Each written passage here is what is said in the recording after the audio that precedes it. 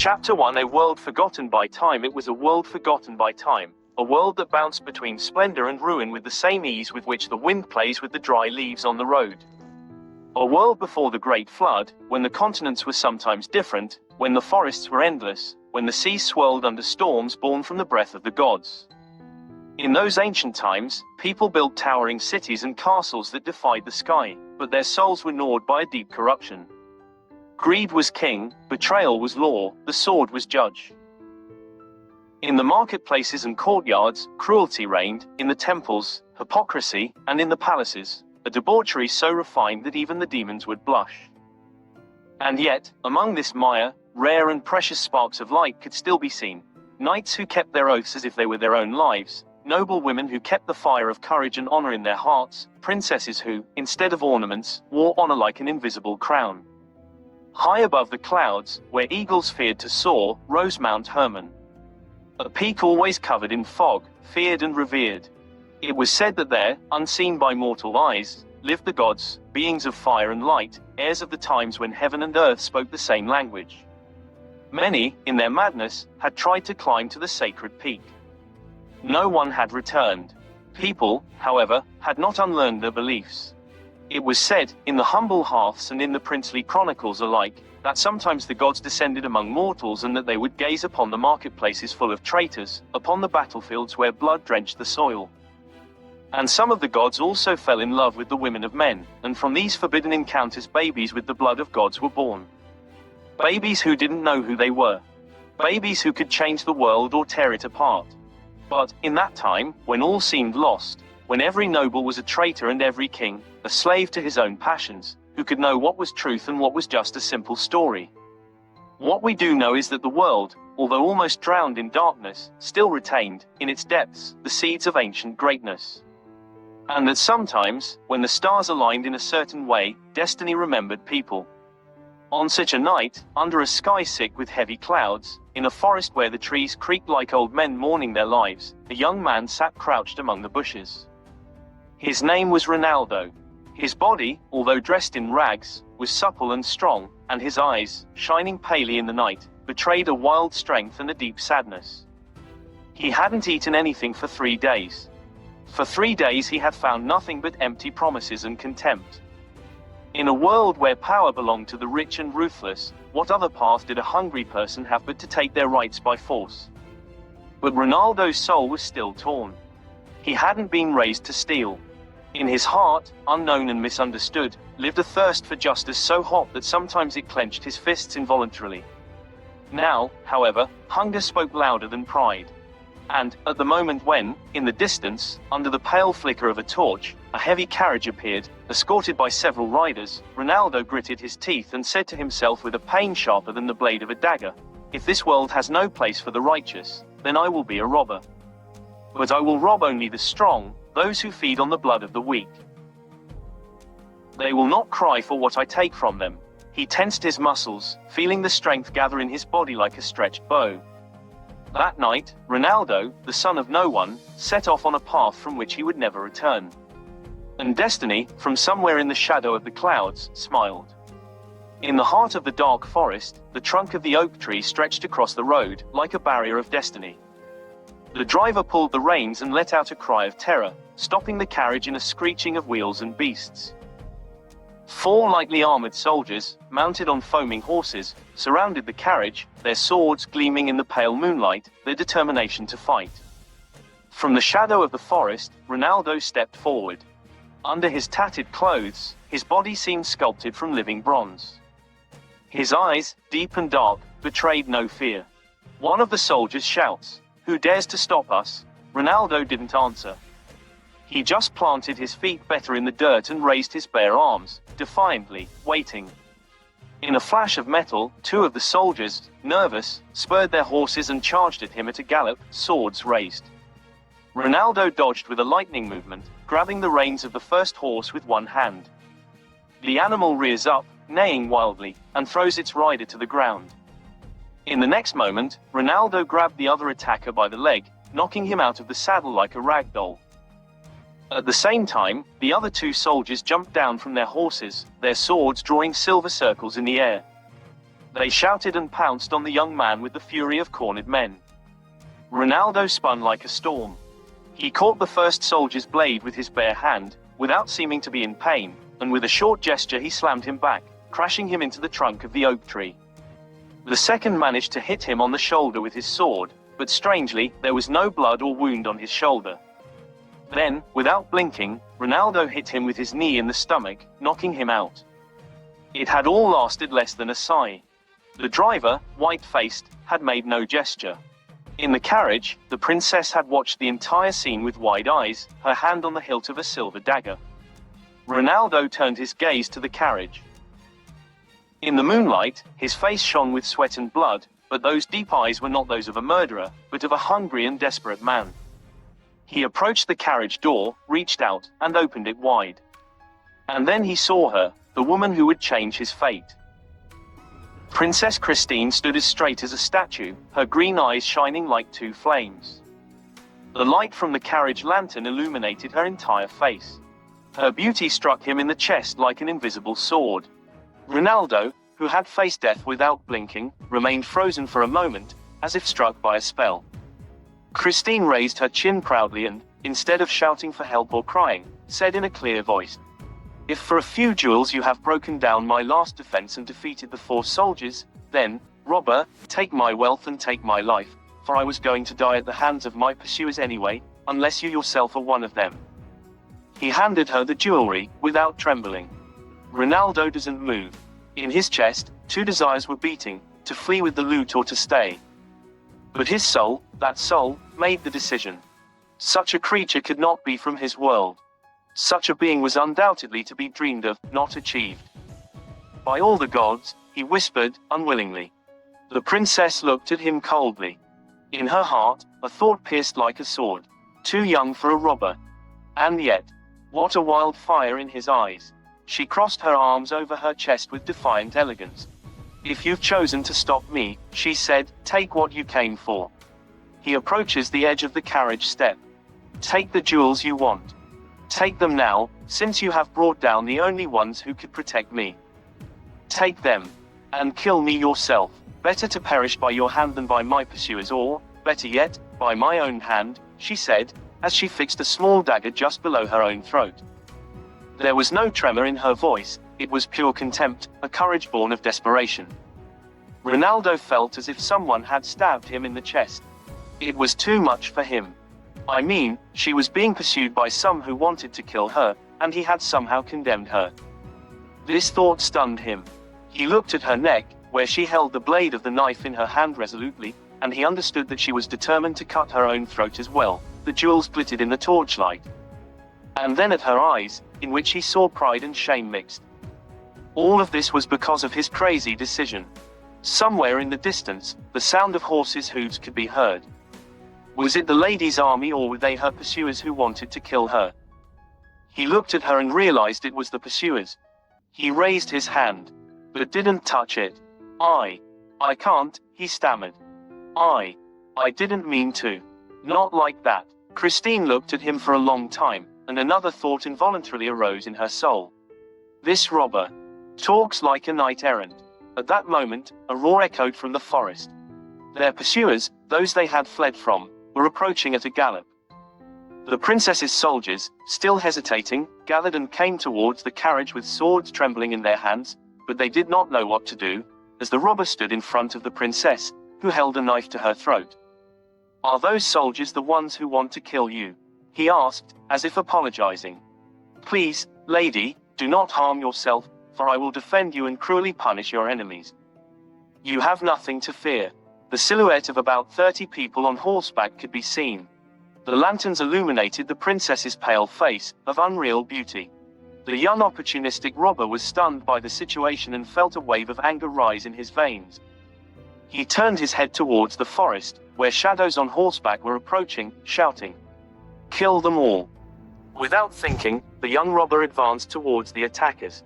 An iron-masked knight tried to strike him. Ronaldo caught his sword with his bare hands and, with a strength born from unknown depths, tore it from him and threw him to the ground. Others rushed in waves. Ronaldo, each time, met them. A kick to the face, a twist of the arm, a knee to the chest. fighting with the savagery of a beast and the elegance of a dancer. Horsemen and footmen were falling around him, and terror spread among his pursuers. "Run! It's the devil himself," one yelled. In a few moments, the forest fills with echoes of fleeting footsteps and groans. Ronaldo was left alone, his fists bloody, surrounded by the silence of the battlefield. The princess's soldiers looked at him in amazement, but they did not dare to approach. The coachman made a symbolic sign to protect him from evil spirits. Christine was stunned by the unequal and downright surreal fight in which this young man so easily shattered a small army of ferocious criminals. It was an impossible struggle, and yet it was real. If a few moments ago she thought she would cut her throat to avoid falling into the hands of the assassins, now she looked at this robber with inexplicable hope and admiration at the same time. Christine stepped out of the carriage, her light steps inaudible on the beaten earth. She stopped 2 steps away from him. She looked at him carefully, trying to see past the tattered clothes and bleeding hands. "Who are you, a robber or a knight?" Ronaldo, feeling her gaze, clumsily tried to straighten up, to wipe the blood from his forehead, but he only made himself look even more pitiful in his gestures. He lowered his head. "It is not for your gold that I have raised my hand to fight," he said in a low, hushed voice. "Then why?" Princess Christine asked, with a wave of unexpected gentleness. Ronaldo looked up at her. There was fire in his gaze, there was shame and pride, all at once. "Because I can't stand to know that because of my madness in robbing you, you were 1 step away from being killed by these bastards I destroyed." A shiver ran through the princess's heart. She reached out her hand to him, not knowing why. For a moment, the night wind brought between them the scent of blood, earth, and something unearthly. "What is your name, Mr. Robber?" she asked. "Ronaldo," he replied, ashamed of the word thief she had said about him. "Then, Ronaldo." Christine bowed slightly, with a smile that seemed both a promise and a challenge at the same time. "Will you let us go? You want the jewels, of course. Or maybe you'll kill me now that you've saved me from those murderers. Please forgive me, Actually, I want you to live. I don't want anything from you, just to live." He didn't know what else to say. The words stuck in his throat. The moon had risen high in the sky, bathing the forest in a white, almost unreal light. The mud on the road shone palely, like a stretch of crushed silver. Ronaldo stood in the middle of the road, his fists clenched at his sides and his head slightly bowed. His tattered coat was torn at the shoulder, and blood that wasn't his stained his sunburned skin. Around him, the princess's 4 soldiers had gathered on the ground and, with swords in their hands, they looked at him with fear and distrust, ready to rush in. Princess Christine, with an elegance that defied any fatigue, took 2 steps forward, between Ronaldo and the soldiers. "Swords in their sheaths," she commanded, her voice clear but firm. "This young man saved our lives." The soldiers hesitated. They looked at each other, defeated more by the authority of her voice than by conviction, and slowly, with unsteady hands, they sheathed their swords. The moon, lowered as if only for this moment, enveloped Ronaldo in a bright halo. His dark hair shone wet, his large, deep eyes sparkled in an expression of shame and pride at the same time. Christine looked at him carefully. Beneath his rags, beneath the dried blood and dust of the road, she saw a natural bearing, a nobility that neither blood nor rank could give you. She approached him. She instinctively knew that this young man was not capable of touching even a hair of her head, much less killing her or even robbing her. "What do we do now, Knight of the Forest?" she asked, smiling with a glimmer of gentle irony. Ronaldo blushed slightly, losing the last words he had and mumbling, "Madam. I mean, Miss," he stammered, bowing awkwardly, as if his body didn't know how to bow properly. Christine laughed briefly, not mockingly, but with unexpected charm. "Ronaldo," she said, looking deep into his eyes, "I need you. I am the princess of this kingdom. Take me to my palace in Valmont. The roads are dangerous, and you alone have done the work of an army. I promise you will be rewarded as you deserve." He looked up at her, troubled. Shame, astonishment, and an unknown joy were struggling in his soul. He whispered in amazement, "I didn't know you were a princess. I shouldn't have. I mean, I wouldn't have dared. If I had known." He wrung his hands, trying in vain to find the words. It was the first time he murmured, looking down at the ground. The first time I wanted to steal. Hunger, he said softly, almost like a confession. Hunger drove me, not malice. Christine listened to him attentively, and in her heart, tired of betrayals and running away, a strange feeling arose that she could not yet name. I don't judge you, Knight of the Forest, she said gently. You chose, in the hardest moment, to follow your heart. That makes you nobler than all those with titles of princes and dukes. Ronaldo looked at her in amazement, like a child who had been given a gift too precious to understand. I will go with you, princess, he said finally, his voice strengthened by a secret determination. I will defend you with my life. And, with a touching awkwardness, he knelt before her, hand on heart, unaware that he had just sworn an oath more solemn than any court oath. Christine held out her hand. Ronaldo touched it lightly with calloused fingers, as if afraid of getting it dirty. Let's go, said the princess, turning to the carriage. The moon followed them both with its pale light, like a silent witness to the beginning of a story that even the stars dared not whisper. The carriage resumed its journey, creaking slightly in the heavy foggy night. Princess Christine had climbed inside without a word, letting herself be enveloped by the dark velvet, while Ronaldo, with unsteady steps, had sat next to the coachman, his hands clenched on the side of the carriage. No one spoke. Only the hooves of the horses and the wind stirring the dead leaves on the road accompanied them. As the night melted into a pale blue, the outline of Valmont Castle could be seen in the distance, slender, black towers against the sky that was beginning to lighten. Then, from the gate, a group of riders broke away and, like a flock of wild birds, galloped towards the carriage. Ronaldo pulled the reins instinctively. Even the horses, exhausted, were fidgeting restlessly. In the light of the sunrise, the young man's body was clearly visible, the torn, dirty clothes revealed a slender body, of wild beauty, untouched by the world. A hero from an old ballad, forgotten by people and time. Hesitate. He looked ahead, at the approaching riders. He looked back, towards the carriage that housed the most fragile and, perhaps, the strongest being he had ever met. Behind the curtains of the carriage, two green eyes, like two living emeralds, watched him. Christine felt his struggle, his hesitation, his shame. There was no fear in her green eyes, no pity, but a deep, almost witchy curiosity. When the carriage stopped, and the soldiers of the fortress, recognizing the royal coat of arms, dismounted and came in hastily, the princess pulled the curtain aside and leaned towards him. From the folds of her dress she took out a small bag and a heavy, gold ring, encrusted with a stone as red as fresh blood. He extended his hand to Ronaldo. Take them, she whispered, almost without moving her lips. The young man looked at her, astonished. In his palm, next to a few gold coins, gleamed the ring, the royal seal of the House of Valmont, a symbol that could buy a small fortress, or the loyalty of an army. Christine smiled with sadness and strength. Dress properly, Ronaldo. Come to the West Gate in 2 days, show them the ring. You will be received.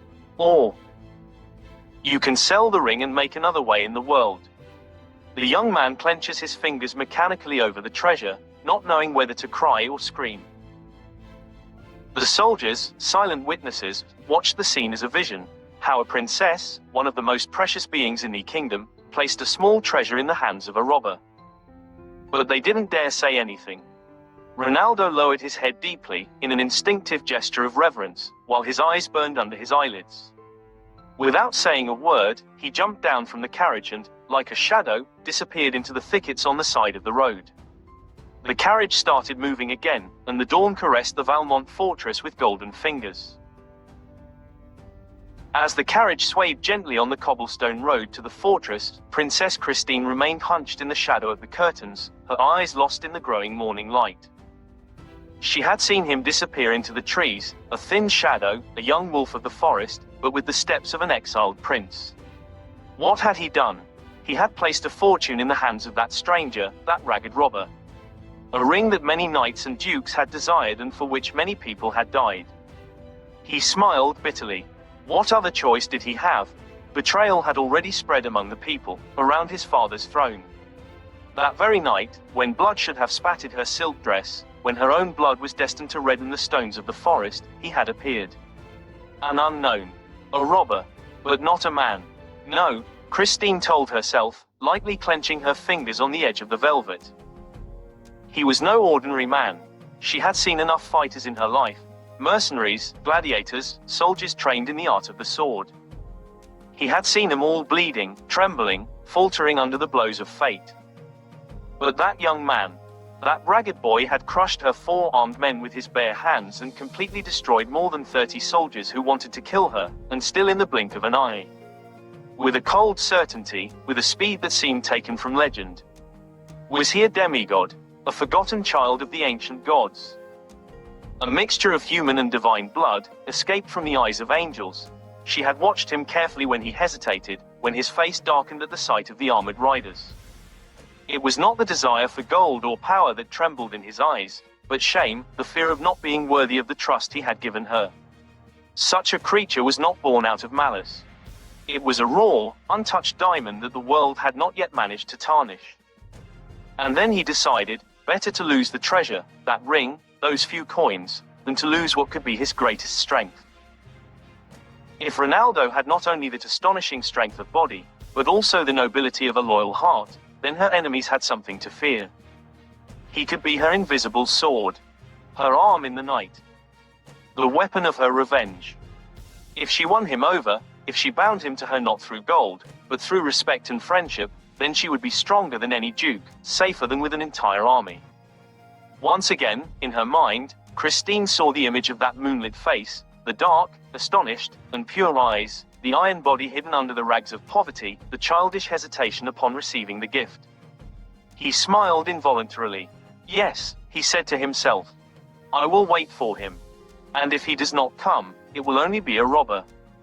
But if he comes, dressed with dignity and bringing the ring, then I will know that the gods have sent me my own champion, the weapon of my vengeance. In the distance, the fortress of Valmont opened its gates, calling her. And in her heart, without knowing how or why, a new hope had taken root. Ronaldo, with his young Wolfgate, walked through the streets of a fortress a short distance from the place where he had parted ways with the princess, without haste, and everyone's eyes were glued to his figure, a boy dressed in rags, but walking with his head held high, with the calmness of a rock under the onslaught of the storm. The merchants watched him from behind their stalls, muttering something under their breath. Some children watched him curiously, some soldiers gripped their spears tighter in their hands. But Ronaldo didn't seem to notice. He walked among them as if he were everyone's equal, without defiance or humiliation, as if the whole world belonged to him by right.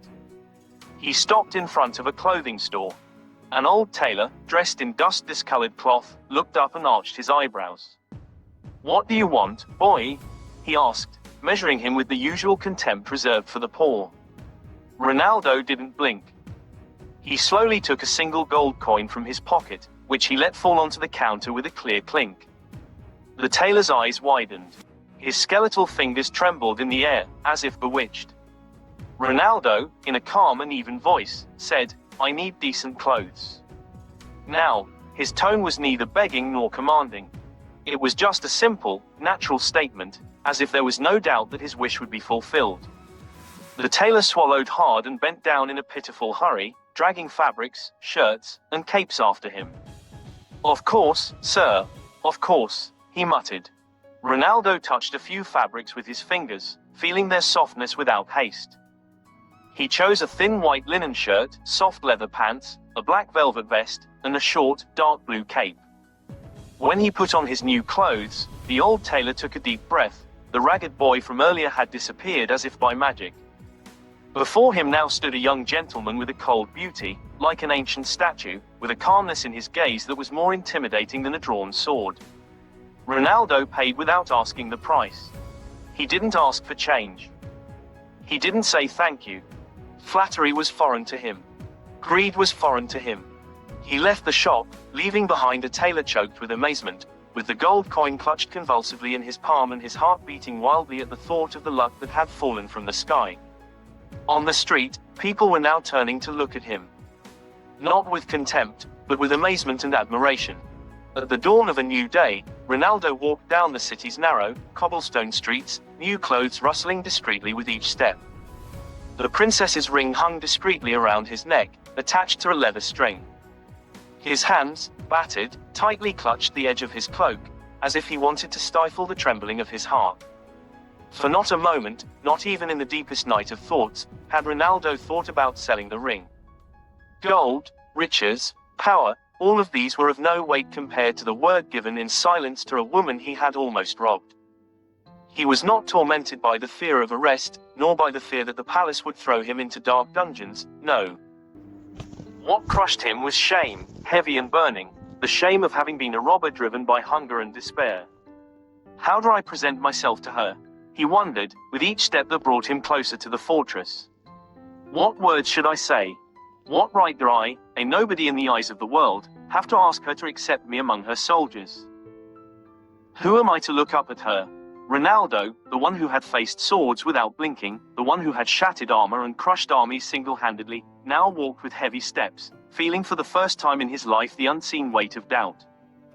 The city gate loomed in the distance, imposing and cold in the cold morning light.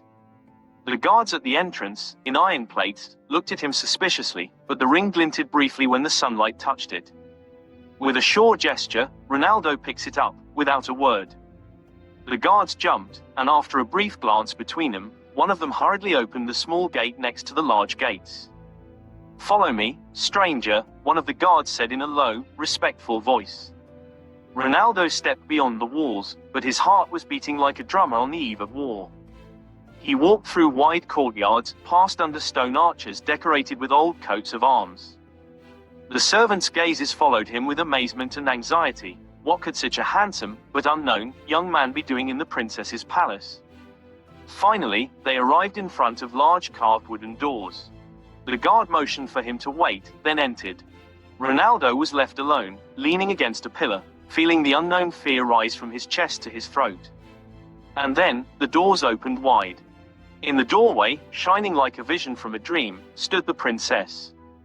She was dressed in a white silk dress with gold embroidery on the sleeves, and her light brown hair fell in heavy waves over her shoulders. But the eyes, those eyes green as bright emerald, were as clear and sharp as in the forest. For a moment, Ronaldo didn't dare look up. He held out the ring to her, bowing before her without looking at her. The princess took the ring and smiled, a gentle smile, barely a curl of the lips, and said, "Come, knight of the forest. I have a job for you." Her voice was not mocking, but warm, like a promise. Ronaldo stepped forward, and when he raised his eyes to her, his shame slowly melted into a burning desire to serve her, not for gold, not for glory, but because in that woman's eyes he had found something that the whole world had lost: honor. He bowed deeply, as he had once seen nobles do, and said in a grave but uncertain voice, "I want to work for you, ma'am. Not for gold, not for glory, but because, that night, you showed me what the world had forgotten to be." The princess looked at him for a long time, as if trying to read his soul. And then, without another word, she reached out and lightly touched his chest, where his heart was beating wildly. "Then you will be my sword, Ronaldo. And I will be your shield." In the vast audience hall, under the heavy bronze chandeliers and large fires in the fireplaces, the silence was profound when the princess made a discreet sign. A servant, dressed in dark blue livery, ran and, bowing deeply, hurried out the side doors. Soon, heavy footsteps were heard in the stone corridor. An old man, with a white beard and a gaze like steel, stepped into the hall, supporting his walk on a long sword, which in his hand seemed as light as a staff. Wearing polished breastplate and a short captain's cloak, the man bowed deeply to the princess. "Commander Verum," she began in a firm but calm voice, "I have a task for you that will require all your skill and patience." Verum raised his bushy eyebrows in surprise. "Command, my mistress, my body and sword are at your disposal." The princess pointed her thin finger at Ronaldo, who stood straight, without shyness, but also without arrogance. "This young man will be part of my guards. In a month, or sooner if possible, you must teach him the art of the sword, the bow, the code of honor of the court, noble speech, everything he needs to be presentable and dignified in front of anyone." Verum, a man tried in countless battles, couldn't help but blink in amazement. A month? A year would have been hard for a novice. He opened his mouth to protest, but remembered. He remembered the whispers that had haunted the palace in recent days, of the one who, with his bare hands, had crushed 30 or so assassins sent to kill the princess.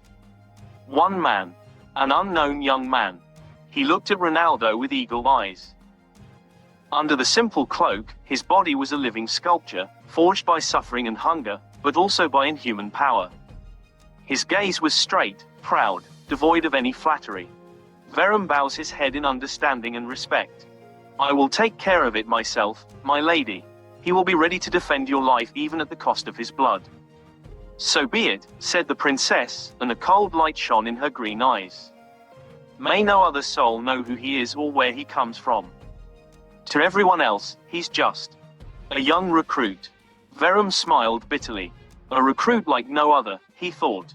Then, turning to Ronaldo, he said bluntly, follow me, boy. From today, your life begins anew. And Sir Ronaldo, the robber turned protege of the princess, took his first step into a new world, a world of honor and fire. The next day, in the grey light of the morning, Ronaldo stepped onto the Royal Guard training ground. The wind blew coldly across the packed sand, and the soldiers, in their breastplates and mail shirts, stopped their exercises and looked back. A stranger, a young man, dressed well now, simply, but with an attitude that defied the very nature of things. Commander Verum, in his old breastplate, stepped forward and raised a hand. Listen carefully, wolf cub. Today we have a new brother among us. You will help him learn. You will support him. But if anyone tries to hinder him or humiliate him, they will have to deal with me. A murmur ran through the ranks. Ronaldo, with a serene face, let his gaze glide over the gathering of fighters, without defiance and without humiliation. He looked at them the way a king might look at his men, as his equals, perhaps even his future comrades. Bring the wooden swords, Verum ordered. 2 servants had brought training swords on their arms, heavy, made of hardwood, capable of breaking a rib or cracking a skull if you hit them hard. Verum held one out to Ronaldo. Let's see, boy, what you're capable of. Ronaldo took it. It felt heavy, but in his hand, inexplicably, it seemed as light as a reed. Verum motioned for the first instructor, a burly man with a scar on his cheek, to come and attack. The shout began, the wooden sword hissed in the air. Everyone was waiting to see the young man stagger under the first blow. But Ronaldo is moving. Not elegant, not technical, simply, naturally. He leaned slightly to one side, let the sword pass his cheek, and with a simple movement, threw his wooden sword in a wide circle. The instructor was thrown into the sand, his sword flying from his hand. A long murmur echoed through the field. Verum narrowed his eyes. It was no accident. Another one, he shouted. The second instructor approached cautiously. He attacks. Ronaldo blocks effortlessly. He pushes him, disarms him, and knocks him to the ground with a kick to the shoulder. 2 more, Verum thundered, his voice cutting through the air. 2 swords hissed at Ronaldo. The young man moves faster now, at dizzying speed, and with a chillingly simple precision.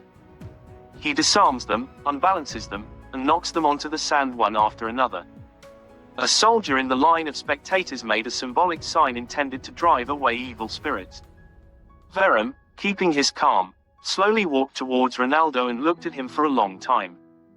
Who are you, boy? He asked in a low voice. Ronaldo, surrounded by the heavy silence of everyone present, replied, without arrogance. Nobody. Yet, and then he bowed his head slightly towards Verum, respectfully. At that moment, the old commander understood that in front of him was not just a young man with unnatural powers. He was a soul that knew how to bow down without demeaning himself, to fight without hating, to win without despising. Verum took a deep breath. Starting today, boy, you will learn everything I know. And believe me, I know a lot. But you'll end up knowing more than me. The soldiers were still murmuring among themselves, looking with fear and respect at the young man with the face of a god and the clothes of a simple soldier. Their fate, and perhaps that of the entire city, had just changed. And it all started with a fallen tree trunk on a dark night. Chapter 2 King and Father at dawn, when the fog still crawled like an old animal across the grey plains, the gates of the city opened wide to welcome the king.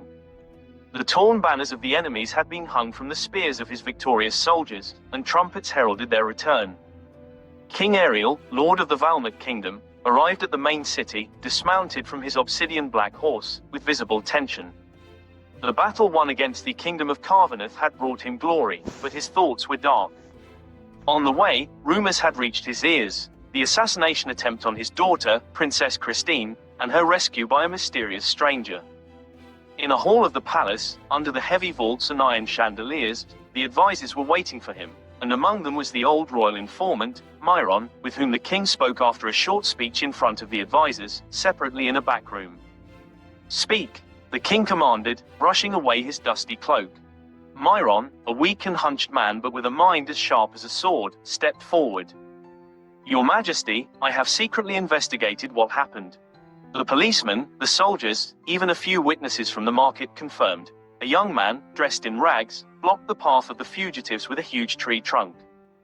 He faced and defeated 4 armed soldiers guarding the princess, with his bare hands. And when the assassins came to kill Princess Christine, the young man single-handedly crushed them all." "All of them?" the king asked, his face darkening. "All of them, Your Majesty. It is said that more than 13 assassins fell under his blows, and the rest fled in terror." Ariel was silent for a moment, his iron gaze lost somewhere far away. "And my daughter?" Myron lowered his eyes. "The princess decided to bring him to the palace. She is training him to be her personal guard, under the watchful eye of Commander Verum." For a moment, deep in his completely white beard, the king smiled. Not out of joy, but out of bitter admiration for his daughter's rebellious and daring nature. "How much she looks like her mother," he murmured to himself, with a hint of sadness. He passed his hand over his forehead, then said loudly, "What is this young man's name?" "His name is Ronaldo," Myron replied. "But it's not known where he comes from, nor who his parents are. An unknown, but not an ordinary man, judging by his deeds." King Ariel stood up, proud and determined. "Send word. Let him be brought before me. Let me look him in the eye. I want to know what is hidden in the soul of this young man who changed the fate of my inheritance with his own hands." And while the counselors bowed low and ran to carry out the order, Ariel, the old wolf of wars and intrigues, clenched his fists behind his back. He didn't believe in miracles. But, deep in his heart, he felt that this young man's arrival was no coincidence. Perhaps the gods, those old and cruel gods of Mount Hermon, had sent him a living weapon, as they had once sent heroes in ancient battles. Or maybe, simply, fate, that blind weaver, had begun its mysterious work again. The meeting was not held in the throne room, but in a secluded chamber, high and vaulted, with walls of heavy stone and only a few torches flickering in iron holders. The king sat in a simple chair, dressed in sober traveling garb. Beside him, the old Commander Verum, straight as a spear, and a little further, in the shadow of the corner, stood Myron. The young man was quiet, his hands behind his back, in an attitude that resembled neither a soldier nor a nobleman. More like a lion waiting to be released from its cage. His new coat fit him impeccably, but his eyes remained lively and restless. The king looked at him for a long time, without saying a word. He studied every detail, the posture, the calm, the hidden energy that seemed to pulse under the young man's skin. Finally, the king turned his gaze to Verum. "Well?" he asked simply. The old man sighed deeply, like a man who had carried too great a burden. "Your Majesty, in all my life as a soldier, I have never seen anything like it. He cannot be taught to fight. Because he already knows. Not as a man, but as a perfect beast of war. He is the best sword this kingdom has. Maybe even the whole world." The king ran his fingers over his short, rough beard, meditating. "Don't you find it curious, Verum?" he asked in a low tone. "That my daughter, raised among sages and knights, chooses to bring such a weapon around her?" Commander Verum hesitated for a moment, then said respectfully, "Perhaps precisely because this world is no longer one of knights, but of traitors and murderers, Your Highness." A pale, bitter smile crossed the king's face. "Yes. Our world has changed. Perhaps its wisdom surpasses my old caution." He stood up and slowly walked towards Ronaldo. He stopped a step away from him. "Tell me, young man, do you know what you got when you took that ring?" The king had been informed in every detail about the incident by Myron, who was in charge of all things espionage at court, and who was now also looking at the young man, studying him with the utmost attention, but without saying a word. Ronaldo shook his head, honestly. No, Your Highness. I was just given a chance. A new path. King Ariel looked him deep in the eyes. You received not only the trust of a princess. You received a life other than the one fate had given you in the dark forests. Silence fell heavily over the room. The king passed his hand over his forehead, like a man weary of many burdens. The young man bowed his head solemnly. The king turned to Verum. To leave him free for now. To get used to the palace. And to stay close to my daughter, as she has decided.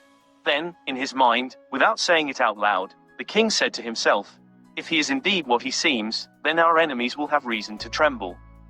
But if not, I will raise my sword against him with my own hand. And sir, in the silence of that torch-shaded room, the destiny of a kingdom began to be written in silence, with unseen steps.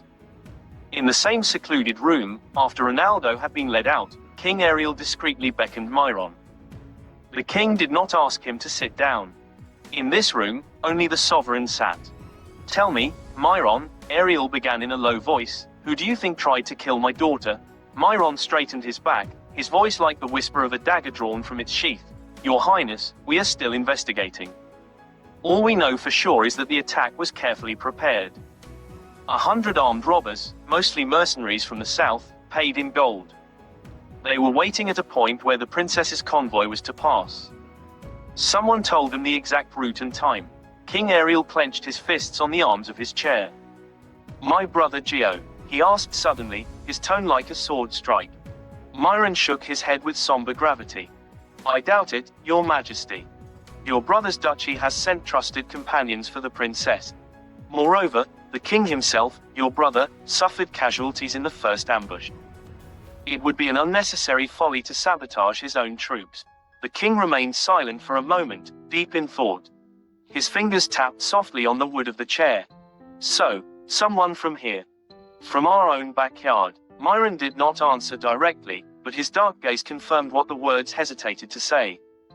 Treason always comes from the shadow of one's own fire, Your Highness, the spy murmured. Ariel frowned and ran her hand over her forehead. Did my brother sign the secret agreement? The document carried by my daughter herself. It was pointless to. The king closed his eyes for a moment. Then our enemies don't just want to strike us on the battlefield. They want to strike us in the very heart of the kingdom. He stood up, tall and imposing, although fatigue weighed heavily on his shoulders. My daughter was to die in the forest. Without witnesses, without warning. As a simple misfortune, this was desired by my enemies. But why? He turned his icy gaze on Myron. And yet, she survives. Saved not by knights, not by my soldiers, but by a wild boy from the forest. There was no bitterness in the king's voice, but a kind of cold, almost dangerous wonder. Myron nodded respectfully. Fate, it seems, has its humor, Your Highness. Or perhaps the gods of Mount Hermon are starting to play with mortals again, the king whispered, more to himself. For a few moments, in the heavy stone room, all that could be heard was the crackling of the fire in the fireplace. Then the king asked, in a tone that left no room for doubt, follow all who have had the knowledge of travel. Be it noble, servant, or knight. No one escapes. Yes, Your Highness. And watch over my daughter. And over her new guardian. A sharp light flashed in Ariel's eyes. The old king was wounded, but not defeated. He was just more determined. And his revenge will be, as always, implacable. In the small throne room, where only the faint light of torches slid across the cold stones, King Ariel waited. His forehead, deeply furrowed with worry, was frowned upon in a mixture of pain and dark thoughts. When the heavy door opened and his daughter stepped inside, unescorted, for a moment the old monarch felt his knees go weak. He stood up, his heavy, heavy step echoing in the silence of the room. When their eyes met, a deep silence settled between father and daughter, more telling than 1,000 words. Ariel held out her arms, and the princess, with fragile dignity, stepped forward to his chest. The king wrapped his strong arms around her shoulders, holding her tightly, as if, through the strength of his hands, he could protect her from all the evils of the world. "My child," whispered the king, his voice choked with emotion. "You were one step away. One step away." She didn't answer, just rested her forehead on his armor, closing her eyes. He knew how much she meant to him, not just as a daughter, but as the only glimmer of light in a dark and treacherous world. After a moment, Ariel pulled back slightly and lifted his chin with 2 fingers. "You have made me proud, my daughter. You have chosen with the eyes of a king.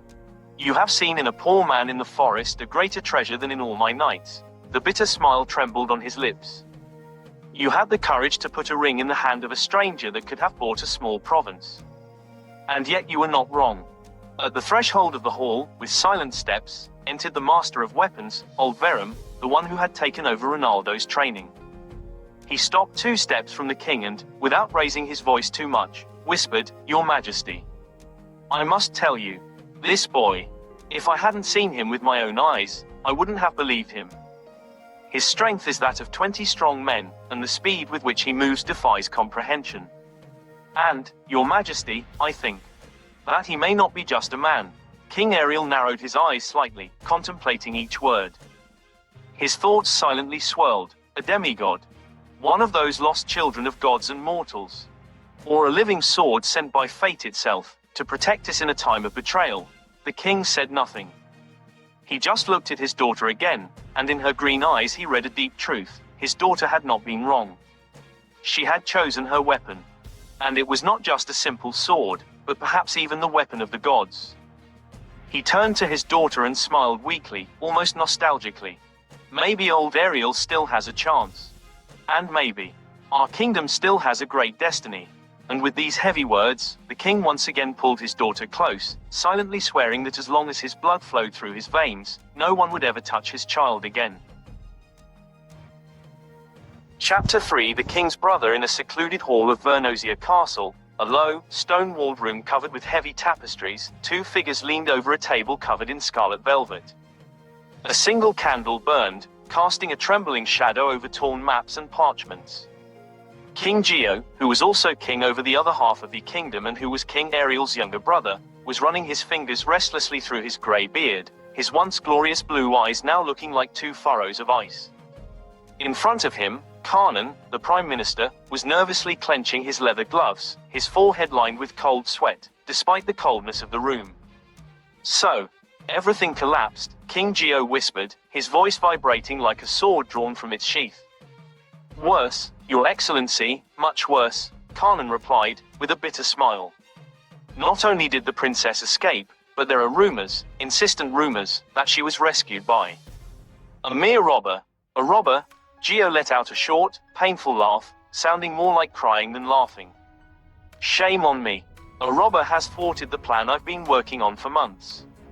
30 of our most skilled men, crushed like children. Who is this man? A demon? A curse?"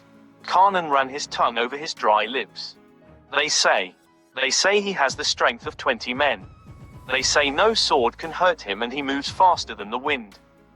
That the soldiers who escaped swear on their lives that he was not human." King Geo slammed his fist on the table, making the candle tremble. "Legends. Fairy tales. People always try to justify their cowardice with stories about monsters." The 2 men's eyes met across the table. In that moment, without saying a word, each understood that their game had become 1,000 times more dangerous. They were caught in a net of their own making. After a moment of heavy silence, in which everyone seemed to be absorbing their own dark thoughts, "Have you heard the news from Karen?" King Geo asked softly, a faint smile on his lips like a stiletto blade. "They said they had mobilized their cavalry." "A hasty move," said the Prime Minister. "But perhaps useful, if it is understood properly. Hastily, for them, providential, for us, dear Karnan. Can you understand, I hope, what opportunity is being offered to us?" "I suppose you mean, necessary, war," Karnan said, sipping a wine as black as fuel oil. "Something inevitable. But what gain can a battle with the savages of Karen bring? Mutilated bodies, plundered cities, an extra chronicle in the history books." King Geo stood up slowly, walking in a circle, his hands behind his back. His footsteps barely touched the stone floor, but every sound echoed like the beat of a hammer. I'll tell you what I gain, Kanan. 2 kingdoms. For the price of 1 life, maybe even 2. The Prime Minister blinked. A moment of silence fell, heavy as a promise. Would you like to challenge His Majesty, your brother, King Ariel, to battle? Exactly, said King Geo, approaching the map. I will persuade him to march with me. In front of the people, I will be the devoted, humble brother, ready to die for glory. Behind the lines, however, it will be different. Do you realize that this is treason? Kanan whispered, though a flicker of admiration betrayed what the words concealed. Treason? No, Kanan. Reform. A weak king, who hesitates and fears, must be replaced. The people worship not the name, but the power. And when the throne is empty, who do you think will occupy it?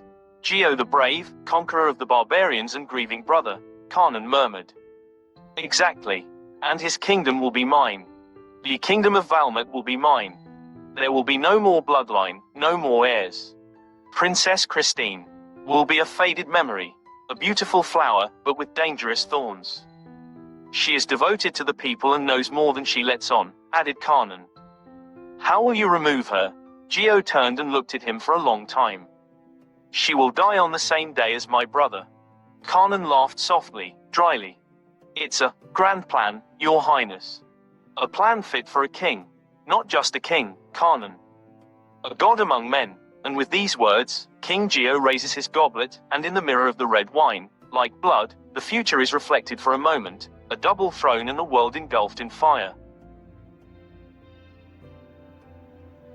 Chapter 4 Dawn of War. On the morning of the 7th day of the green moon, the gates of the city opened to the sound of trumpets and the tramp of heavy armor. A messenger advanced through the palace courtyard, accompanied by 10 guards in purple cloaks, the sign of the House of Geo.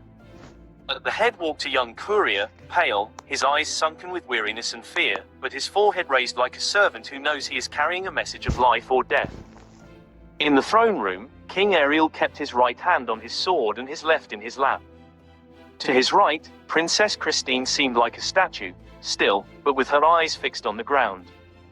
He knew. He felt. Before them, the old chronicler, Master Hieron, unrolled the scroll of parchment sealed with black wax. His voice trembled just enough to give gravity to the moment. Beloved brother and sovereign of the southern lands, I write to you with a hand still red with the blood of our people. The border fortress of Narsil has fallen. The Karans, without a declaration, without a word, descended like a storm and burned the fields, crushed the walls, and slaughtered the people. I have succeeded, with my own hand and the bravery of the few I have left, in repelling the attack and holding the fort in the Vale of Ashes. But I am weakened, overwhelmed, and my hope rests on our common blood and the love that binds us. I come to defend our country inherited from our fathers. I come to die, if necessary, but not without my brother by my side. Please send your army, come yourself, and together we will crush this barbaric storm. And if we fall, let us fall as sons of the same father, in the same field of honor. In blood and honor, Geo, son of Karos and brother of King Ariel. The silence that followed the reading of the letter was as heavy as a tombstone. King Ariel stood up, staring into space, troubled. Narsil fallen, and we haven't received any sign from the border. The messengers were probably killed or delayed, sire, Hieron said, folding the parchment. Christine stepped forward, unbidden. Women were not allowed to speak in the war room, but she was not just any woman. She was the last voice of wisdom in that corner of the world. Father, do you trust the accuracy of these events?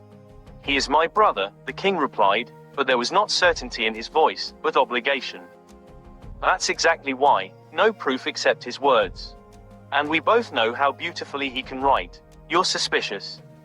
No, I'm alive. And I want to stay that way. Another silence. King Ariel clenched his jaw. I cannot refuse to answer the call. The people would consider me a coward. Ariel left shortly after with a hastily assembled army, with the rest of the army, which was gathering more slowly, arriving later with new forces. The smoke of battle had not yet cleared when King Ariel and his army reached the lands of Karan. The purple banners of King Geo were already flying across the river that marked the old border, and in the valley, flames had engulfed villages, barns, and fields. The king stopped his horse on a hilltop and surveyed the scene with a frown. Somewhere below, his brother's cavalry charged wildly, spreading death and terror. But not on their land. Not in defense of a fallen fortress, but in an invasion of the invading kingdom's territory according to the letter. Where is the ruined city in the Narsal region? Ariel asked his aide. That fortress on the left, sire, but it doesn't seem to have been attacked. On the contrary. It looks good. The king froze. But he didn't have time to ask for anything else, because a trumpeter announced the arrival of King Geo, his brother, who was hurrying up the hill, dressed in shining armor, his cloak covered in dust and blood. It was a perfect spectacle. Brother, said Geo, opening his arms. You're here, thank goodness. I dreamed last night that the sun had your face and that I was fighting under its shadow. Ariel dismounted, but did not offer her hand. Isn't Narsal here? But you're across the border. Yes, yes, a miracle, my dear. Geo replied with that theatrical laugh of the perfect actor. The enemy attacked, yes, but he was weak and fled at the first assault. I chased him away, and I saw the opportunity. When the enemy turns his back on you, you don't give him time to gather his courage. I crossed the river and struck them in the heart of their kingdom. Look, a country almost broken, on its knees. You did this without seeking the advice of the court, the king said coldly. Without an official declaration. You led our kingdoms into a war of conquest. Geo raises his hands like a priest before the altar. Not for me. For us, Ariel. For the people. Don't you see? We are here, both of us, with two armies. Together we can finish what we started. The kingdom of Karen can be ours, whole. We divide it. Half yours, half mine. A double kingdom, two crowns, two peoples united. We are not conquerors, said King Ariel bitterly. We are defenders. Or at least, we were. The world is changing, brother. The world no longer needs gentle kings. It needs strong kings.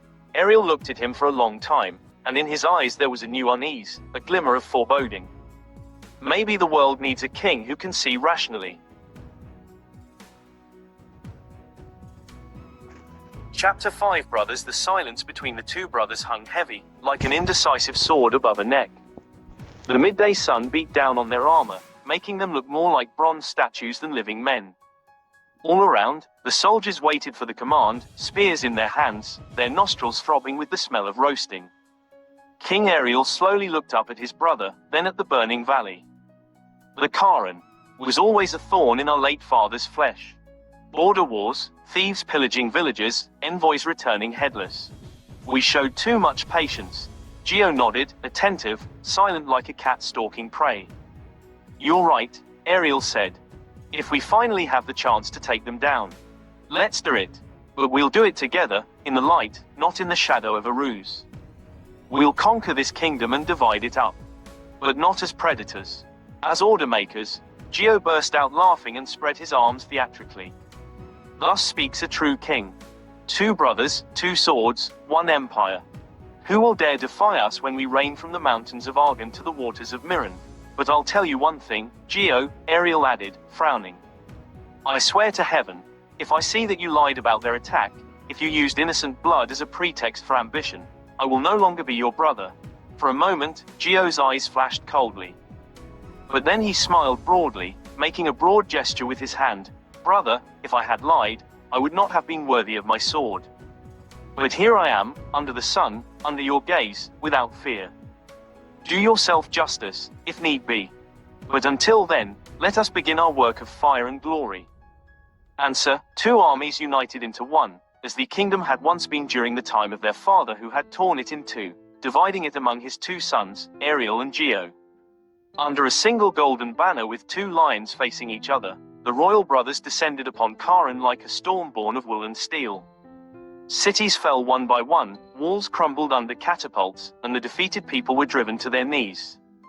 A new ballad was born on the lips of the people, the sword of the two brothers, but not everyone saw this alliance as a miracle. At the palace, Princess Christine wondered why the sky was so red, why the messengers sent reports in half-voiced voices, and why, above all, her heart beat with fear, not pride. The war spread like a bloodstain across the map of the kingdom of Karen.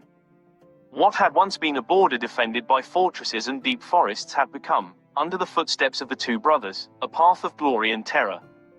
The first city they encountered was Zarnak, perched on cliffs and thought to be invincible. Geo led the attack with fury and skill, erecting assault towers in just 3 days. Under the umbrella of his bows, Ariel's soldiers broke through the south gate, and 2 hours later, the double lion banner fluttered from the top of the guard tower. Zarnak fell not with screams, but with a deathly silence, like a woman who has accepted her end. Then came Kalbazar, the city of 7 bridges. There the brothers fought shoulder to shoulder, side by side. Geo with his spear sharp as a fiery eagle, Ariel with his heavy sword, forged of black steel and passed down from father to son. The people of Karen, seeing them come together, called them the two gods of destruction. The fortresses fell one by one. Mirza, its copper roofs melted by catapults, El Razir, where the priests burned the altar themselves before the enemy could touch it, and Naran, the port city, conquered at dawn, when the sun rose just behind the royal helmets, blinding the defenders. The trumpets of glory sounded incessantly. The troops of the two brothers united after each victory, embraced each other, buried together, honored each other together. Between Orlan and Ervind it seemed that blood had given birth to an alliance stronger than stone. Until they arrived in front of the last gate. Atherin, the crown fortress. The invincible fortress. Its walls rose from the rock like the teeth of a god. 5 stone circles surrounded the city, each higher and thicker than the last. In the heart of the fortress, the enemy king, the old Taha III, had kept what was left of his kingdom's army. He was there, with all his generals, all his archers, all his sorcerers. The last redoubt. The last battle. At dawn, King Ariel and King Geo rode together up the hill in front of the city. Below them, their army spread out like a sea of iron and fire. Over 70,000 men. Flags like the waves. Drums, horses, wake fires.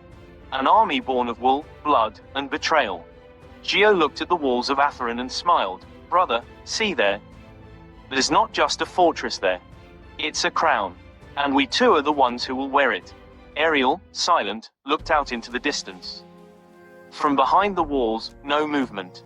Only a lone eagle, soaring in large circles, as if it sensed that something great and terrible was about to begin. On the night before the siege, an uneasy silence had fallen over the camp of the kings. The watchfires flickered faintly, and the wind brought, from the walls of Atherin, the cold smell of old stone and of death to come. The men slept heavily. The horses snored. And in a well-hidden corner of the camp, under a black pavilion guarded by 4 chosen guards, Prince Geo was weaving the last act of his tragedy. In the tent, only 2 shadows. Geo and his advisor, old Selmore, a man with small eyes and long fingers who seemed born to hold poisons, coded letters, and knives too small to be seen. Tomorrow, Geo said quietly as he poured the wine, is the end. But not just for the city of Atherin. Selmore, attentive as always, raised an eyebrow. King Geo, yes. It is time. My brother Ariel's army has been thinned. He has been in the forefront of every attack, and tomorrow he will claim the honor of being the first to enter Atherin. The walls are full of archers. If they fail, it will be something else. A hand in a crowd, a misplaced spear, an arrow with the wind at our back. Selmore said in a calm, almost dreamy voice. Have you arranged it? Geo asked, looking longingly at his advisor Selmore. Yes, a veteran of the northern troops. Loyal only to gold. He will make sure the king does not leave Atherin alive. Geo smiled and did a little pirouette with the cup in his hand. And if, by some miracle, he escapes, the princess will come looking for him. That's how children of noble blood are. They rush to their death thinking it's love. We will be ready, Selmore said. We will send word to her that her father is wounded and alone. And she will enter the city. Not knowing that the way out will no longer be hers, then I will be the heir to both crowns. And no one will be able to dispute it. Neither the people, nor the advisors, nor the army. I will mourn them, naturally, with great tears and broken words. And then, I will crown myself king of the 2 kingdoms once again become one, as they were during the time of my late father who divided the kingdom between me and my brother Ariel, and of course I will attach to this new kingdom also Karen. Chapter 6. Beyond betrayal. At dawn, word reached King Ariel's camp that the city had been conquered, but the price had been terrible. The king had been seriously wounded. It was not clear whether he was alive. Some said he was struggling to the death in a dark room of the palace in Atheron, which was now conquered by their armies, as was the entire kingdom of Karen. Others said he had been hidden for safety, for fear of an attack. When Princess Christine heard this, her blood ran cold. Without a moment's hesitation, she ordered an escort to take her to the fortress of Atheron. But before she could board her royal carriage, she was stopped by an old man in a grey cloak, his eyes filled with old memories. When the old Verum approached the princess, his face seemed older than yesterday, and his steps were heavy, as if he carried the burden of the future on his shoulders. The army trainer remained at the fortress by order of the king under the pretext of being too old. In reality, the king was making sure that someone reliable would watch over his young and unpredictable daughter. Princess Christine. She turned suddenly. She was wearing light armor, her hair tied back in a thin ponytail, and her eyes were ablaze with anxiety. I know. You want to send Ronaldo with me. The old man shook his head. Not like that. Not as a guardian. Not in armor. Not in glory. I want you to carry him with you. As a burden. Like an old, forgotten servant. Like a tavern doctor, bearer of herbs and ointments. Like a shadow. Why? She asked sharply, but her voice was trembling. Verum took a step closer. His voice became low, like a prayer. Ronaldo must be there not to accompany you, but to avoid being seen. Because an enemy fears the sword, but not the one who carries weeds. And if there is betrayal, the traitors will see a simple old servant with a bag and not a terrible weapon hidden in plain sight that can accompany you anywhere, even where your personal guard is not allowed, under the pretext that you are very sick and of course to observe the condition of King Ariel. Christine stared at young Ronaldo, who stood in the shadows, not looking up, his arms crossed over his chest and a dangerous calmness to his posture. Okay, she said, biting her lip. Then Ronaldo will be called Old Harold, the one who carries my medicines. And if I enter the palace and am asked to leave the guard outside, let him know that my illness is serious, and Harold is the only one who knows my medicine. All three smiled bitterly. A pact made in the fog, with the unseen sword hanging above. The carriage started. Her solemn guard accompanied her to the gates of Atheron. But inside, in the marble corridors of the conquered palace, only the footsteps of Christina and the medical attendant could be heard. At the threshold of the council chamber, an official announces, His Majesty, King Geo, awaits you. She stepped inside, with Ronaldo disguised as Old Harold 3 steps behind, carrying the bags, his back slightly hunched, but his eyes as sharp as a sword drawn from its sheath.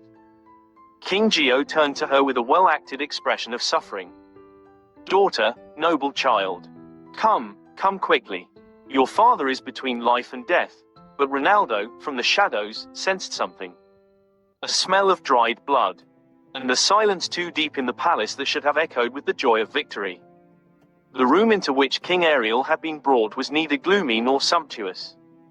It was large, with walls of old stone, washed by time, and with a low vault, like a noble crypt converted into royal chambers only out of necessity. 2 candlesticks burned weakly in one corner, and through the heavy windows only the wounded and reddish light of the sunset penetrated. As Christine stepped inside, she stopped short. Her father's body lay on a long bed, and around it, like mourning statues, stood several silent nobles, their gazes fixed on the ground. In their midst, with moist eyes and a theatrical gesture of reverence, stood the king's brother, King Geo. Ah, my brother's daughter, he whispered softly, twisting a handkerchief between his fingers. What a misfortune. What a cruel fate. Ronaldo, in his old doctor clothes, followed the princess closely, his head bowed. Christine did not answer. Her eyes were glued to her father's face. She approached him without seeming to see anyone else. King Ariel opened his eyes half open, as if he had forced death to wait another minute. Christine, she knelt beside him and took his hand. I'm here, Dad, I'm here.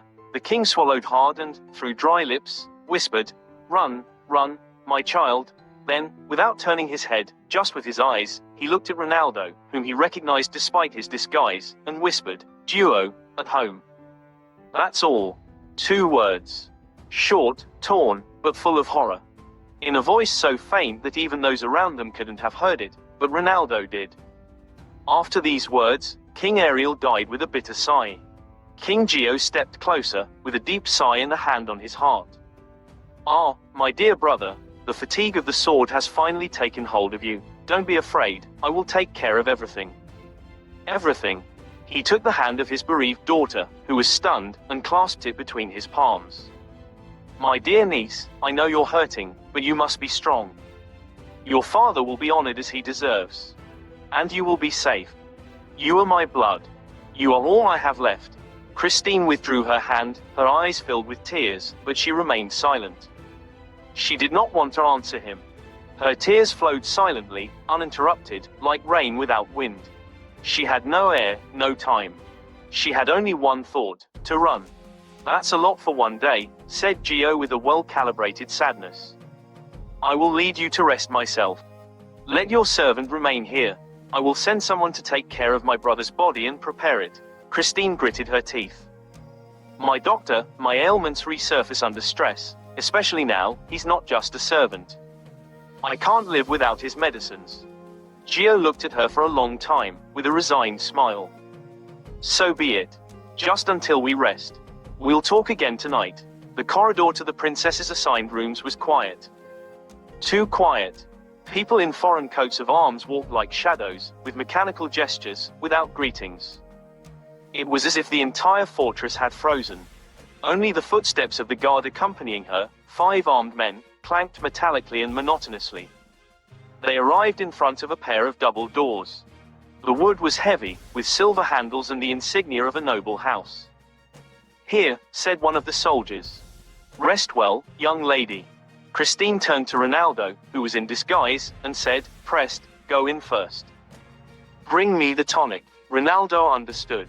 He opened the door and stepped inside. The instinct of an awakened beast suddenly struck him. The air had a special tension. It was not deserted, nor quiet. In the dark corner, by the heavy curtain, something moves. Then something else. 3 figures, then 4. Silent. Hidden. Done. He suddenly turned to her and said clearly, "Princess, wait." But it was too late. She had followed him in. The door closed behind them with a metallic click. Elendor grabbed the handle of his pouches. But his hand was not searching for herbs. It was the hidden handle of the dagger. Christine jumped. It wasn't just a simple closing. The door had been locked from the outside. Ronaldo slowly raised his head. His eyes narrowed like a wolf's and his entire being changed. He was no longer the stooped old man carrying bottles of bitter tonics, but an old, upright beast, his senses on high alert. "It's a trap," he whispered. "What? What do you mean?" But Christine didn't have time to finish. From behind the curtains, from the dark corners of the room, 5 black figures emerged. All of them were dressed in robes without a coat of arms, with long, cold daggers in their hands. Their faces were visible only around their eyes, and those eyes were dead of any trace of soul. One of them rushed forward, moving in a straight line, silently. But before he could even get halfway there, Ronaldo pulled a dagger from under his robe and stabbed him squarely in the neck. The body collapsed like a lifeless sack, without a scream. "Stay behind me," Ronaldo ordered, his voice no longer showing any sign of age. The others hesitated. Then they suddenly pounced, like snakes. But Ronaldo was not human. His movements were not those of a mere mortal. His body dodged every blade with a deadly, precise elegance. He grabbed arms, broke them, tore off weapons and used them on the spot, turning them against those who wielded them.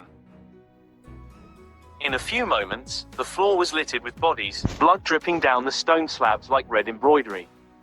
Only one remained, trembling, his back pressed against the wall. "Tell me," Ronaldo hissed, "what exit does this room have?" "No, I don't know." Ronaldo advanced slowly, his eyes burning from the fire of battle. He grabbed him by the collar and pinned him against the wall. "You know. Say it or I'll show you your guts." The assassin, his eyes wide, swallowed hard and shook his head, frightened. "Behind the tapestry, left corner, there's a small door, old tunnel, for the nobility. Is it working?" Yes, it leads under the palace." It is only used when necessary. No one knows. Ronaldo knocked him down. Where is it going? Outside the walls, in an abandoned cellar, on the western corner of the fortress. Ronaldo turned to Christine and said seriously, "We have to get out now. The guard thinks we're dead." Behind the door, 2 soldiers stood straight, unblinking. "Did you hear that?" one asked. "Yes. It's like something collapsed. It sounds like furniture or people." "Maybe it's over," the other smiled bitterly. "It won't take long. Soon we'll pull the door open and find 2 bodies. We'll go back to Lord Gio and tell him everything went smoothly." Behind them, however, in the darkness of the fortress, through a passage that neither they, nor Gio, nor any servant knew, Ronaldo and the king's daughter were descending old steps, worn down by dampness and silence, with a racing heart and with as quiet a step as possible. Revenge had not yet come. But the fugitives lived. And the blood spilled in the room was not their blood. In the conquered throne room, the throne, barely washed clean of the defeated king's blood, shone coldly, unyieldingly. The traitorous brother sat with one hand resting on his sword and the other clutching a broken seal. Run away. From the city. And no one saw anything. His advisor leaned in discreetly, as sure as can be. Rumors are spreading. Some say they saw a figure coming out of the walls. That she pretended to be sick, that she was carried away by an old man. Nothing certain. Just the certainty that she is no longer inside. Then let those who brought her pay. The 20, her soldiers. Outside the fortress, the 20 soldiers waited in formation, shields resting on their hips and spears planted in the ground. They didn't seem anxious, just on guard. Their leader, a grey-haired veteran, watched the gates patiently. Suddenly, a column of royal guards emerged from the fortress, under the new banner, with the symbol of the king's brother waving. They advanced in even ranks, in deafening silence. The captain of the princess's guard raised an eyebrow. "There was no need for a parade, boys. We're just waiting to get back with the lady." The traitorous king's first captain stopped in front of him. Without a sign. Without a word.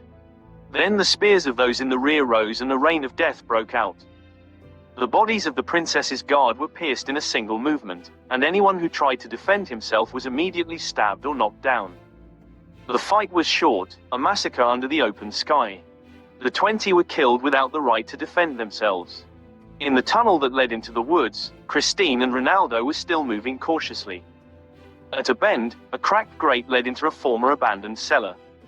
From there, natural light filtered in through cracks in the wall. As they approached, Christine stopped abruptly. No, no. From their vantage point, they could see a deep pit beneath the city. Inside, bodies piled high, recognizable by the elite armor of their kingdom. The feathers on their helmets, the royal colors, the shields with the symbol of the sun in gold. They are, she cried with a shudder. They were killed. Your guard, Ronaldo murmured, in a low voice. The princess fell to her knees, peering through the cracks, her fists clenched and tears in her eyes. It won't end like this. It won't end in fear and running. I swear, in the name of my father, in the name of these men, I will break him. They got up, and set off further, towards the forest, towards the shadow, towards the future. Chapter 7. Flight. A cold mist rose from the marshy fields at dawn that day, and the carriage wheels creaked on the dew-glittering pavement. Inside, Christine stood erect, a wide hat on top of her simple hairdo and the sober dress of a respectable bourgeois. Her face was pale, but her eyes sparkled like 2 well-hidden daggers. Above, on the horse-drawn carriage, Ronaldo, in coachman's clothes, handled the reins with unerring precision. They had reached the edge of a border fair, a small but bustling settlement with markets that opened early and merchants shouting their wares from the first ray of sunshine. Another day, Ronaldo whispered over his shoulder, and we'll be across the Alpha River.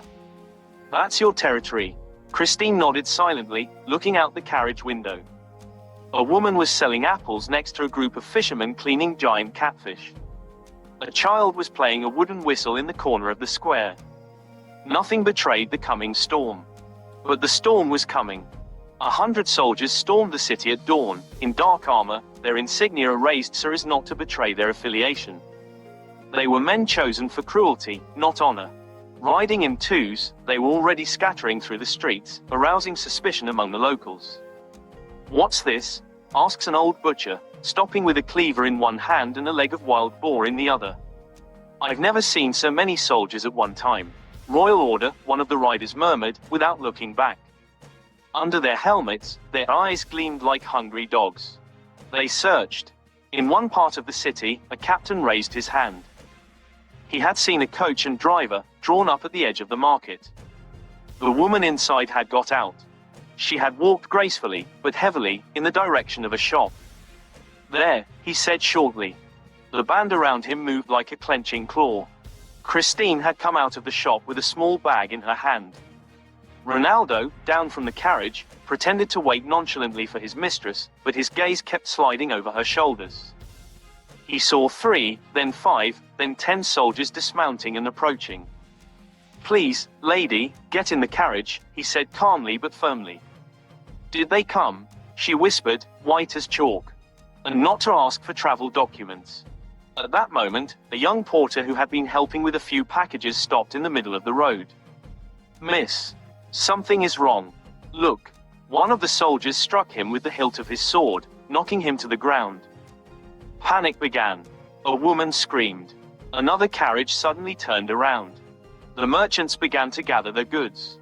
The noise in the market grew louder. The locals didn't know what was happening, but they felt that it was an unstoppable force. Ronaldo suddenly stood up on the carriage's frame, tore off his false beard and lifted his cloak.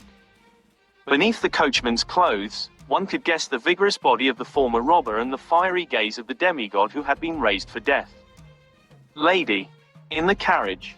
Hold on tight." The princess didn't hesitate.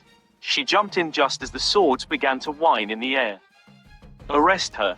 Arrest them both," a voice was heard among the soldiers. But the horse had already been whipped. The carriage tore the cobblestones with its horseshoes and set off at a mad gallop, overturning tables, sacks of grain, and market cries.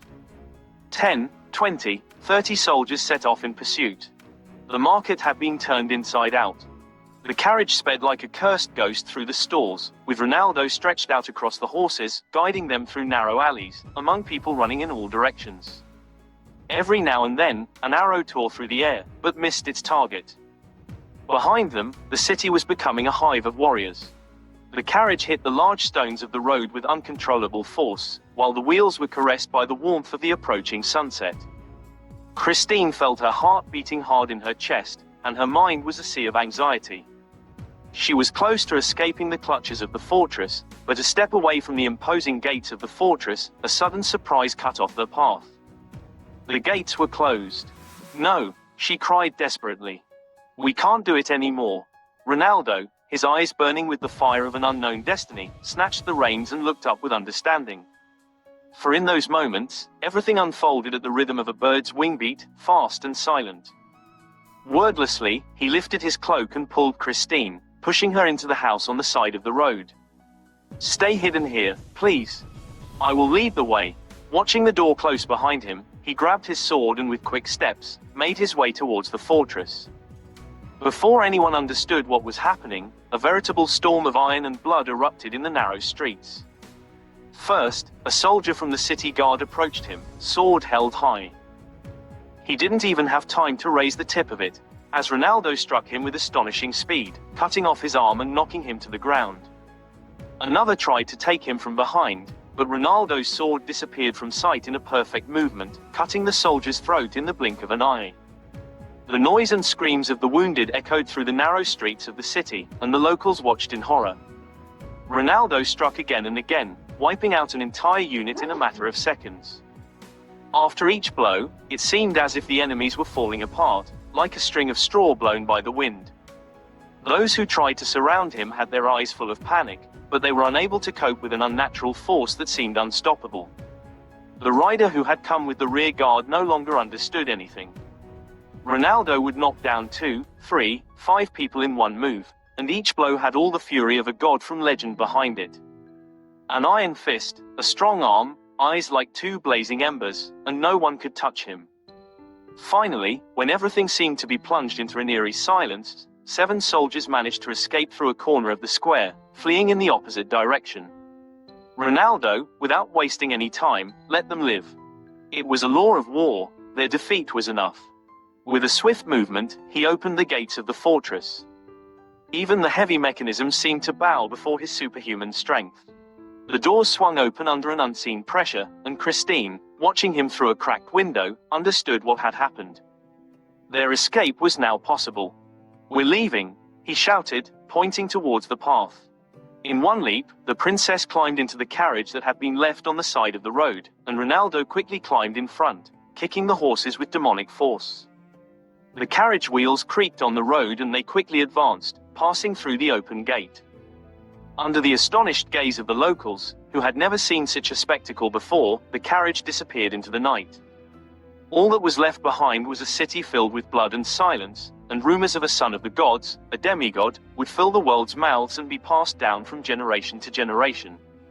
Ronaldo and the princess were now fleeing from the mouth of a kingdom that had lost all its glory and silently promised a future full of dangers and successes. The news of Ronaldo's feat and the princess's escape had already reached the regent's palace. In front of him stood the 7 soldiers who had survived the encounter with Ronaldo. A shadow of distrust and anxiety passed over their battle-worn faces, but their eyes burned with the fear that remained in their souls. Standing, with their heads bowed, they recounted what had happened in the middle of the fortress, and the regent looked at them without uttering a word. "Once again, tell me everything that happened," King Gio commanded in a voice as sharp as a knife blade. One of the soldiers, the one who seemed less affected by the terror that gripped him, swallowed hard and began to speak, but with clear fear in his voice.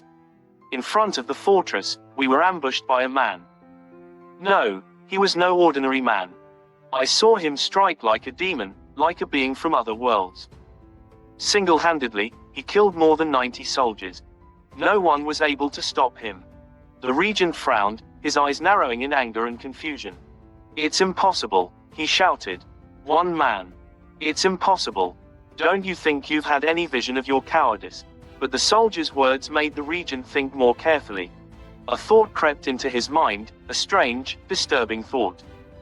A demigod, he thought to himself. Could the legends be true? Looking at the soldiers who stared blankly before him, the regent crossed his arms and gave a short but hateful order. "Kill them all. They failed to complete their mission. They are not trustworthy." Looking at the soldiers preparing to execute the remaining survivors, the regent knew that he could not leave any witnesses alive. The thought of that demigod did not leave him, and a strange fear crept into his heart. But even amidst this panic and silence, a more important image was emerging. In the regent's mind, the princess had escaped. On the other hand, morning was pouring over the princess's kingdom, bringing with it a fresh and soothing air. The carriage carrying Christine and Ronaldo was entering a dirt road that led to the princess's fortress, now getting closer and closer. Ronaldo, his eyes ablaze with determination, walked alongside her, heading towards the city gate that lay before them. The princess looked at the city, a sea of buildings and columns, but her face was filled with fear. She had finally arrived home, but also faced an uncertain future. Her eyes looked out over the already narrow morning streets, with the sunlight lighting up every stone corner. "We're close," Ronaldo whispered. Christine breathed a sigh of relief, but her face was filled with determination. She couldn't turn back. Destiny had called her to take charge of her own life. Arriving in front of the fortress, the gates opened with a rustle of iron, and the carriage entered under the astonished gaze of the few servants who were there. They were old men and women, far from the warrior blood that filled the kingdom. No one dared to look in front of the princess's will. Once they stopped in front of the palace, a cloud of unrest settled over the fortress. The princess steps out of the carriage, feeling the thrill of an encounter that would once again change the course of the kingdom's history. From behind the carriage, Ronaldo remained silent, watching her movements carefully. He was ready to protect, but he knew that these moments were only the beginning of a fight that would put their lives in danger. Chapter 8. Home. The princess's castle, although it seemed quiet in the early morning, was shrouded in a heavy atmosphere of unrest. Ever since the news of the death of the king and princess had spread, the entire court and population had been gripped by panic and doubt. But when the princess and Ronaldo entered the palace, a deep silence fell upon those who watched them. The first people to meet the carriage at the gates of the city were the people close to the prime minister, those who were already ruling the kingdom in the absence of the king and princess. They had been deeply involved in the games of betrayal, thinking that they had escaped a threat. But none of them expected to see the princess again. The princess, her clothes worn and dirty from her arduous journey, walked into the city with heavy but determined steps. Although she did not look like a princess, no one doubted that it was her, especially those who had ever met her. But to those who did not recognize her, she was only an imposter. Answer: the Prime Minister, with a cold and calculating look, ordered his guard to arrest her. Arrest her, he shouted, heading towards the princess walking on the cobblestones of the city. The guards, each of them wearing armor, quickly approached. The princess, although shocked, did not back down. She felt shivers all around her, but her courage did not leave her. This was not just a fight for her life, but a fight for the life of the kingdom. Ronaldo, who was walking alongside her, could feel the tension in the air and, with a sudden movement, approached the guard of 20 soldiers who were preparing to intervene. Without saying a word, with incredible agility, he began to knock down the soldiers one by one with his fists. Each blow was precise, and within seconds, the entire guard was on the ground groaning in pain, while others were unconscious. The only sound that could now be heard in the fortress was the metallic noise of the soldiers falling on the cobblestones. With the 20 guards on the ground, Ronaldo walked towards the Prime Minister, who was frozen in amazement. He had not expected this woman, whom he considered an imposter, to be accompanied by such a man. "Don't move," the demigod commanded in a low but forceful voice, placing the knife at the Prime Minister's throat. The Prime Minister tried to speak, but the words stuck in his throat. His eyes filled with fear and anger. "You thought you had escaped the kingdom, didn't you? But you never thought we would return," Christine said, her voice laced with contempt. "And now you will pay for your betrayal." As Ronaldo held the Prime Minister to the ground, the princess's loyal guards, who had already noticed what had happened, approached without fear. They knew who Ronaldo was and what he had done for the kingdom. They were preparing to support him in what was to come, and at this moment, all eyes were on the princess. The princess stepped forward, glaring at the Prime Minister with calm anger, but there was a deep sadness in her eyes. It wasn't just about a life betrayed, it was about the fate of the kingdom and all those who had suffered. "I will be the one who will do justice," she said firmly. "You will pay for your betrayal with your life." The princess raised a hand, and her loyal soldiers advanced with determined steps. The Prime Minister had no escape. Sitting on his knees, Ronaldo's knife still at his throat, he knew his fate was sealed.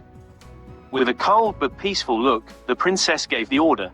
"Take him to prison," she said to the soldiers who had met her. In the great halls of the palace, where once the pompous gatherings of the nobility were held, the air was now filled with a cruel tension. The princess, newly crowned queen, stood before a crowd of nobles, officials and army commanders. She entered the hall with her head held high and a determined look, but deep in her heart there was a deep uneasiness. And that uneasiness was caused by a single thought: the approaching war, a war that she did not know how she would win with a weak and small army. Before her, the former regime's Prime Minister, now imprisoned and convicted of treason, had already been tried and punished.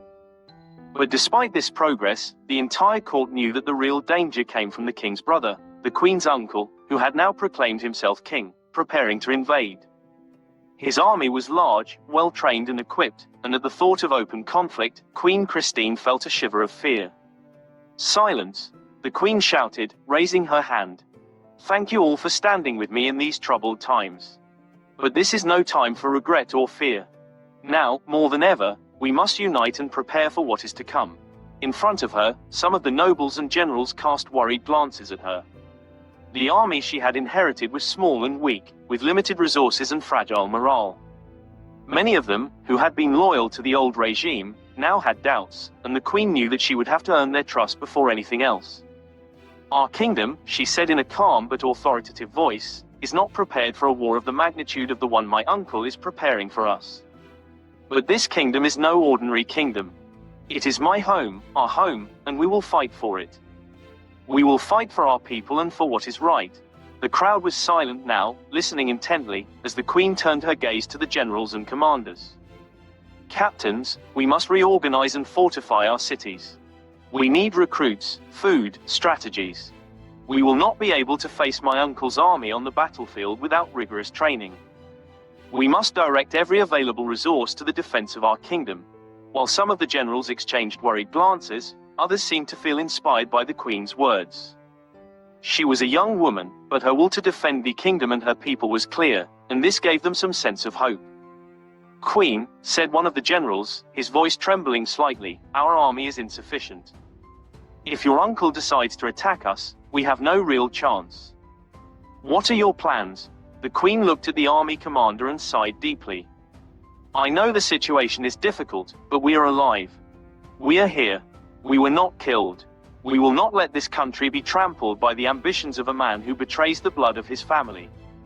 We will face this war with everything we have. If we have to face my uncle's army with a small army, then so be it. We will be warriors, not just soldiers." In that assembly hall, a heavy silence fell.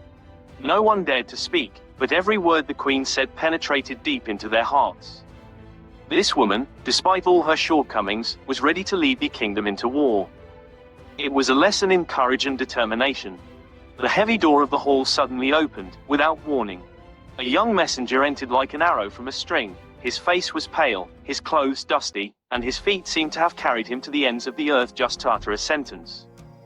Your Majesty, allow me to speak." Everyone turned, but the queen did not move. Her gaze was already on him, like a sword drawn from its sheath. "Speak." The young man swallowed the lump in his throat and knelt down. The border fortresses, Calvin and Ostana, opened the gates. Without a fight, without a cry, they swore allegiance to King Geo. A deadly silence fell. The councillors looked at each other like condemned men who discover that the rope is no longer hanging, but is already descending. "How?" asked General Arcadios, barely whispering. "Did they surrender without a fight? Did they betray?" Sol shook his head. "They said they had nothing to die for. That it didn't matter whether Geo or Christine ruled, as long as peace and bread remained. That the kingdom was the same, only the crown moved from one relative to another." Arcadios cursed softly, his voice thick as an axe. "Peace and bread. With these two words more cities are destroyed than with 10,000 battering rams." The queen descended the steps of the throne with slow, heavy steps. It seemed that each step she took weighed as much as a year of her reign. "And now," Christine asked with a sharp silence, "where is Geo?" "A day away," replied the messenger. "He is heading towards our city with an army of 80,000. And I have another letter." The young man took out a parchment from his chest. It was simple, but sealed. The queen took it. She opened it slowly. Her gaze ran over the lines. Nothing had changed in her features, but when she looked up, her voice was like a cold flame. "I propose that we end the war before it begins. The people need peace, not blood. I am not asking you to give up. I am asking you to accept what you can no longer prevent." Placed the letter on the council table. So, brothers kill each other, cities open their gates, and the crown moves like a game of chance between the hands of those who know how to lie better. Duke Carlin took a step forward. "We are few, your Majesty." The trumpets were silent. Beyond the walls, the army spread across the hills like a sea of iron and fire. Spears gleamed in the evening light, and King Geo's banners fluttered in the cold evening wind, like promises written in blood. On the ramparts, the queen's soldiers were silent. Some were cleaning their blades, others were scanning the horizon. But they all felt the same thing: the end was no longer a question, but a clock that was about to strike. In the throne room, the queen, in black robes, without a crown, with her hair loose, was listening to the latest news. A messenger from the enemy camp had knelt and spoken without hatred, in the voice of a scribe, not an enemy. "His Majesty, King Geo, sends you that he does not desire blood, but peace. He spares your life and the city, if you surrender. The city has chosen anyway. Its doors will open tomorrow, at dawn." The messenger left. The silence that followed was heavier than the news itself. The queen stood alone in the stone hall. Only 4 souls remained around her. Old Verum, who had no other being in the world but her, 2 maids with eyes red with silence and faith, and Ronaldo, the man who once lived among robbers and now guarded a queen. She spoke softly, without tears, but with the voice of someone who feels the sky falling, and yet does not run. "Walls will not protect me. My people will not die for a crown they can no longer wear. And the people, the poor people, are tired of weeping queens and lying kings. Verum, with a beard as white as the mountain snow, fell to his knees. Madam, where you go, I will follow. If exile is what you are offered, then exile will be my kingdom. Ronaldo, leaning on his sword, seemed carved in stone. If I flee, do not flee alone. If I live for a day when the throne can be rebuilt.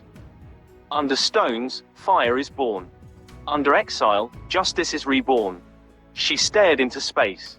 She was no longer a queen, but she was what few rulers have been, a flame amidst the ruins. And the flame, though weak, did not go out. Then listen, tonight we will leave. Without pomp, without a trace. We will pass through the gate of winds, which only Verum knows. We will go south, to the kingdom of Nevria. There, we will buy silence, with the gold that remains. And we will live not as kings, but as shadows until the right time. And when King Geo asks where you are, ask one of the maids. The queen smiled, a painful but serene smile. Let them tell him that I died, that I threw myself into the waters of the Ryle River that flows by the city wall. And that I didn't ask anyone to mourn me. Ronaldo approached and knelt next to her. I did not serve you for a throne. I followed you like a star in the night. And even if the night never ends, I will walk beside you. To the end.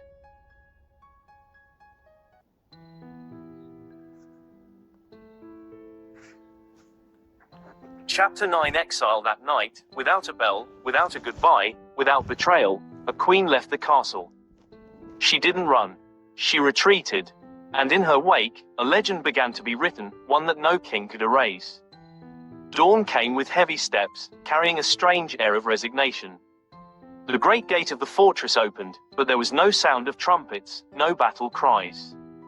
Only the creaking of the century-old iron arches, creaking in shame.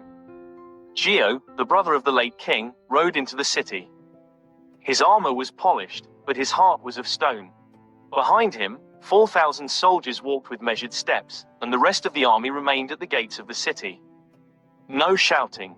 The people did not rejoice, they watched from the sidelines with empty eyes, as one would watch a funeral where no one weeps. King Geo stopped his horse in front of the palace. Where is she? He asked, without raising his voice. The city's governor, the one who had negotiated the surrender on behalf of the city, bent his knee. Your Majesty, the Queen is no more. She died last night. There was nothing on Geo's face. Just a flinch, like an icy breeze. Is that so? And where is the Queen's body then? He threw himself into the river, said the governor. Aha, Geo said, smiling ironically as if he had heard a cheap joke. King Geo dismounted. He entered the palace as if it were a house he had not built, but which he already considered his own. In the throne room, the emptiness was deeper than the stone. The throne was there, but without the queen. The curtains burned in the morning light, and on the table lay a single flower, a rare white mountain flower, which only royal girls wore in their hair in childhood. People were already murmuring throughout the city, she left with her honor. He didn't want war. Maybe he'll come back. Maybe she's dead. Dorian sat on the throne. He looked around. There was no applause. There were no cheers. Just empty chairs, cold walls, and a silent crown. On the second day after entering the city, Geo climbed onto the palace balcony, wearing the golden crown of the two brothers. The morning sun fell over the central square, where the people had gathered not out of love, but out of instinct to see what would govern their lives. Geo seemed made of bronze, still, with a stern but peaceful gaze. He spoke clearly, with the voice of a storm that doesn't want to scare, but only to be listened to. People of the kingdom, from this day on we are no longer two, but one. We are no longer separated brothers, but sons of the same land. The throne no longer has two seats, but only one. And I, Geo, son of the old blood, swear before you that I will not raise my sword except to defend this peace. Murmurs. Approbations. Some bowed, others applauded softly, as if trying not to be heard. Our kingdom is now whole. Not only have the two crowns of the brothers been united, but also Karen, once our enemy, is now our province. By conquest, by blood, by the right of the sword. He was silent for a moment, then raised his hand. But I promise you, there will be no more bloodshed unless necessary. I promise you that every man will have bread, law, and peace. I promise you that under my reign the kingdom will become greater, stronger, And, yes, more just. The people applaud. Not with passion, but with fear. But they applaud. After the speech, Gio descended into the throne room. Only his closest advisors were allowed there. The orders flowed short, sharp. Take over the administration of the fortress. Replace the guard with my men. Change the seals. All orders are to be signed in my name, without delay. And what do we do with those who were loyal to the Queen? Asked one of the commanders. Whoever denies the new order will be moved far away, to the margins. Whoever resists, disappears. But in peace. I want peace. Then, in a low voice, only for those in the inner circle, send out spies. The best. On the road south to Nevria, and into the forests to the north. Let them search for any trace. Young women traveling with maids, old men who look like counselors, warriors in humble clothes. If they find her, let her not be brought. Let her not be seen. Let it not be known. To be killed. Gio turned slowly. His smile was not a smile, but a shadow. Let her no longer exist. Neither as a woman nor as a story. The people must believe that I am merciful. But mercy is for the people, not for rivals. One of the counselors dared. But what if we don't find her? What if she's really dead? A sharp silence fell. Beyond the windows of the throne room, the sun shone over the city, but inside, darkness had already settled. The evening wind carried the scent of damp leaves and old ashes. The road was deserted, and the forest seemed to whisper their names like forgotten prayers. The 5 travelers crept silently through the darkness, their backs bent with fatigue and fear. They had reached a deserted inn, built in the heart of a clearing, where once there had been a crossroads of caravans and blood. On a sign in rain-bleed letters, it read, "The Black Inn." Ronaldo stepped forward first, sword at his back, eyes narrowed, palms clenched. The inn smelled of rotten hay and old memories. The owner, a grumpy old man with a face as dry as bark, asked no questions. You could read in his eyes that he had seen a lot and that he had understood that some things were better left unsaid. 3 large rooms. 5 beds. Quiet, Ronaldo said. The old man nodded and showed him a long corridor, the floor creaking under every step. There was an air of vigilance everywhere. In the room, the Queen collapsed on the bed, wrapped in a thick cloak. The maids hurried to help her, and the old advisor closed the shutters. Ronaldo remained in the doorway, motionless. It's too quiet, he murmured. It wasn't long. The wind suddenly stopped.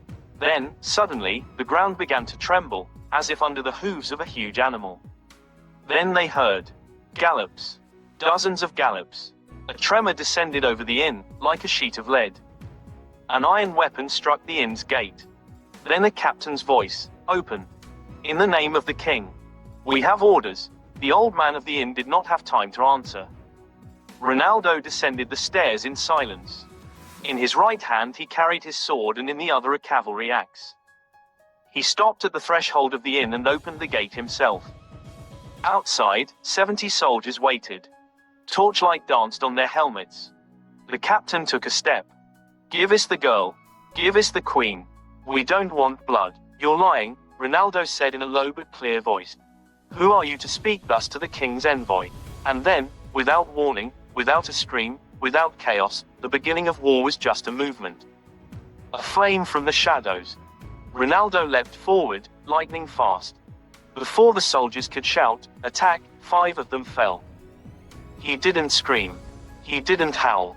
It was the silence itself that killed. Swords sparkled in the darkness. The inn looked like a pyre of blood. The rain fell silently, soaking the straw, the mud, and the bodies. Ronaldo spun, danced, struck with inhuman precision. He had leapt onto the roof, then onto the back of a horse, slashing with his axe until hot blood spurted onto leather plate. Torches fell into the mud, but the fight lit up the night with new sparks. 10, 20, 30. None touched him. He didn't waver. He didn't moan. One of the soldiers, his face burning with fear, whispered, "He's not human. He's not bleeding. He's not falling." Then he fell too. Within a quarter of an hour, of the 70, only 2 remained. A young officer and a boy barely wearing armor. They ran through the forest, without looking back. Ronaldo stood, sword in left hand, eyes fixed on the horizon. He was covered in blood. But his eyes burned. Not with hatred, but with something much older. With destiny. Old Veron left the inn, heartbroken by what he had seen. "Are you a man?" he asked. Ronaldo didn't answer. He just looked at the forest. He didn't seem to hear the question. Then he returned inside, where the queen trembled in silence.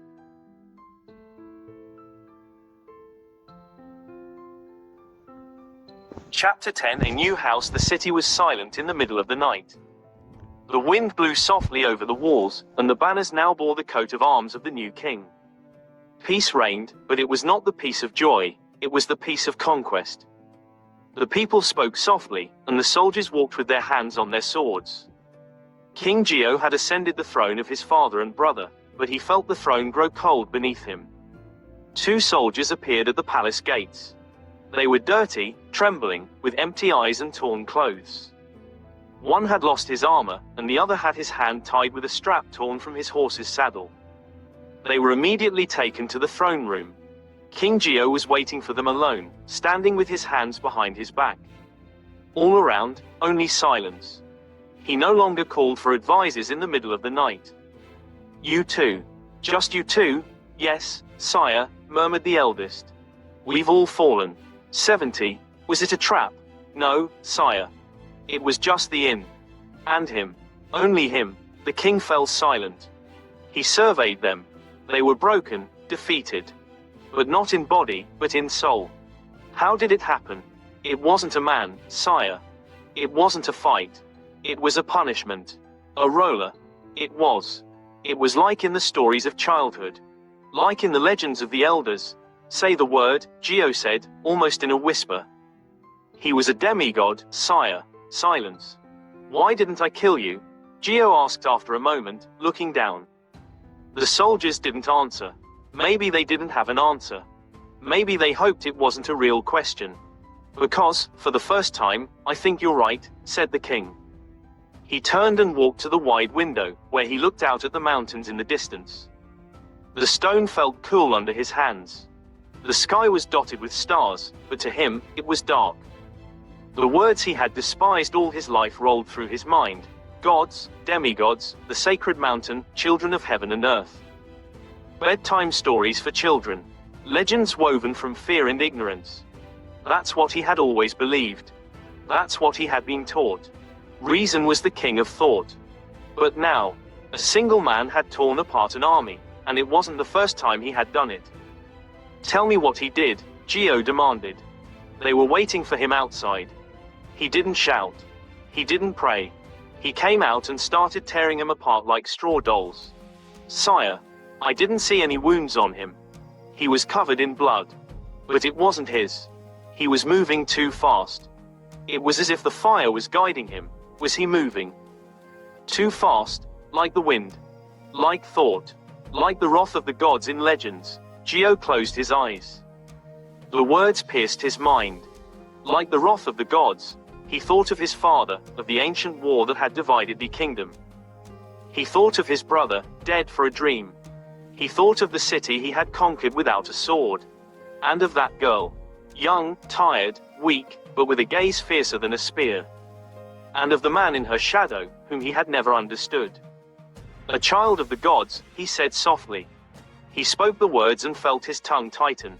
He had been taught that the gods had been driven out by the supreme god. That the mountain had swallowed them. That there was no place for gods on earth. But maybe their blood had not completely perished. Maybe, from time to time, the sky dripped down to earth a single sun. A single warrior. The king turned to the soldiers. "Leave. Live. No one will find out what happened. You were attacked by bandits. Do you understand?" "Yes, sir." "And you? You haven't seen anything?" "Never." The soldiers bowed and disappeared like shadows. Geo was left alone, looking at the sky. "If he is truly the son of the gods, then my world is in danger," he murmured. Deep down, he felt a new fear for the first time. Not the fear of death, not of loss, but the fear of being just a mortal, in a world where the gods had not completely died. The journey was long and tiring. At night, the stars watched like cold guardians of the sky, and by day, the mountains rose before them like sleeping gods. They crossed the border in silence, through an ancient pass, known only to salt merchants and the winter wind. The princess no longer wore royal clothes. She was dressed in grey robes, with a scarf pulled deep over her forehead. Her hands were cracked from the cold, but her eyes, those royal eyes, burned silently, with a light gathered from falls and shattered dreams. Ronaldo walked in front. He never tired. She never spoke of him.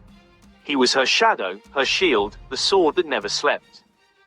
The others looked at him with quiet fear. They had begun to believe that his blood was not human. After 3 weeks of traveling through mountains and forgotten villages, they reached the edge of the kingdom of Nevria, a country torn from the world, where the laws belonged to the strong and money was the only king. Here, in a deep valley, with high cliffs like the walls of a divine city, stood the fortress of Vardam, a small but solid city, carved in stone and history.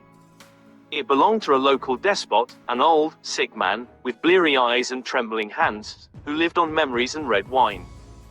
He had been through wars, betrayals, his son had died in an uprising, and now he wanted to disappear from the world, to buy his peace in a warmer land, somewhere south, far from swords and dreams. "Do you want the city?" he asked, looking at the silent woman and the man who never spoke. "Yes," answered old Verum, taking out of a small bag a heavy leather bag of old gold coins, bearing the face of a long-dead king. The old despot looked into their eyes, then at the gold. He knew something was wrong. But he no longer had the desire to ask. Life had tired him out. "It's yours," he said, and he turned with heavy steps toward his tower. Thus, a queen without a throne, a demigod without a temple, an old commander without a king, and 2 maids without a court came to live in a stone fortress, among mountains that knew nothing of human wars. Chapter 11. The Stone Lady. Time passed. The days were silent, the nights, watched over by a deep silence. Wild herbs grew on the walls, and in the inner courtyard only the footsteps of the demigod could be heard, who searched, night after night, every corner of the shadow.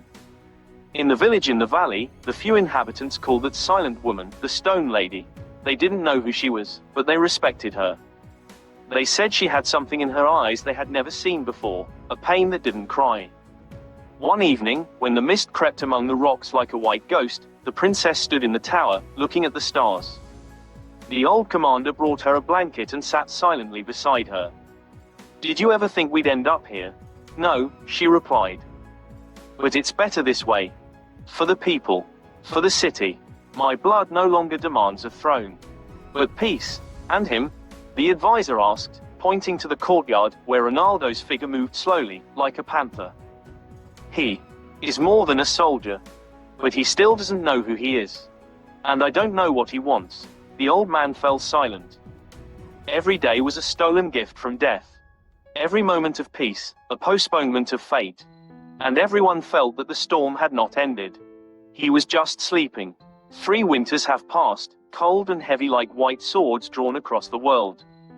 Gio's kingdom, born of betrayal and steel, had grown like a beast fed on ambition and fear. 3 crowns were united under one scepter, and the people, weary of wars and hunger, had hailed Gio as a savior. Words of unification and the future flowed from his mouth with a dangerous sweetness, like poisoned honey. The fortresses swore allegiance, and the armies, ever more numerous, marched through the valleys and across the plains like a sea of iron. The messengers of the neighboring kingdoms came with gifts, and behind their smiles hid an uneasiness that grew with each new wall erected, with each new regiment founded. Gio became an ever larger shadow over the map. A powerful king, with eyes ablaze with the dream of greatness. But also with a secret that he carried behind his forehead, the woman he had not killed. The queen he had let escape. The shadow of his dreams. In a silent corner of the world, between mountains with snow-capped peaks all year round and forests as deep as the ages, there was a small city, like a heart of stone hidden in a mountain body. Here, life flowed peacefully, under the sign of justice and common sense. The Stone Lady, as the locals called her, almost never showed herself. They would sometimes see her, at dawn, walking down the alley from the inner courtyard, with a quiet step and her forehead covered. She didn't talk to anyone. But everyone loved her. She administered justice through the old commander Verum, distributed bread through the maidservant, and tamed death through the demigod who protected her. The demigod, the shadow that accompanied her, day and night, was not loved.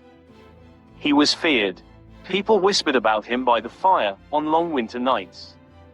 They said that swords broke when they touched him, that he never slept, that his eyes saw through stone and soul. Some swore they had seen him in the darkness, emerging from the wolf-filled forest, with a bloody body on his back, the body of a child saved from robbers. There was a time when two men, strangers, climbed into the fortress with dark thoughts. They never came down. No one looked for them. In the valley, a band of robbers wanted to kill the stone lady, but the demigod was already there, and the princess, hidden in a chariot behind, did not even know that death had passed her by.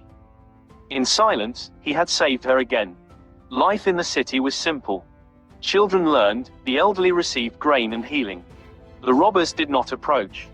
There was peace. But a strange peace, guarded not by walls, but by fear.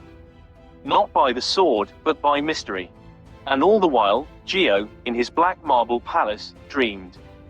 His dream had the face of a woman. And behind her, always, a man who was not a man. A face he could not forget, that servant who had crushed his best men like straw thrown into the fire. Geo knew, the world worships power. But shadows cannot be defeated with armies. He wondered, if he was king over 3 kingdoms, over which kingdom was that son of the gods king? And, for the first time in his life, King Geo didn't laugh at legends. Chapter 12. The unseen arc. The road to the mountains beyond the valleys was difficult.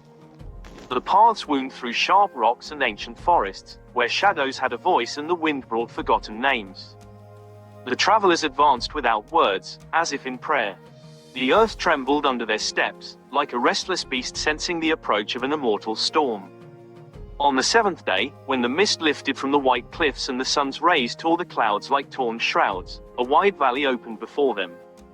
And there, on a flat plateau, the miracle appeared, a colossal construction, such as even the most daring architects would not have believed possible. 3 massive levels, all made of cedar. Beams as thick as the trunks of sacred trees. Black roof, smeared with tar, shining in the sun like obsidian. No towers, no bridges, no ornaments. Only a strange silence emanating from the wood of that giant. Although it looked like a house, it was in reality a ship. Even the locals of those regions did not understand this. It's a ship that pretends to be a house, Ronaldo said, as he looked at the dark silhouette surrounded by white birds. But one that doesn't float and is built on the crest of a hill, far from the sea, or maybe.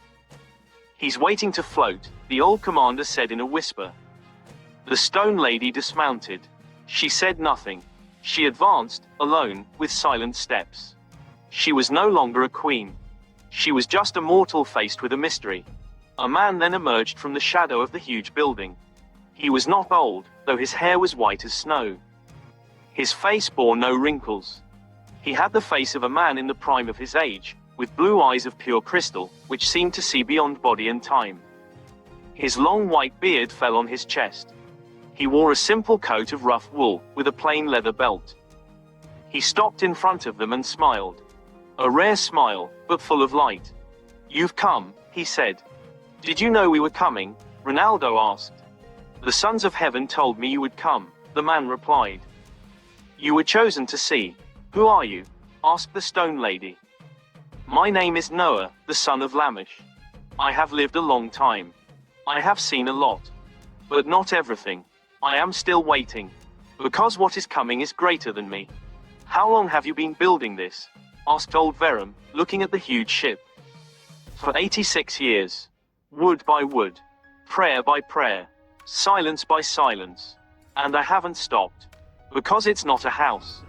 Not a temple. It's a bridge." "A bridge to what?"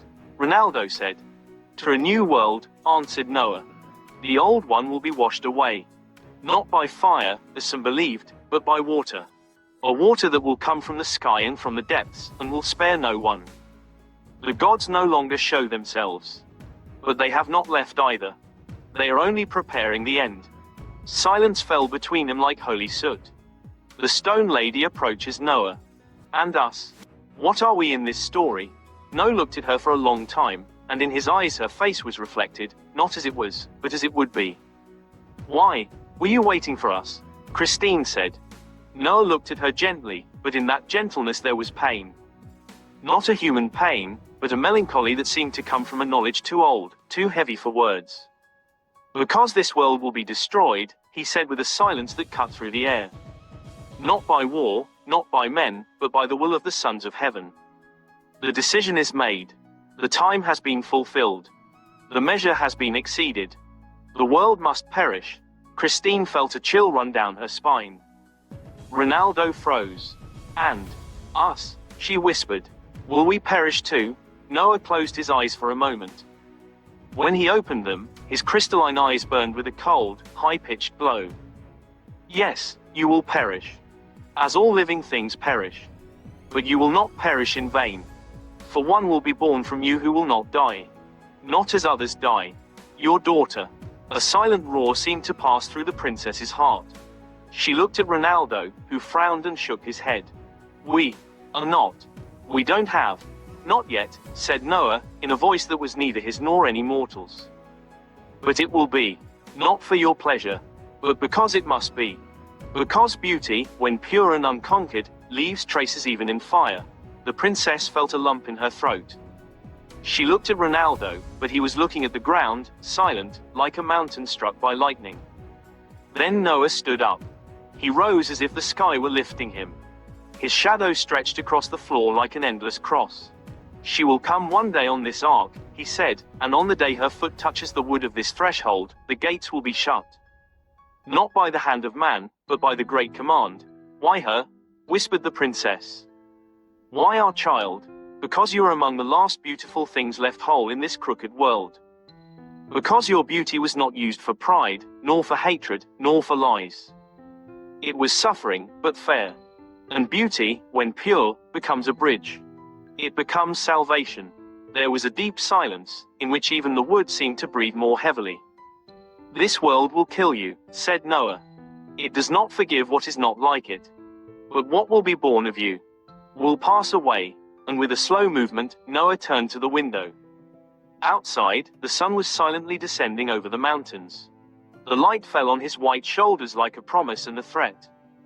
The stone lady stood, her heart pounding with knowledge she hadn't asked for. Ronaldo closed his eyes. He knew now that his fight wasn't over. It was just beginning. The silence was oppressive in the high room of the ark, broken only by the deep sigh of the wood, like a breath of the dead forest from which this ship of mysteries had been built. Ronaldo slowly emerged from the shadow of his thoughts. He approached Noah and, in a low but determined voice, said, "You are a holy man, Noah. But you cannot be wrong. I am only a former robber, a man of the woods, a wanderer of unknown blood, raised among iron and blood. The queen spared me, not for my merit, but out of pity. How could I be the father of that being? I am neither king nor son of a king. I have no nobility. I bear no chosen blood." Noah turned to him, and his eyes, clear as glaciers, seemed to see beyond the skin, beyond the bones, into the hidden core of nature. "You are not the son of a king, Ronaldo," said Noah, "but you are more than that. You are not a whole man. You never were. You are the son of a star that fell to earth and of a woman full of pain. Your blood carries the spark of a long time ago, when gods walked among mortals." Ronaldo froze. Noah's words seemed to have been plucked from the most hidden and forgotten dreams of his childhood. "Your father, Ronaldo, was Kokabel, the one who shone among the fallen stars, the third in power among the 10 celestial chieftains who ruled the earth at the dawn of time. He was among the 200, but not among the meanest. He did not take by force, but loved. Your mother, a woman with sad eyes and a pure heart, loved him too. But for their love, heaven condemned them." Ronaldo turned pale. "They lost the land," Noah continued. "And Kokabel, like the others, was taken and exiled far beyond the stars, to places where light no longer reaches. Your mother was killed by frightened people. But not before you were born. You are the fruit of that forbidden love, the last breath of a lost world."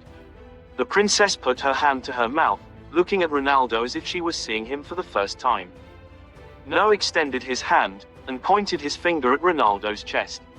"Not only human blood flows in you, but also the blood of light. You were a robber, because the world gave you no other way. But you were never a sinner. You saved, you protected, you suffered in silence. You were a son without a father, but you carried dignity without knowing that you carried it. Silence fell like a heavy curtain. You, Ronaldo, have every right to be united with this queen.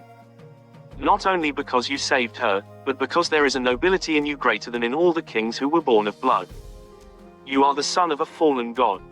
You are more than a prince, you are of the lineage of ancient power. Ronaldo felt a hot tear in the corner of his eye. Not a tear of sadness, but of recognition, of truth.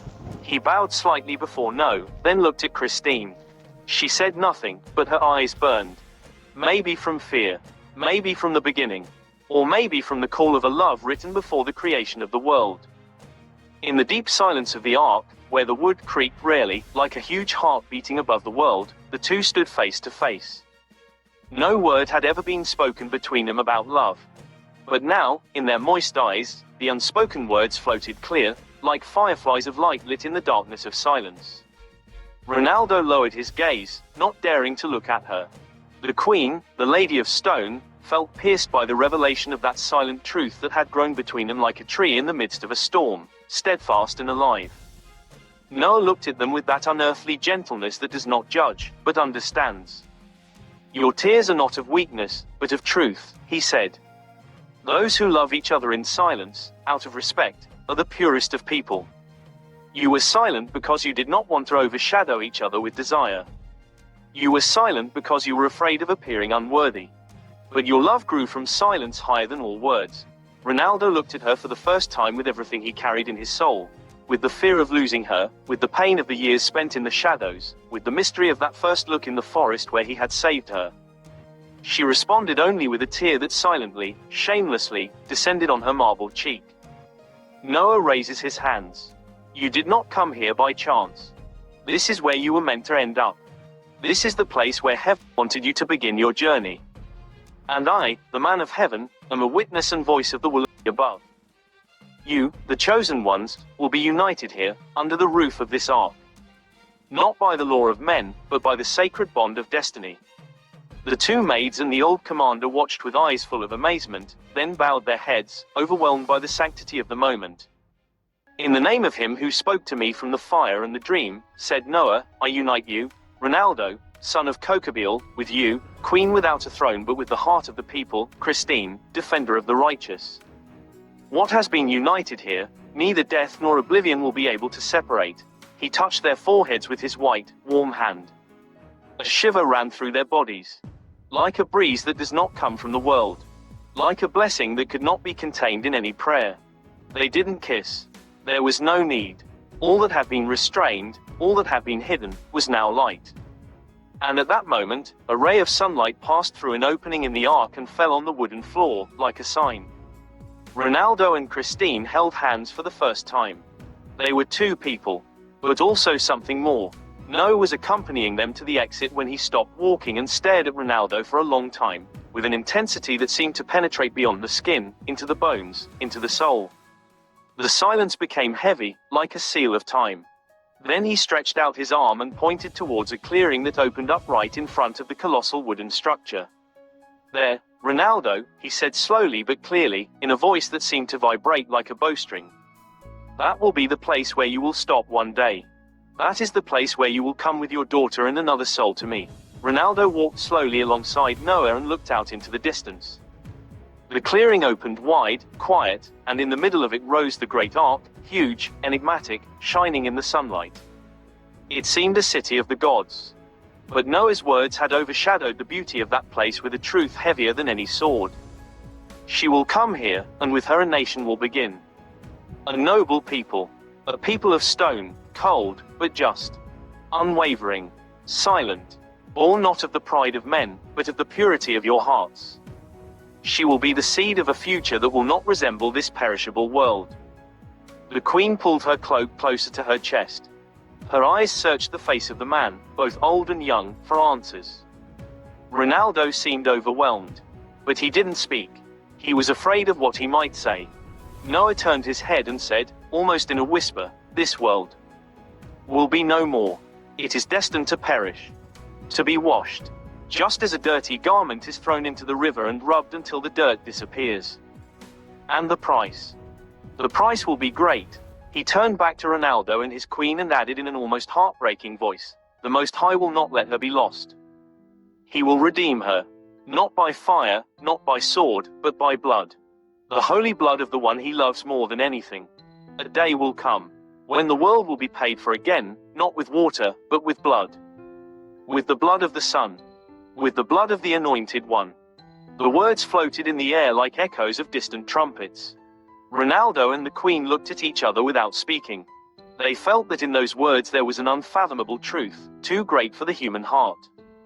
But their thrill was alive. And they knew, as children know in a dream, that something had been said that would change the world. Your daughter, Noah concluded, must live. This is her destiny. You will not leave her to the world. She will go further than you. Farther than any king or god. For her blood carries a secret that even fallen angels cannot understand. At that moment, a gentle earthquake, like a deep breath of the earth, made the ground vibrate beneath their feet. Ronaldo and Christine shuddered. Noah looked at them both again. They were silent, devastated, but now bound by a truth that even death could not break.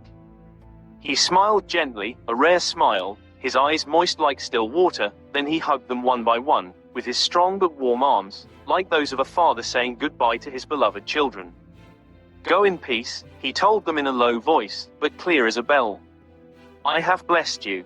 And heaven will keep this blessing. Do not fear. What is written will be. But your love will never be lost. And without adding anything, Noah turned and walked towards the ark, disappearing among the tall shadows of the wood, as if called back by an unseen spirit. The two had remained motionless, stirred by the words of the wise old man. They had watched him until their silhouettes were no longer visible. Then, for the first time, their hands met naturally. Not as a promise, but as a confession. Ronaldo squeezed her slowly, with restraint, but with a warmth that he could no longer hide. And she did not let go. Their eyes met, not furtively as before, but straight and clear, and what they had feared to ever say now floated between them like a light, love. Without words, they set off together on the path that descended from the mountains. Around them, the forest swayed gently, the small, rhythmic earthquakes seemed to have fallen silent for a moment, so as not to disturb the solemnity of that moment. On the way back to their hidden city, they did not speak. Their thoughts were full, their hearts burned in silence, and between their steps lay that holy silence that bound their souls forever. Chapter 13. Spring. 4 years had passed. 4 years of strange silence, like a blessing descended from another sky, from a world that no longer resembled the one they had fled. There, in a corner forgotten by the world, among the mountain peaks that rose like columns of eternity, life flowed quietly, like clean water through an impenetrable forest. There, in a small domain of stone and light, the uncrowned queen and the warrior lived a dream that even the gods had not dared to offer them earlier. It was spring. The sun was slowly setting over the meadow in front of the fortress, and the air smelled of wild lilies, of fresh earth, and of blessed sky. The flowers swayed in the gentle breeze of the mountain wind, and the light refracted through the petals, like shards of a rainbow. In the midst of this living picture, a 3-year-old girl ran among the flowers, her crystalline laughter spreading a music in the air that no harp of the gods could have equaled.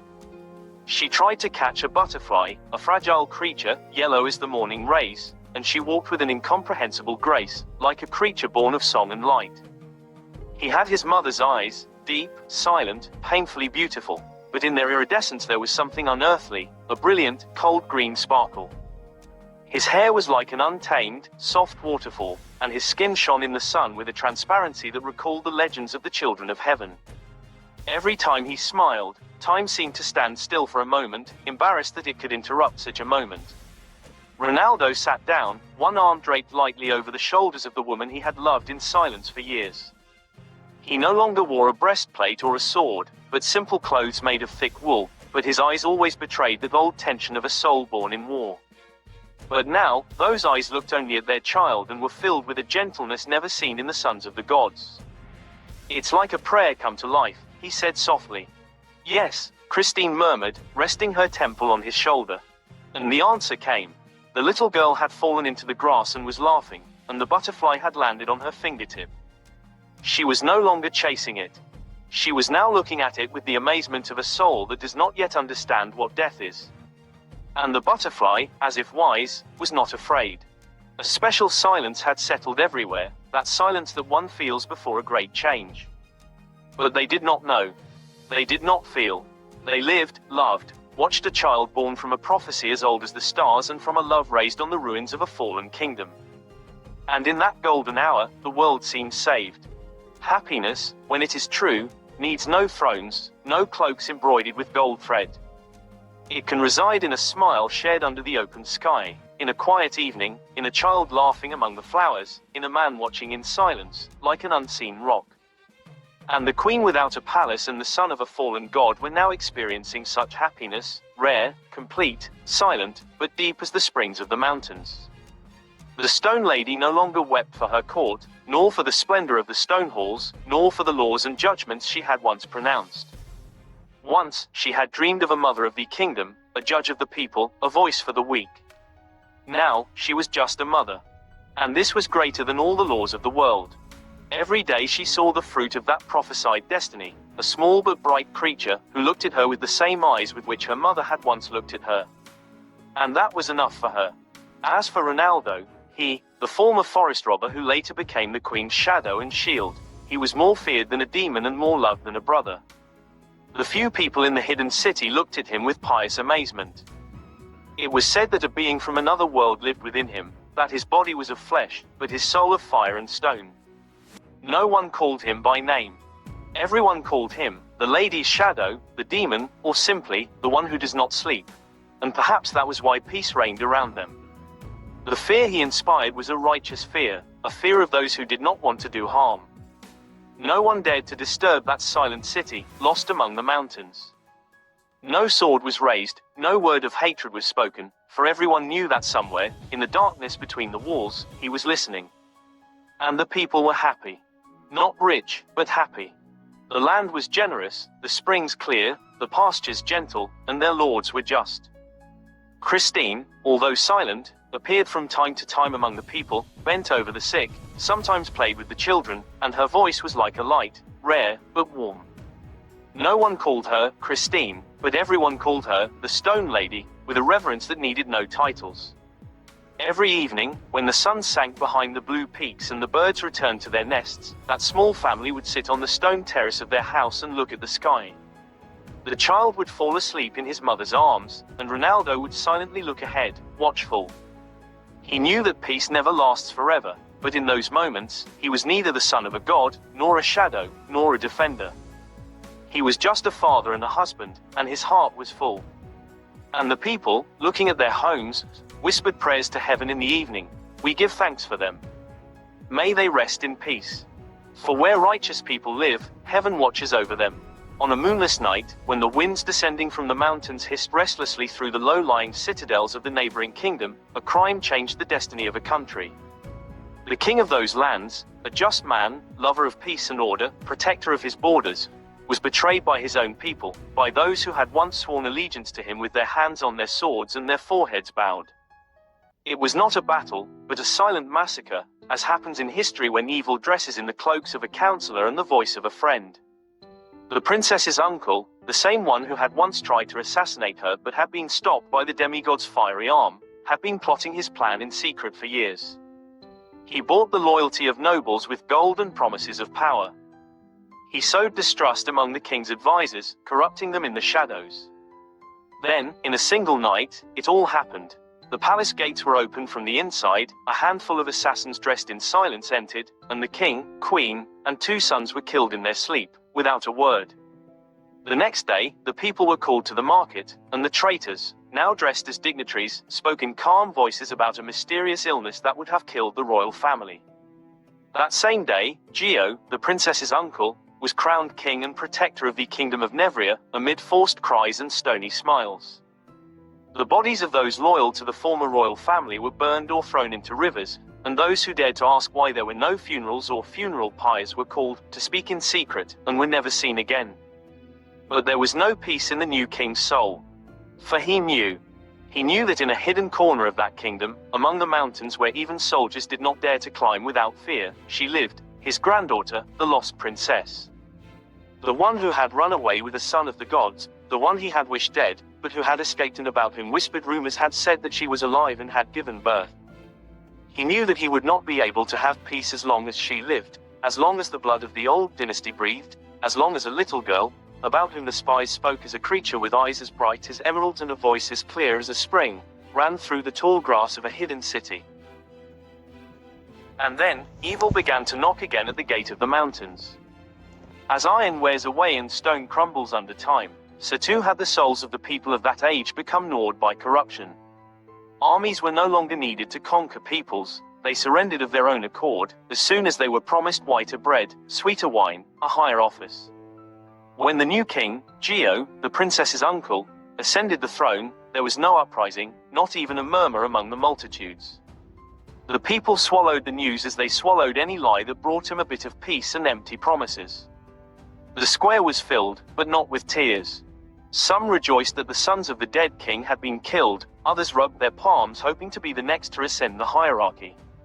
Any idea of honor had perished. The priests of the great temples taught for gold, not for truth. The judges sold sentences. Men sold their sisters, and mothers abandoned their infants for a warmer roof. In the face of this terrible decline, those who had once watched over the world, the ancient angels, had withdrawn into silence. They had seen how humanity, built with hope, had become an unquenchable fire of greed, betrayal, and debauchery. Their decision was made: the world would perish. Not out of revenge, but out of justice. Not as punishment, but as a cleansing. A new world had to be born, and for that the old one had to collapse into its own darkness. Chapter 14, Until Death Do Us Part. Late one evening, as the wind whistled shrilly through the tall trees and the road became lost among rocks and shadows, 3 figures dismounted from their horses in front of a secluded inn on the edge of a valley. The innkeeper, an old man with a white beard and a furtive look, welcomed them without much word. But a bottle of expensive wine and a few bags of silver made him friendlier and, gradually, more talkative. The shadow of the stone lady, he whispered fearfully, looking around. That's what we call that man. He is not one of us, nor of the people. And who is this stone lady? Asked one of the spies. A woman like no other has ever been seen. You don't see her, but you feel her. She rarely shows herself. She has never raised her voice. And yet, a single glance from her makes a man fall silent and bow his head. The inhabitants worship her, but not for her, but for the one who always stands in her shadow. The shadow, that's what the locals call him. I would call him a demon or a condemned man of heaven. I saw with my own eyes how he destroyed an entire band of robbers who had come to plunder the village at the foot of the fortress. There were over 40 of them. They didn't even have time to draw their swords. It was like a whirlwind. Not one of them left there. The spies were stunned. The next day, cautiously, they descended into the villages surrounding the fortress. They did not ask directly, but they listened. Wherever they went, people spoke with the same reverence about the lady and her shadow. Each story was told in a whisper, like a living legend. Nobody steals here, said a young shepherd. Not for fear of the law. For fear of him. It's enough for them to see you. Or to know. Once my oxen were stolen, the old miller continued. I woke up and saw his shadow in the gate.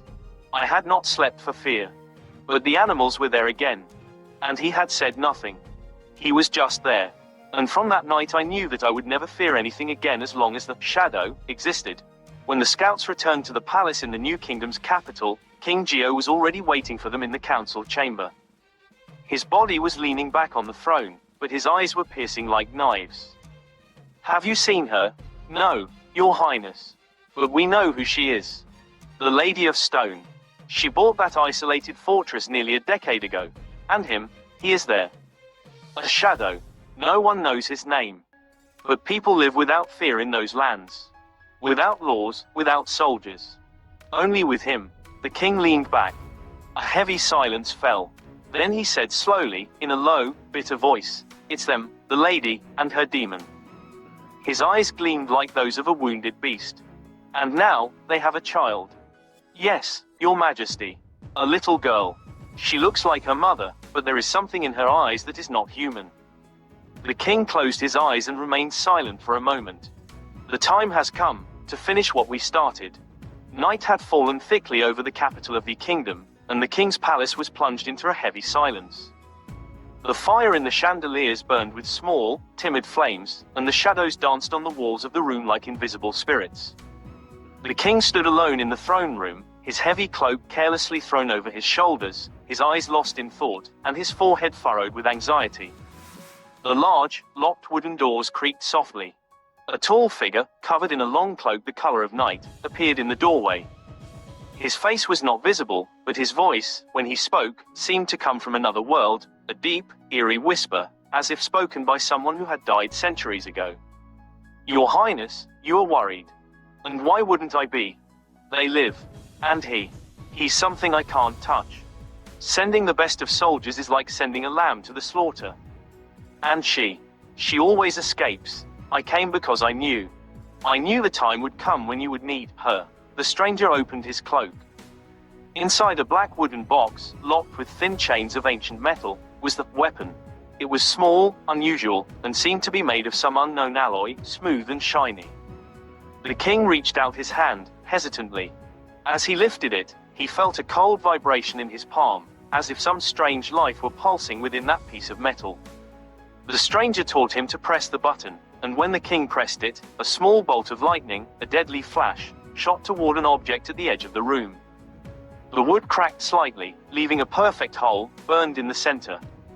What is this tool? It is a weapon of the old gods, the stranger said, closing his eyes slightly. It belonged to a warrior god who killed his wife, a goddess of dreams, because he feared her prophecies. They said that this weapon not only kills, but also shatters the nature of immortality. Even a god falls under it. And how did you get it? Don't ask. There are things you wouldn't want to know either. I'm giving it to you, not for money, but because I have to. And because I know that if you kill him, the balance will be broken. But I won't be the one to blame. It'll be you.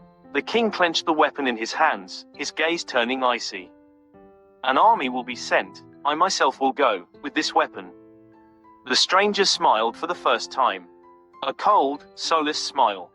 But don't forget, Your Highness. Their blood will not be the last drop shed in this world. The king was left alone, and the weapon shone faintly in the candlelight, like a star fallen from the sky, bringing not hope, but death. In the deep crypt of the fortress, where no one was allowed to enter without a royal order, the king ordered a captured soldier to be brought. He ordered that the soldier be dressed in the heaviest and strongest armor, thick steel plates, covered with chainmail and reinforced with treated leather, armor against which swords ricocheted without leaving a trace. The captured soldier stood upright, not knowing what was coming. King Geo raised the weapon of the gods with both hands. His finger rested on the shiny button. For a moment, time stood still. Then he pressed. A faint, almost imperceptible flash of lightning died away in a flash. But what followed was earth-shattering. The soldier fell to his knees, like a stone giant breaking under his own weight. On his chest, right at his heart, the armor had been pierced without resistance. In the flesh, the hole was smooth, bloodless, just a deep, perfect burn. The lightning had not only passed through them, but also through the thick stone wall behind them, leaving a wound in the wall. A long, perfectly circular hole, burned around the edges as if a divine fire had painstakingly dug it. The king stepped forward, looking at the collapsed body. It works, he said quietly, more to himself. No one would know what happened there. In absolute silence, behind the heavy iron gates, preparations began. No drummers beat, no trumpets sounded, not even fires burned on the walls. 100, 200, 300, finally 500 mounted men were gathered. This was no ordinary army. This was a force of destruction, a mixed group of soldiers, mercenaries, and criminals freed from deep dungeons. Armed with everything the kingdom could offer, each carried death in metal and fire. The king wanted discretion and wanted to attack stealthily, discreetly, quietly so that no one would know he was coming. He couldn't risk coming with a large army because he could easily be noticed by the demigod and he could escape again with his granddaughter. Under the cloak of night, the king at their head, they departed without announcement, without song, without a trace. It was a secret campaign, a march of destruction, and the target was hidden among the mountains, in the fortress where, far from the world, lived the fugitive queen and the protective demon, with the daughter. Under the cloak of night, the king at their head, they departed without announcement, without song, without a trace. It was a secret campaign, a march of destruction, and the target was hidden among the mountains, in the fortress where, far from the world, lived the fugitive queen and the protective demon, with their daughter. Under the cloudy sky of the stormy morning, the city trembled like a stretched rope ready to break. The news of the betrayal fell like a hammer blow on the hearts of the loyal. The estate manager, a man with a gentle face and hard-working hands, had disappeared without a trace in the night, leaving behind the gates of the city walls open and the secret tunnel uncovered, its end collapsed. The servants wept silently, and the city walls seemed tighter than ever. The demigod, Ronaldo, son of Cocobile, born of a mortal, raised among swords and loneliness, had no way to escape. But he was not looking for a way out. He was no longer looking for salvation. In the great hall, dimly lit by torches, he looked at his daughter, who was sleeping peacefully, and at his queen, who was no longer a runaway princess, but a real queen. Her eyes were moist but serene. "Stay in the old building. I won't let anyone through. The loyal ones stay here with you. I'll go alone." "No," she said in a low voice. "It's suicide, Ronaldo. You can't." He reached out and touched her cheek. Her tear fell onto his hand. "I have no choice. My family is the only place I'm vulnerable. They know that. I have to stop them. Give them something else to look at. Don't let them get past the castle walls." She grabbed his arm, squeezing it with a strength born of fear. "What if they kill you?" she asked, her voice broken, barely a whisper. Ronaldo didn't answer her right away. He looked her deep in the eyes, as he had done on that strange day, in front of that tall building that hid the ark. Then, with stony silence, he said, "I will not die. Have you forgotten, my dear, what Noah told us? That one day I would bring our daughter and another soul to that meadow in front of the ark. That the time would come when the gates would close behind her. How could I die, if our destiny is still far from being fulfilled?" Her eyes filled with tears, but in that moment hope was rekindled in her heart. His words, like marble pillars, supported her soul. "You're right. If the prophecy is true, then we will escape." Ronaldo tilted his head slightly. "And it is." I looked Noah in the eye, and there was no man there, but the sky speaking. "So, hold on tight. It's not the end that's coming to us, it's a test.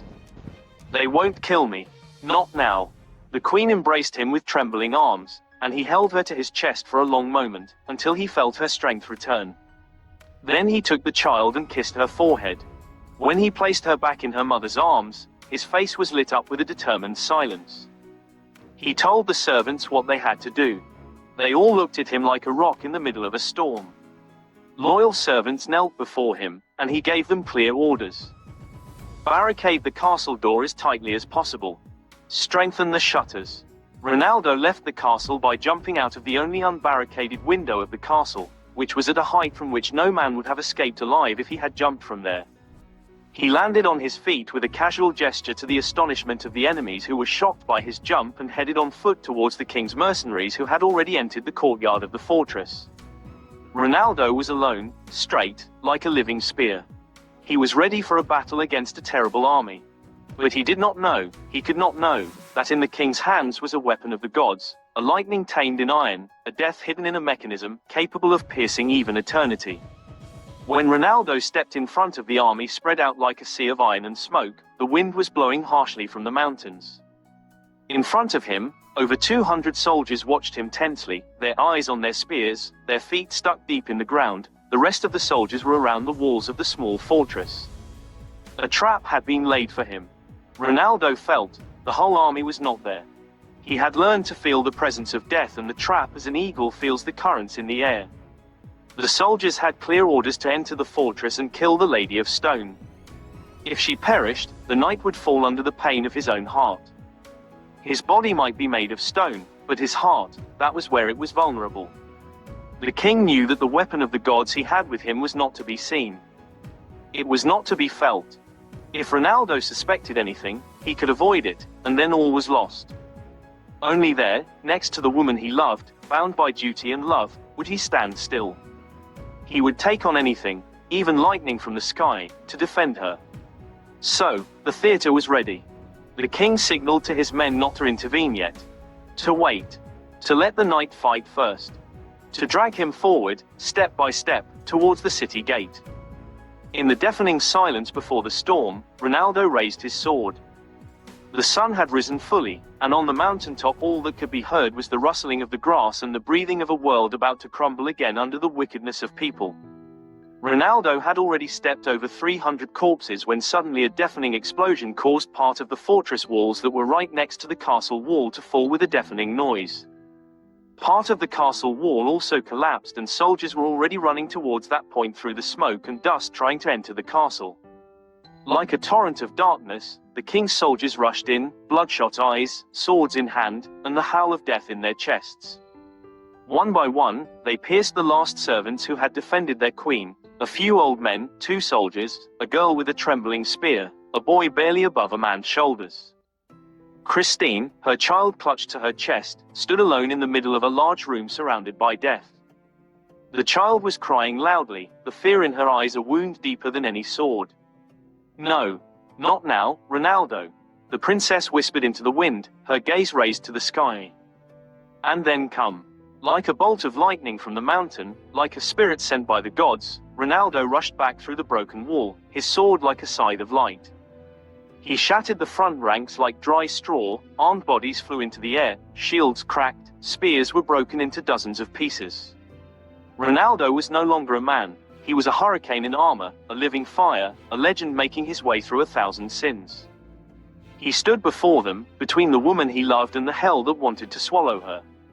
His broad back and blood-covered chest were the only remaining wall between light and darkness. The king watched intently, from the shadow of a tunnel that overlooked the large room whose doors now stood wide open, where more than 50 soldiers had become mere corpses in a matter of moments when the demigod had come storming over them.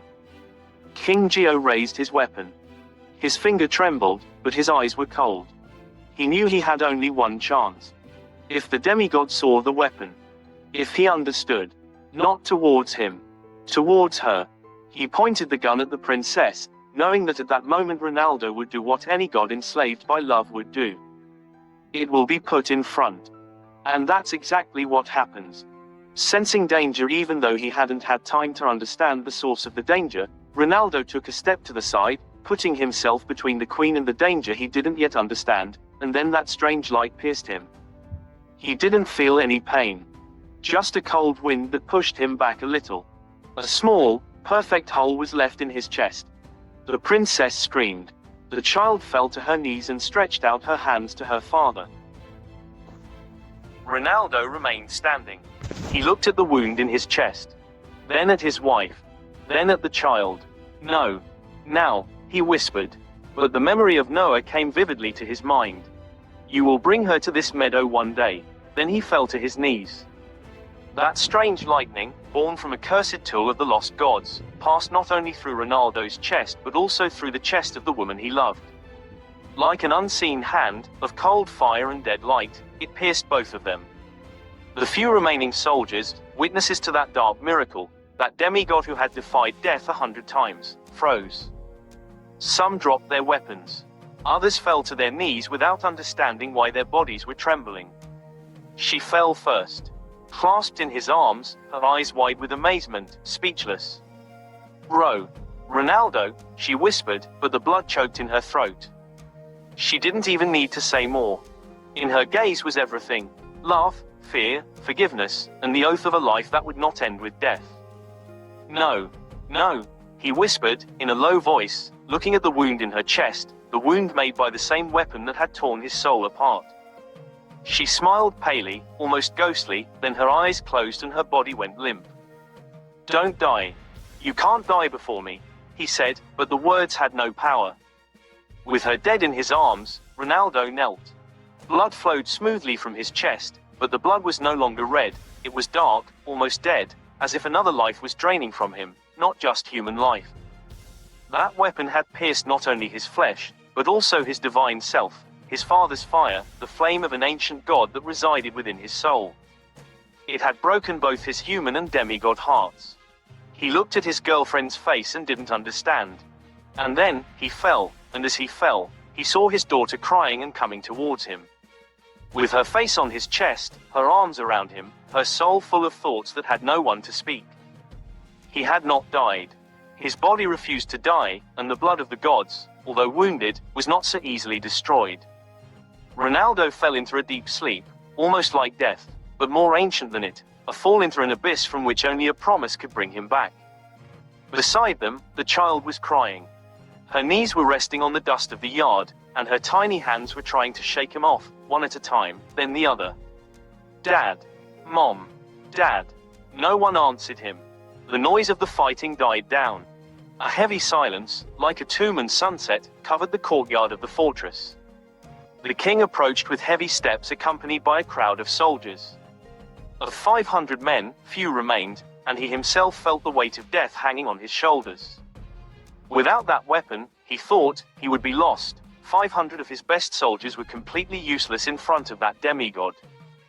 He would be torn apart, humiliated, brought to his knees by this demigod. He looked up at the bodies lying in the dust. The stone lady, slain. The demigod, that terrible being, inert. Then his eyes fell on the child who was crying on her knees next to her parents. Small, thin, with her hair tied in golden curls and her eyes shining with pain. A fragile being, but within her pulsed the blood of that demigod. The blood of the gods. The guard silently waited for the order. Kill her, he said quietly. Then he fell silent. Something stopped him. A tiny flame in his mind, a thread of desire older than the thirst for revenge. He motioned to the soldier who was preparing to kill the little girl with his sword to stay put. He approached. He took a dagger from the soldier's belt and with a gentle but cold gesture, he made a small cut on the child's arm. She started and began to cry louder. The blood flowed red, naturally, without any trace of superhuman strength. The flesh had split slightly under the blade. She doesn't seem like a goddess, he said in a low voice, more to himself. Human. Just a child. But what if her blood carries a spark of that power? What if the power is not in the flesh, but in the mind, in the reflexes, in the heart? What if my boy takes her as his wife one day when this child grows up? And their child. He stood up, moving away from the child. No. Don't kill her, he said. Take her. He turned to the body of the fallen demigod. And if that spark still burns in her, we will quell it. We will bind her. We will make her serve. He turned and commanded in a loud voice, take the bodies of the knight and the princess and throw them into 2 deep pits. His gaze then rested on the child. He looked at her for a long time. No fear, no compassion. Only plans. The blood of the gods. In a grandson, he smiled. The world was almost won. Chapter 15. Profitable plans. Under the pale moonlight, barely visible through thick clouds, 2 armed men, covered in black, muddy cloaks, crouched beside a mound of freshly turned earth at the edge of the field where the demigod was buried. One of them, Captain Garlon, had a sharp face and small, sparkling eyes, like an artifact thief. The other, more massive, was called Rahul, and his hands, large as shovels, dug silently, with a hidden fever. Are you sure he's breathing? Rahul asked in a whisper, his eyes staring into the darkness of the pit. I saw him, brother. Only once, when the moonlight touched his chest. He moved. Slightly, but he moved, Garlon replied in an excited voice. What if he comes back to life and tears us in 2? He'll break us, but if we take him, if we hide him, we can sell him. A gladiator god, Rahul. Just think. He doesn't even have to wake up completely. Just look alive. We're taking him to the west. The free lands pay gold for rare fighting meat. Ray paused, sighing. A faint, warm steam rose from the pit, like a breath forgotten by time. Touching the demigod's chest, he felt something, not a heartbeat, but a vibration. The body was not cold. It was, still there. This is not mortal flesh, he murmured. But it's not dead either. If we sell it, the buyer would pay a small bag of gold for it, or 2 little bags, Garlon smiled. But that's none of our business. We'll sell it and disappear with the money. We'll buy ourselves a little castle each and live like little kings. The Rahul nodded, gritting his teeth. Let's tie him up now, let's not risk anything. If he opens his eyes and sees us, we might be the first and last people to get. In a nervous silence, the two of them pulled out some thick, cold chains they had brought from a dungeon in the city. They threw them over the inert body, binding the demigod's hands and ankles. They lifted him with difficulty, dragging him onto a makeshift stretcher made of shields and ropes. In the moonlight, the wounded man's skin seemed to pulse faintly, like a sleeping heart. Gold, brother, Garlon whispered with wild lust in his voice. Gold enough to build our castles with. Deep in a damp cellar, hidden beneath a mountain house forgotten by time and war, lay the body of the demigod. Thick chains, forged with faded runes and rusty locks, held him tightly to the stone walls, as if he was still a danger. His body, though inert, had not rotted, had not spoiled, had not dried out. It was warm at times and cold at others, as if a deep, hidden life still pulsed. Neither dead nor alive. A prisoner in eternal silence. The two grave diggers knew about the demigod because they had also participated in the siege of the Stone Lady's castle. They were men with hearts gnawed by greed and dreams of gold. They had not had time to sell their treasure.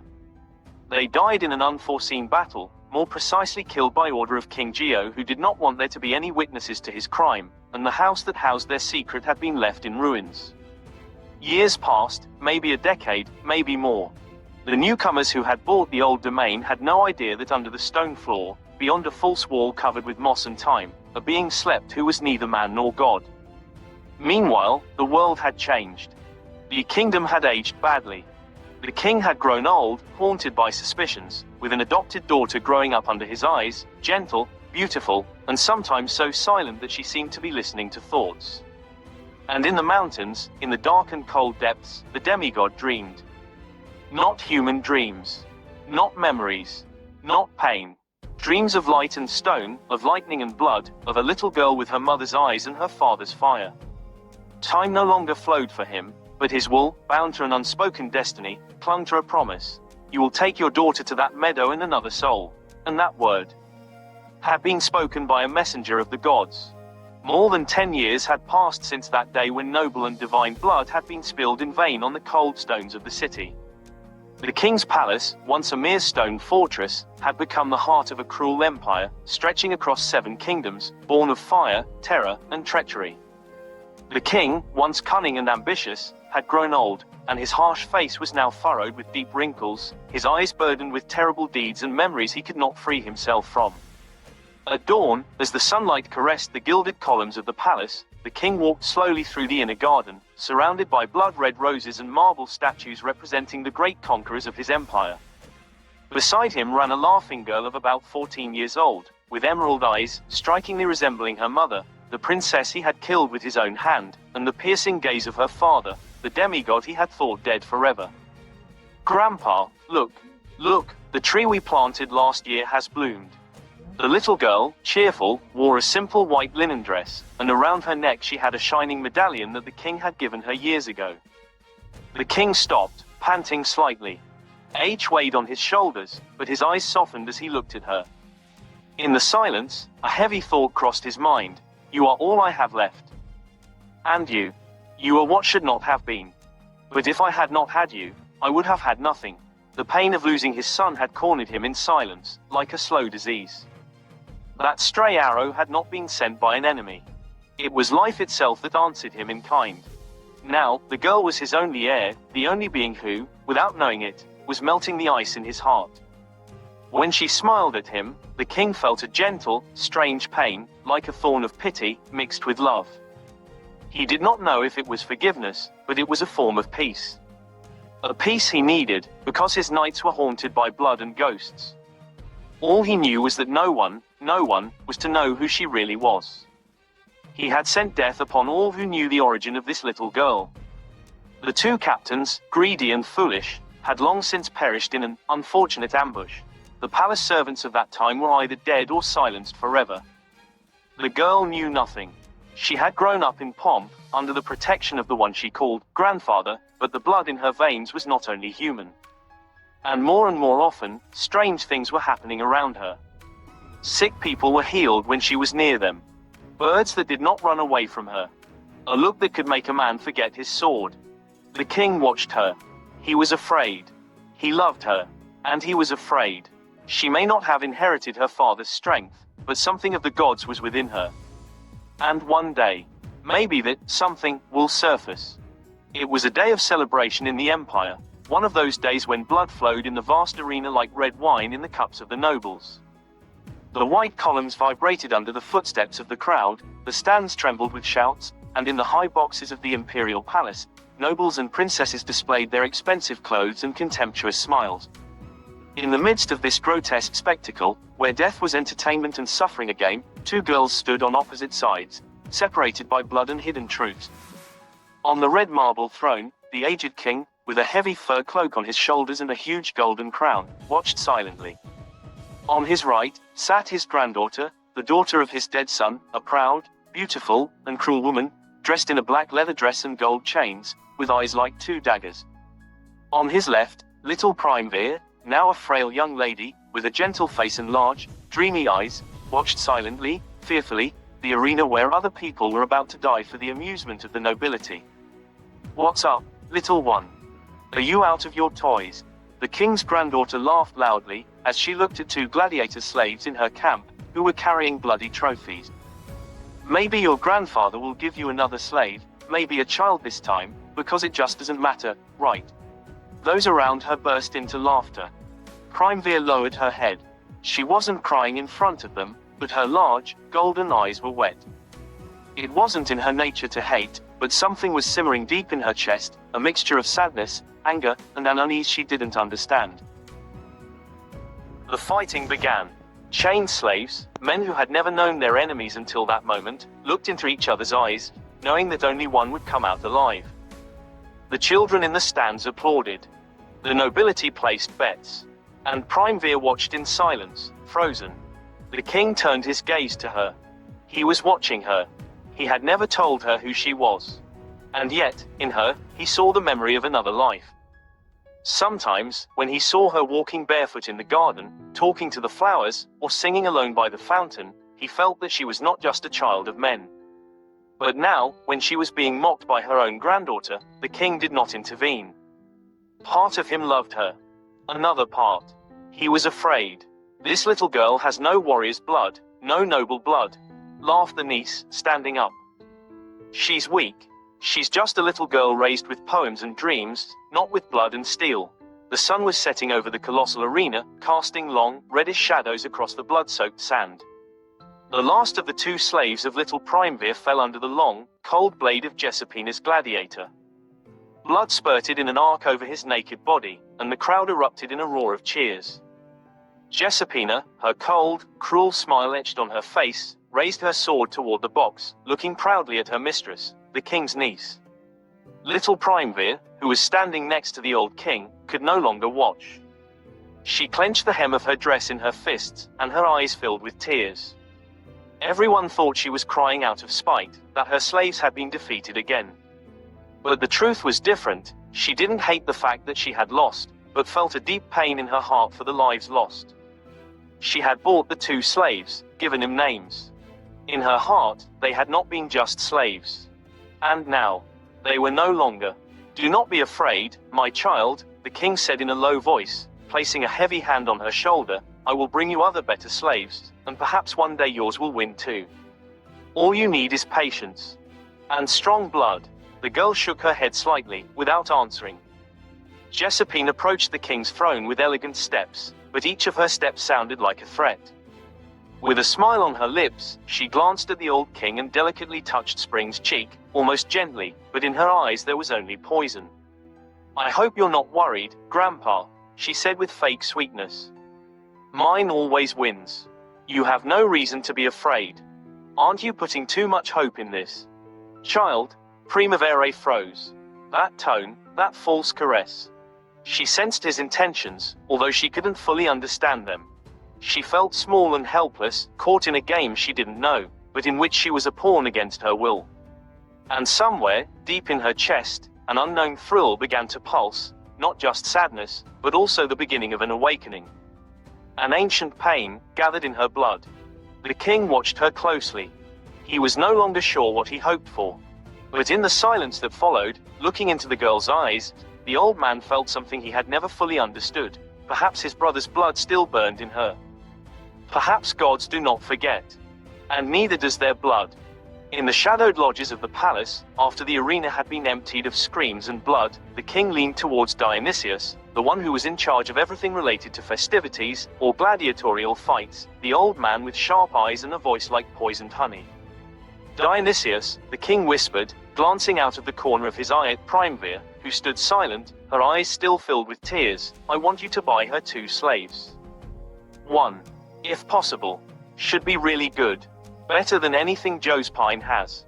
I don't know how you'll do it, but do it. The girl must hope. She must not feel shame. Do you understand? Dionysius bowed his head in a short reverence, but an old, deep fire burned in his heart. He knew Josephine's power. Her gladiators were not just trained slaves. They were blood-bred beasts, chosen from the toughest prisoners, fed on cruelty and pride.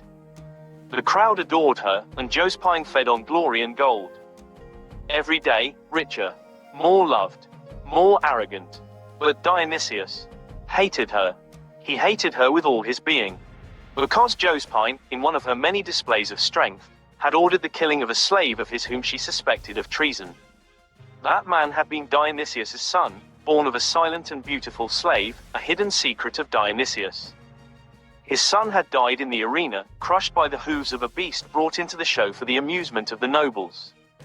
Dionysius was not in the country at that time and would only find out. Josephine had laughed then, yet Josephine did not know that that slave protected by Dionysius was actually his son. A short, musical, contemptuous laugh. Dionysius had not forgotten. To see you cry blood, viper. To see your beasts fall under the sword of a shadow you don't even know about. He thought to himself, as he left the palace, his cloak fluttering and hatred smoldering under his skin. He set out to search fiercely, sending servants to search everywhere. Through prisons. Through prisoner pits. On ships with slaves brought from distant lands. To merchants who sold live meat with fat smiles and knives at their belts. No one had something better than what Josephine had, but Dionysius did not give up. He knew that somewhere in the world there was a monster, a lion hidden in chains, a hurricane tied up. All he had to do was find it. And if he was lucky, that slave, he would not only win, but kill. And with death in the arena, perhaps Josephine's smile would disappear too. The night was thick and heavy over the black pine-clad mountains, and the inn at their foot was buzzing with stories and cheap wine. Dionysius sat at his usual table, listening listlessly to the usual lies of merchants and mercenaries. When the innkeeper discreetly beckoned him into a back room, the man was already waiting for him there, a man in modest clothes but with a sharp gaze, sunburned skin, and hands as heavy as blacksmith's hammers. Dionysius, yes? He asked in a low voice. Say what you have to say. But don't let me leave the first 10 words, the cunning man replied coldly. The man bent down. I have a prisoner. Thick chains, as long as my arm. He's not a man, Mr. Dionysi. He's not. Dionysius raised an eyebrow. What do you mean? I bought an old, abandoned property. An estate in the mountains, dead, with cracked walls. In a bricked-up cellar, I found a secret room. There he was. Still in chains. As if someone had buried him alive. But he wasn't dead. He was inert, but alive. With his eyes open. With an old wound in his chest but healed. And, around his neck, a chain of an unknown metal that could not be broken, and on this chain was the coat of arms of the Stone Lady. I told him about her, about the stories, about the legend. And then, he looked at me, with a hatred from another world. And he said to me, my lady did not die. I died. Then he closed his eyes. He has not spoken a word since then. Dionysius felt his stomach tighten. Was it? That night, not a night. The demon. The one in the story. The one the king himself boasts of defeating with a weapon of the gods. That silent guardian of the Stone Lady. He has the symbol of the Stone Lady. On that very medallion, I know that symbol because I have always lived in that region. It is not a story, sir. It is him. And if it is not, then it is something worse. Is he in chains? But alive. And angry. Like a sword forgotten too long in its sheath, Dionysius stood up slowly. His eyes had regained their old shine, that of a hunter on the trail of a rare beast. Take me to him. The road wound through the dense forest, where the light barely penetrated through the branches. The caravan moved slowly, the thick wheels of the prison wagon scraping on the mountain rocks.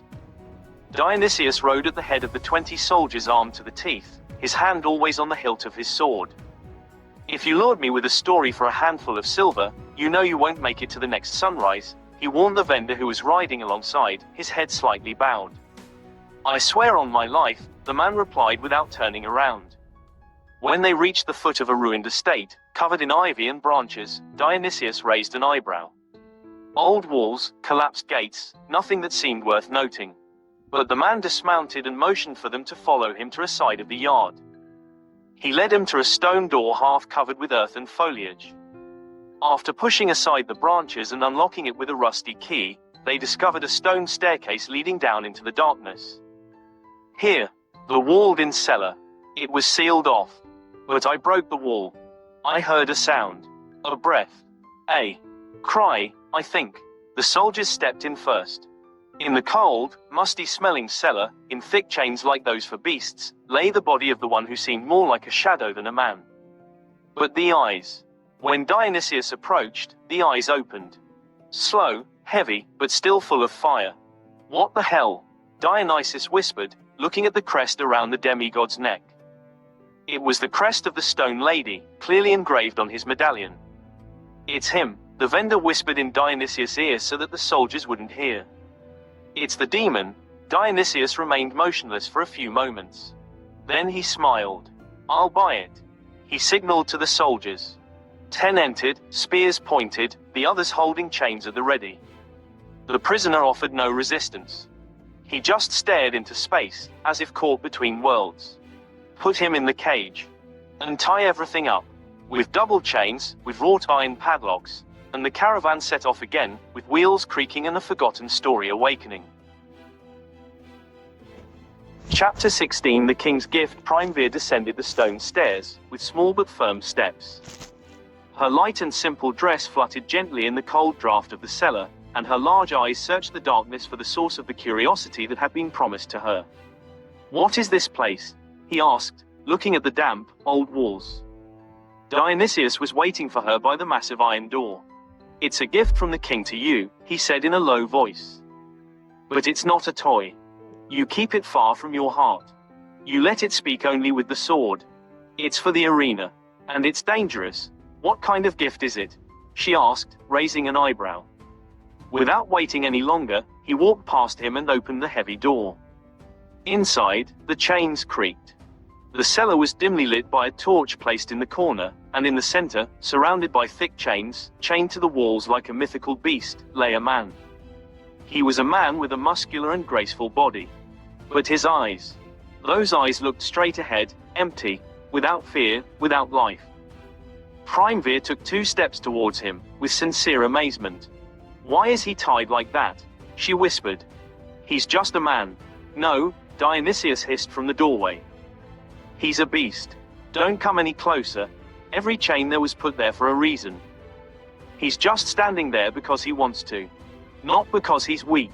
Primevere didn't stop. He moved closer until the chains between him and the wall fluttered gently in the cold wind. Ronaldo looked at her for the first time. In silence. For a moment, his eyes moved slightly, as if a memory had crossed his mind. But he said nothing. His thoughts were far away. Chains.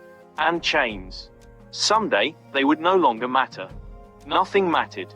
His body lived, but his soul was empty. Everyone dies. But he wasn't dead. Yet. And why? My lady.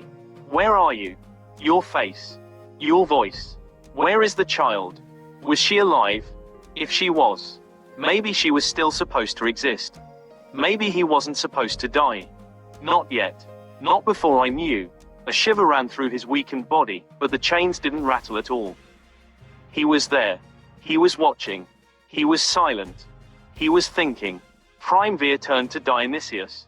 I don't know who he is, but I feel he's very sad. Dionysius grinned crookedly.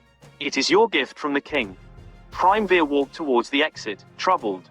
She didn't understand why that man's face was still following her. He was just a slave, she had been told. And yet, something in his eyes said otherwise. That man was not born to obey. Then, from the darkness of the cellar, a deep voice, torn by time, sounded faintly. Christine. The girl stopped suddenly. Her body tensed. What did you say? He asked, almost breathlessly. The demigod looked up, for the first time truly aware of what he was seeing.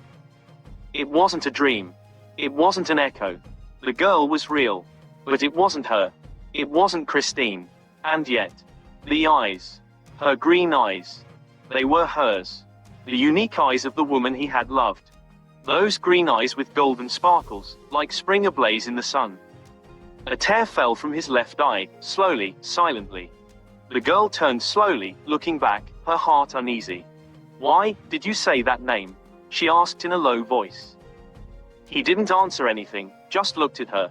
Primevere closed her eyes for a moment. As a child, in her dreams, that name would sometimes appear, always linked to a warm voice, of a woman she had never known. She had hugged her in her dreams. She had lost her in her dreams. It was the name of a woman in her dreams, it was as if that was the name of her mother in her dreams. Dionysius, who was waiting in the doorway, felt his breath catch. He hurried to intervene. Now you have seen him. Let us go, please, the king awaits you and tomorrow he will fight for you. But Primevere didn't move. She slowly stepped back, approaching the chains, looking at him with an instinctive gentleness beyond words. I am Primevere, he said. And, now you belong to me. The demigod didn't answer. He just looked at her. His wife's green eyes were looking at them now from a new, clean, young face. He didn't understand how. He didn't understand what it had to do with it. Primevere emerged from the cellar with soft steps, as if floating. The face of that slave, that face burned with pain and yet alive, couldn't leave her mind. She didn't understand what she was feeling, but a beautiful uneasiness pulsed in her chest. That name, Christine. Why was it so familiar? It was just a dream. Right? Or a memory? Dionysius watched her climb the steps. He noticed her changed expression and smiled to himself. He felt it. He felt something. This child is special, no matter how much the old usurper denies it. After Primevere left, Dionysius went back down to the cellar. The slave was still chained, but now he was staring into space, unblinking. He seemed more alive than ever. Tomorrow, you will enter the arena, Dionysius whispered, almost with a contemptuous reverence. Don't die. Not yet. That same night, he sent word to the city. He spread mysterious rumors about a new gladiator, an unknown beast, a beast brought from the mountains. He offered a prize for brave bets, knowing that Jospine would hear. The next morning, the arena was bustling with life. Drums, flags, whistles. Thousands of people had gathered, laughing and shouting. In the box of honor, Jospine flashed her proud smile. Next to her, the old king, tired but alert. Behind them, courtiers, nobles, ambassadors, children laughing and playing with dolls in the shape of gladiators. Dionysus appeared elegantly, wearing a black hat embroidered with gold, and sat theatrically right next to Jospine. What a delightful coincidence, he whispered. You brought the best one again. I wonder if you'll keep up the tradition. Jospine smiled venomously. I've never lost. I won't lose today either, then. Let's make things interesting, said Dionysius, and raised a sign to a servant. He came with a heavy bag of gold. 1,000 gold pieces. On Primavera's slave. The new one. A murmur arose among the nobles. Jospine narrowed her eyes. I haven't heard of him. You shouldn't have. It's a surprise. A gift from the king. For spring, Jospine laughed briefly, but did not utter a sound. Then she reached for her own bag of gold. 4,000 on mine, she said shortly. And we'll see who laughs last. Dionysius bowed discreetly, satisfied. Now, demon, if there's any trace of what you were left in you, show him what hell is. The sound of the drums echoed deep, like a heartbeat beneath the colossal stone of the arena. Royal banners fluttered above the royal tribune, where nobles laughed, threw coins to slaves, and displayed the golden robes. But their eyes, all of them, sought the same thing: blood and glory. Today, a reenactment, the announcer announced from the middle of the arena. The battle that changed the fate of our world. The fight of our king against the demon who guarded the gates of hell. And the stone lady, the witch who brought kingdoms to their knees with a glance. The audience erupted in cheers. Children laughed, adults pushed each other to get a better look. Josephine smiled confidently. Josephine's 12 gladiators entered the arena first, clad in royal mail and bearing golden coats of arms. The one in the middle, Marcus the Unconquered, wore a golden crown and an enormous sword. He was the face of the king in this masquerade. Then a thin slave girl was brought in, chained hand and foot, carried by guards. They threw her into the center of the arena. The stone lady, they said contemptuously. The audience laughed. It was humiliation, not theater. The truth was being mocked. And then, a black iron gate opened. A heavy thump. 2 oxen had been used to pull the wooden and metal cage. When its door fell with a thud, the audience fell silent. From the shadows stepped a man with thick chains still hanging from his ankles and wrists. His long hair covered part of his face. His muscles, though weak, looked like granite. His eyes, 2 extinguished flames. The demon, whispered someone who was intensely experiencing the story. He wasn't looking around. Just the fallen slave. And suddenly, a start. In the arena, Primevere was holding her breath. She hadn't even realized she had stood up. Dionysius, from the shadows, smiled bitterly. "Let the farce begin," he muttered. A gong struck again. The king's gladiators raised their swords. Marcus the Undefeated arrogantly shouted, "Demon of darkness, you have come again to fall on your knees before men." But the demon didn't answer. He just closed his eyes. He was thinking about his daughter. If she was still alive. The arena was buzzing. The crowd was screaming, clapping, chanting, but up in the stands, the faces of those who matted were frozen. Josephine was laughing, but not with her usual gusto. Her laughter was a little forced, slightly crooked. Her eyes were fixed on that gladiator brought in the cage pulled by oxen, now out, silent, surrounded by heavy chains that still hung from his ankles. He had a presence that didn't seem human. And Dionysius had better fortune on him. "What a cunning trick this is, you cunning old man," Josephine muttered with a grimace. But Primevere, standing, was trembling. With emotion, confusion, fear. Josephine became attentive. Something was wrong. Very wrong. 12 gladiators for just one. She murmured, unable to believe it. But what is Dionysius doing, digging his own grave? Her gaze fell back to Primavere's slave. The king, however, was delighted. He had not understood Dionysius's trap. In his mind, there was a personal glory being reenacted, a story he had told 100 times, how he had killed with his own hand a demon born from the flames of hell, who guarded an immortal witch. "Look, look," he shouted to the nobles around him. "A scene of legend. This is education. Let our children see how our empire was built, from the blood and will of a king." Those around him applauded mechanically, but many were wondering the same thing. Why did Dionysus risk so much, to use a single gladiator against 12, when he had the right to put 12 in the arena as well? A slave ran down a side tunnel and into the arena.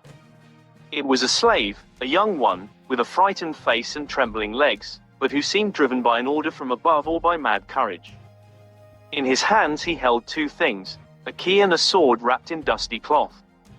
Without saying a word, the slave reached the demon, and, with quick, trembling movements, inserted the key into the locks. Clink, clink, clink. One by one, the heavy chains fell from the demigod's ankles and wrists. In the arena, Marcus the Undefeated, the gladiator playing king, raised his sword and motioned for the other 11 to spread out, beginning to surround Ronaldo, who represented the demon, a caged beast. "Let's tear him apart slowly," Marcus said contemptuously, playing his part with too much passion. Primevere felt a shiver run up her spine. "He's not just a gladiator, she mumbled. What are you? The slave knelt before the demigod, held out his sword to him with his head bowed, like a king. He said nothing. Then, without waiting for a reaction, he got up and ran as fast as his legs would carry him towards a side exit. Ronaldo looked for a moment at the sword he held in his hands. He looked up at the 12 gladiators surrounding him. From the stands, Primevere watched, standing. Dionysus smiled slowly, narrowly, without looking at Jospine. The king frowned slightly. The crowd had fallen silent. Ronaldo turned his shoulders slightly. The remaining chains hung like ornaments. Then, without haste, he raised his sword. His eyes did not look at the world. They only looked at the past. The gladiators charged. Let the killing begin, someone from the crowd shouted. A shiver ran through the arena like a cold breeze, despite the scorching sun. The one playing the role of the king, a famous, huge gladiator adorned with a fake golden crown and heavy armor, raised his carved bow, drew the string, and aimed at the frightened figure of the slave woman who trembled in the center of the stage, dressed in the robes of a witch. For a moment, time seemed to stand still. Death to the stone lady, someone from the crowd shouted. Laughter, cheers, wild ovations. But the demigod suddenly flinched. Not. The memory burst into him like a flame, his wife's face, the tears in her eyes as she fell under a flash of light. The same image, the same death, the same blood on the cold stones. The sound of the arrow pierced the air. But his hand was already there. Clank. He caught the arrow in the air with such a quick and precise movement that all the spectators were momentarily speechless. The gladiators, the stands, everyone froze. It was an impossible maneuver, to catch such an arrow with your hand in flight. The demigod slowly raised his head. His gaze was stony. He was no longer human. He was something he had forgotten he was. His anger was ancient. Enough, he muttered, as if the words had been born from a dormant volcano. Then the explosion. He rushed. Black storm among golden armor, flesh and bone. The first gladiator doesn't even get to raise his shield. The demigod's sword tears through his chest in a single blow that throws him into the air. The second was cut down in flight, his head flying off in a single cut. The remaining 10 had already become free in a matter of moments. The audience stopped shouting. There was total silence. Jospine had stood up, her face white. Primevere had put a hand to his mouth. He couldn't breathe anymore. Dionysius leaned forward slightly, like a snake ready to bite. The one who played the king was no longer playing anything. He was trying to fight with all the strength that came from the fear that had taken possession of him. The demigod stopped in front of him. The crowned head of the gladiator king fell immediately. Blood flowed in circles on the sand. Only the demigod and the slave were still alive in the arena. The demigod turned to the stands. Slowly, calmly. His gaze settled on the green-eyed girl who was looking at him trembling. The sound of applause broke out belatedly, like thunder following lightning. At first timid, then like a rushing wave, the stands exploded in a frenzy of cheers, whistles, and cries of amazement. The people had never seen anything like it. Never. The stories came to life, and real blood made them real. The king, with astonished eyes and trembling beard, stood frozen for a moment, then smiled, a sincere, warm smile, with the moist eyes of an old man who sees a miracle late in life. What a surprise, little one, he whispered to Primevere, in a low voice, leaning towards her. I didn't expect it either. But it's my gift to you. I will give you back all the lost gold, the king said to Jospine, looking at her carefully, studying her every reaction. Jospine was a stone wall. Her gold lost. The gladiators crushed. Her name tarnished. Her reputation in danger. Her lips trembled, but she forced a smile. The king looked at her with compassion, but also with a cold silence. He knew that this was no simple defeat. Spring, on the other hand, radiated. He rose and threw himself into the king's arms, his eyes shining, but not just with joy, but with power. He understood. That slave was no ordinary man. He was something else. And now he belonged to him. He thanked Dionysius with his eyes, who bowed his head, modest and anointed with all the ointments, but inside Dionysius was seething with satisfaction. The gold bet had been multiplied tenfold. And Josephine, humiliated. His blood was avenged. The king addressed Dionysius, "You outdid yourself with your joke, and in your show, the demon wins, Dionysius. In my fight, Dionysius, that demon was killed by me myself after killing a few hundred of my soldiers in just a few moments, and your gladiator killed 12 quickly, which would not be like my few hundred.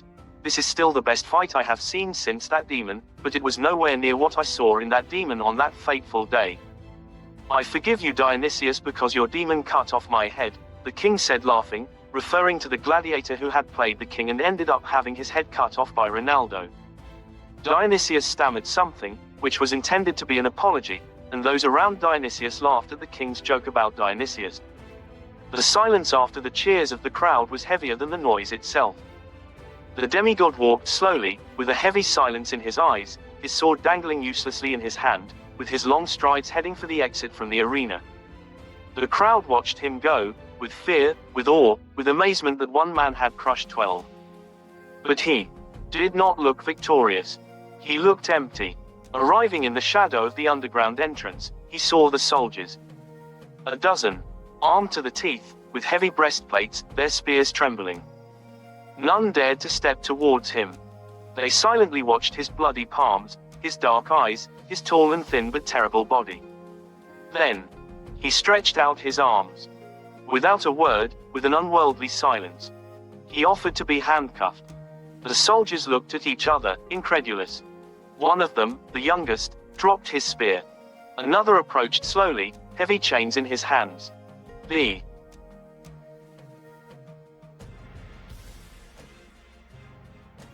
demigod's hands dropped, waiting. When the chains gripped his wrists, he didn't flinch. He just stared into space. There was only one question in his soul. Is it her, the little girl in the stands? But those eyes, those green eyes, those eyes he had never seen before except in his wife and his daughter. Was it possible?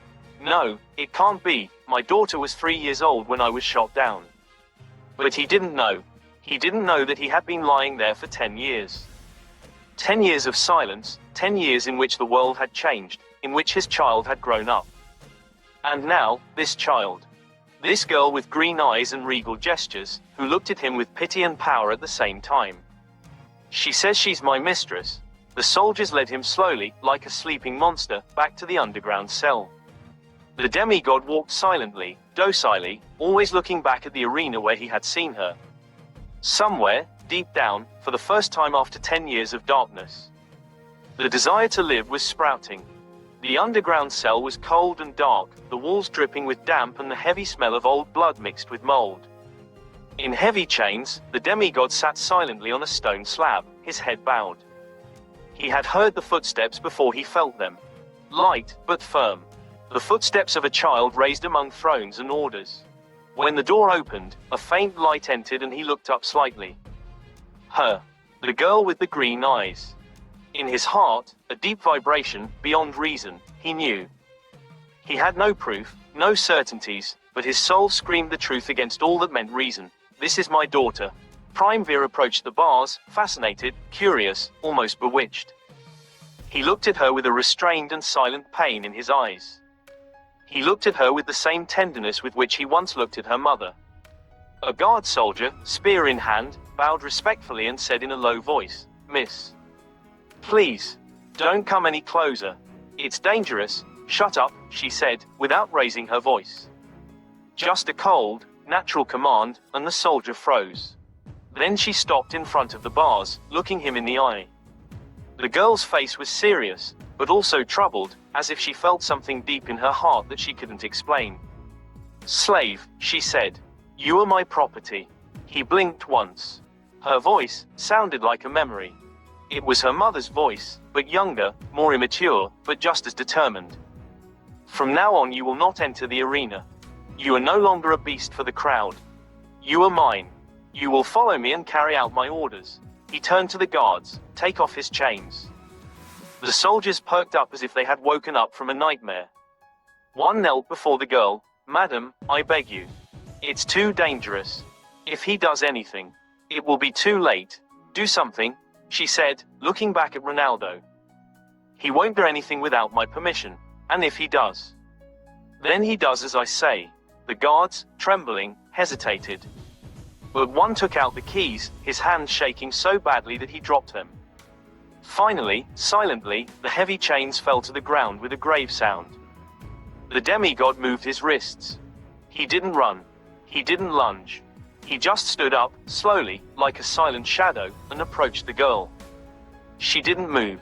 She looked him in the eye, and he, for the first time, dared to ask her in a low, hoarse, cracked voice, "What is your name, mistress?" She hesitated for a moment. Then she said, "Spring." Tears welled up in his eyes. He didn't let any fall, but the weight of a decade of pain settled on his knees. He knelt before her, because his blood commanded him. "I await your orders, Mistress Primavera." Dionysius hurriedly walked into the underground arena, with heavy steps and a pale face. He had barely heard what Primavera had done. She had ordered his chains removed and declared him her personal protector, forbidding anyone else to give him orders or send him into the arena without her will. The girl is crazy. Or possessed. Or both, thought Dionysius, swallowing hard. He was as pale as a sheet of paper and his heart was beating so fast he could barely walk straight. Arriving at the cell, he almost tripped over his own feet when he saw the demon from legends standing, free, with a calm, cold, almost meditative expression. And next to him, Primavera. She stood straight, her hands behind her back, as if she were in a garden, not in a dungeon next to a monster. "What have you done, child?" Dionysius burst out in a voice muffled by panic. The girl looked at him calmly, even with a certain superiority. "I have released what is mine." "Yours." "Him." "This." Dionysius stopped. He had no name for what he was. Primavera took a step towards Dionysius, and the demigod followed her, calmly, without haste, but with a heavy gait that made the guards instinctively retreat. "My grandfather gave it to me. You bought it. I have the right to do what I want with it, right?" But Dionysius looked at the demigod, who said nothing, just looked at him. And that look was enough to make him feel small, like a beetle underfoot.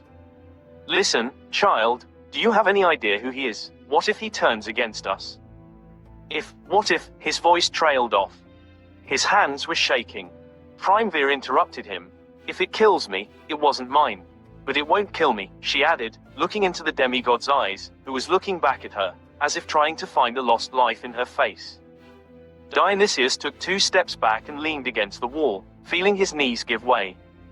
"If the child is harmed, the king will kill him, or maybe even the demon in front of him." But the demigod did not move. He said nothing. He only bowed slightly to Primavera and knelt again, a second time. Dionysius realized that the gesture was not one of fear or submission, but of respect, perhaps even deeper, something painfully personal. Dionysius looked at the girl's face. It was firm. She stood straight as a queen. Then he understood, the child knew more than she showed. Or maybe, the demon's heart knew more than it dared to admit.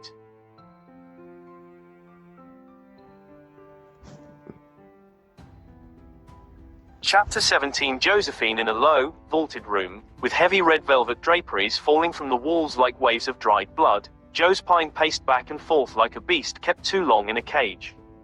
Her black leather boots clattered on the cold stone tiles, and her short cloak, embroidered with gold thread, fluttered like a raven's wing cut from silk. 2 maids were stuck against the wall, trembling. A child to take my honor in front of the entire court," Josephine screamed, her eyes flashing. And Dionysius, the old snake. What a cunning move. To make a child bet, and I, Josephine, lose gold, fame, people, for a masquerade with a slave. A demon. His fists clenched behind his back. Who is that animal he freed from the dungeon? Do you know? No one knows, he said through gritted teeth. And what does he do with it now? Does he feed it cakes? Does he wrap it in velvet? He stopped suddenly, then crushed a small porcelain box on the table between 2 fingers, the fragrant powder scattered into the air. "Well, let's see if he still has anyone to give orders to by tonight." With a curt gesture, he opened a side door. A tall figure appeared in the doorway, his face shadowed by the hood of a grey cloak. He carried no sword, but from his movement it was clear he didn't need one. The pass with the black poplars, at the crossroads from the Viscount. That's where they will pass. The child, the carriage, the weak guard. Her grandfather is leaving for the west, so he won't accompany her. They say Dionysii will follow her the next day, not now. The chief is absent. The road is clear. The man nodded. I want blood. But not too much, just enough to make it look like a botched robbery. No trace. And if one of your men gets away alive, I'll take care of the rest, understood? Oh, and the little girl. I want her gone. She made too much noise for a flea. The figure nodded, and Josephine approached, very close, with a cruel smile on her lips. Let the fear show on her face before she dies. Let her understand that she wasn't a princess, but just a mistake. When she was alone again, Josephine leaned back in a chair, sipped from a goblet, and said, let's see what Dionysius thinks. When his toy breaks. Little did she know, poor Josephine, that the toy had a sword. And that it was carried by the very demon from the stories. The carriage swayed smoothly along the cobbled road, flanked by 4 horsemen and 2 tired spearmen. The midday sun bathed the world in a warm, honeyed light, but a strange restlessness, a pleasant one, boiled in little Spring's soul. Riding a black horse right next to the carriage window in front of Primevere, silently staring ahead was the slave. Now he no longer wore the iron rags of the arena, nor the heavy chains that had dragged him to the dungeon. He wore a simple but clean shirt, a light grey cloak, fastened with a silver brooch. And at his hip, incredibly, Primevere had let him keep a sword. For so she had commanded. And when she commanded, not even Dionysius opposed. The little girl looked at him like a child who had received a living toy, a tamed dragon, a giant who obeyed her without her knowing why. 2 hours had passed since the little carriage, accompanied by this modest convoy, had left the city. The horses were not in a hurry, and the centuries-old forest through which they were slipping, covered by a leaden sky and the unnatural silence of the wind that did not blow, seemed to hide a dark destiny among its hidden trunks. Inside the carriage, Primevere, with flushed cheeks and dreamy eyes, gazed out at the silent road that stretched before her. In front of the wheels, mounted on his black horse and with his sword at his hip, walked her new valet, with a grave and resigned attitude. He spoke not a word, and his face, though less savage than on the day of the battle, retained that expression of unspeakable grief, deep as the sea and sharp as cold iron. None of the soldiers accompanying him called him by name.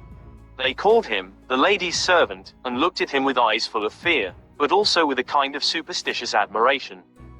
How quiet it is, murmured one of the young lady's guards.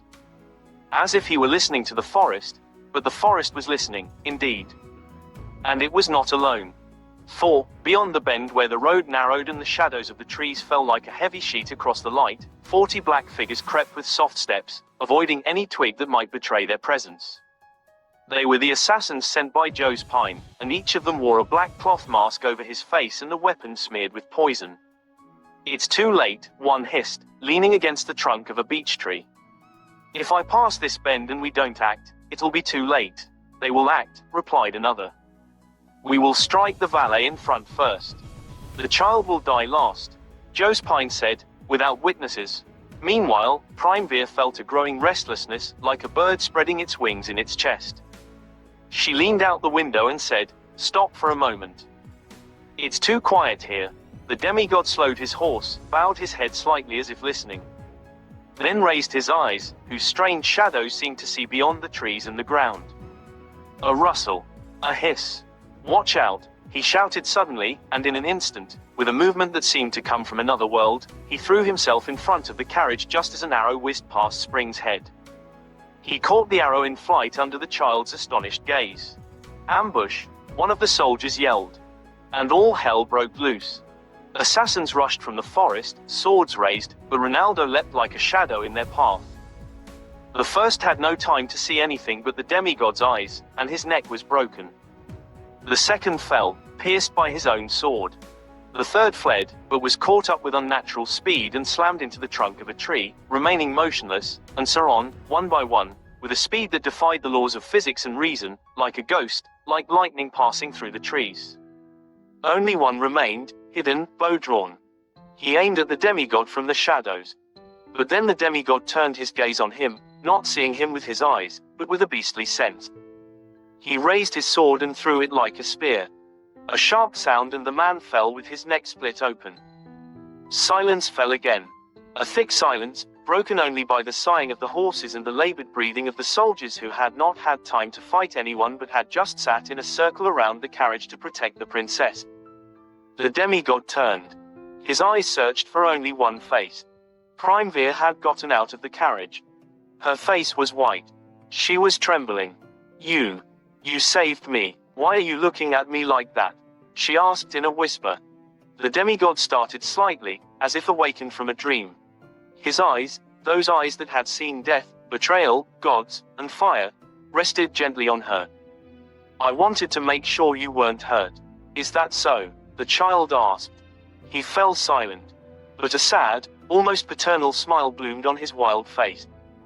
Primevere leaned back and studied him with the curiosity of a princess who had discovered an ancient mystery. You are mine now. You belong to me. Grandfather said. Dionysius said. I say. But I don't just want a slave who fights. I want a guardian. A friend. Someone who will follow me not because they have to, but because they want to. The demigod turned completely to her. For the first time, he truly saw her. Not as a spoiled little girl. Not as a princess. But as a ray of light in a life steeped in shadows.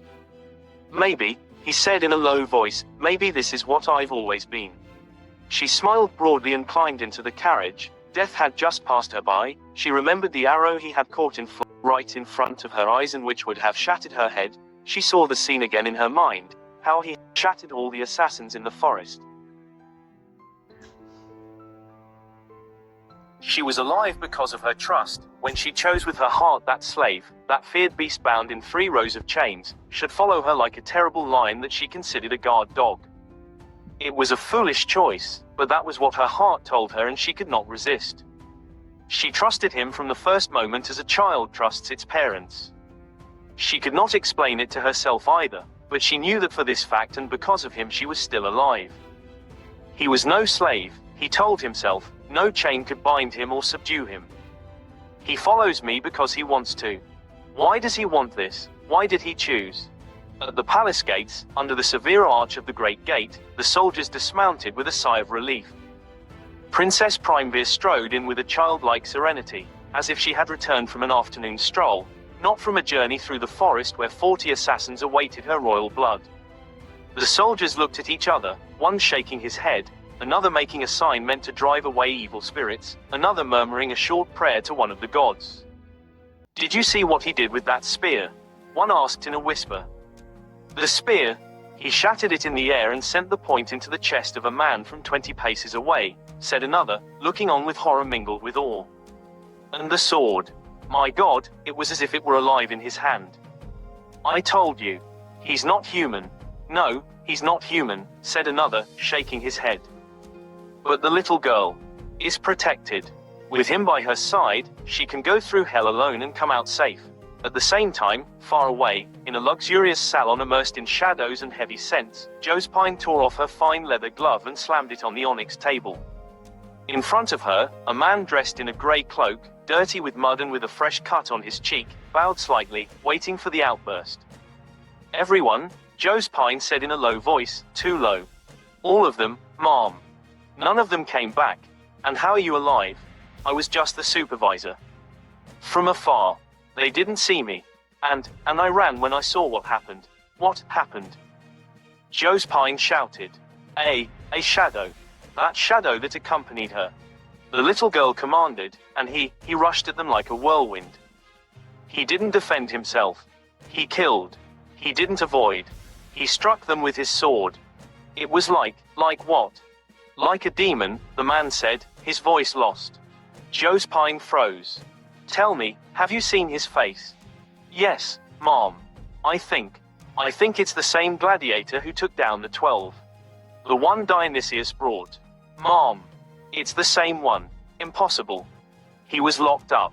He was chained in the arena with the other slaves. The child took him with her. Josephine froze. In that moment, the little girl's face was etched in his mind, and not as a child, but as a queen. like a mistress holding onto an old fire, dormant but capable of consuming the world. In the corner of the room, a spider was spinning its web. Josephine stood up and crushed the web with her white fingers. Dionysius, the merchant's son and the grandson of betrayal, sat stretched out in a black leather chair, a carafe of thick, bloody wine beside him and a heavy bag of gold spilled before him like a war trophy. His hand trembled slightly as he picked up a dinar, not from fear but from that inner desire to feel the metal with all his senses, an ancient disease of souls who had once, in secret, sold something more than honor. Josephine's gold, he whispered with a wry smile, placing a coin on his tongue, like a cursed seal. Then he fell silent. His gaze darkened. The scene from a few hours ago came back to his mind, the child, slender, beautiful, still without a taste for politics, but with that royal instinct of pure will, uttering the command, "Slave, from today you are mine." Then the chains fell. And the demon, on his knees. Dionysius, who had read many faces and sold many souls, flinched at the memory of that look. It was not a look of a slave. It was not a look of defeat either. It was a look of a father. He knew. Oh, yes, Dionysius knew what had happened the day the king had defeated the demon. He knew that the following night, a black carriage with 4 horses had arrived at the palace and a servant had got out with a little girl of about 3 years old, wrapped in a red cloak. He had been there. He had been paid not to ask anything. And now, that girl was accompanied by the beast her father had given to legend. Coincidence? Not even close. If he is truly the child of the Stone Lady. Then the gods are playing their dice again, Dionysius whispered, staring into space, with a kind of silent amazement. But the amazement didn't last long. A clenched golden hand brought him back to reality. The girl is safe. With him. And I have Josephine's money. Everything is as it should be, he told himself. Then he stood up, put the gold bag on his chest like a medal, and walked out into the night with heavy steps. The smile had never left his lips. But somewhere, in a corner of his mind, he knew, this gold would never be enough, and the real demons don't come from hell, but from the past.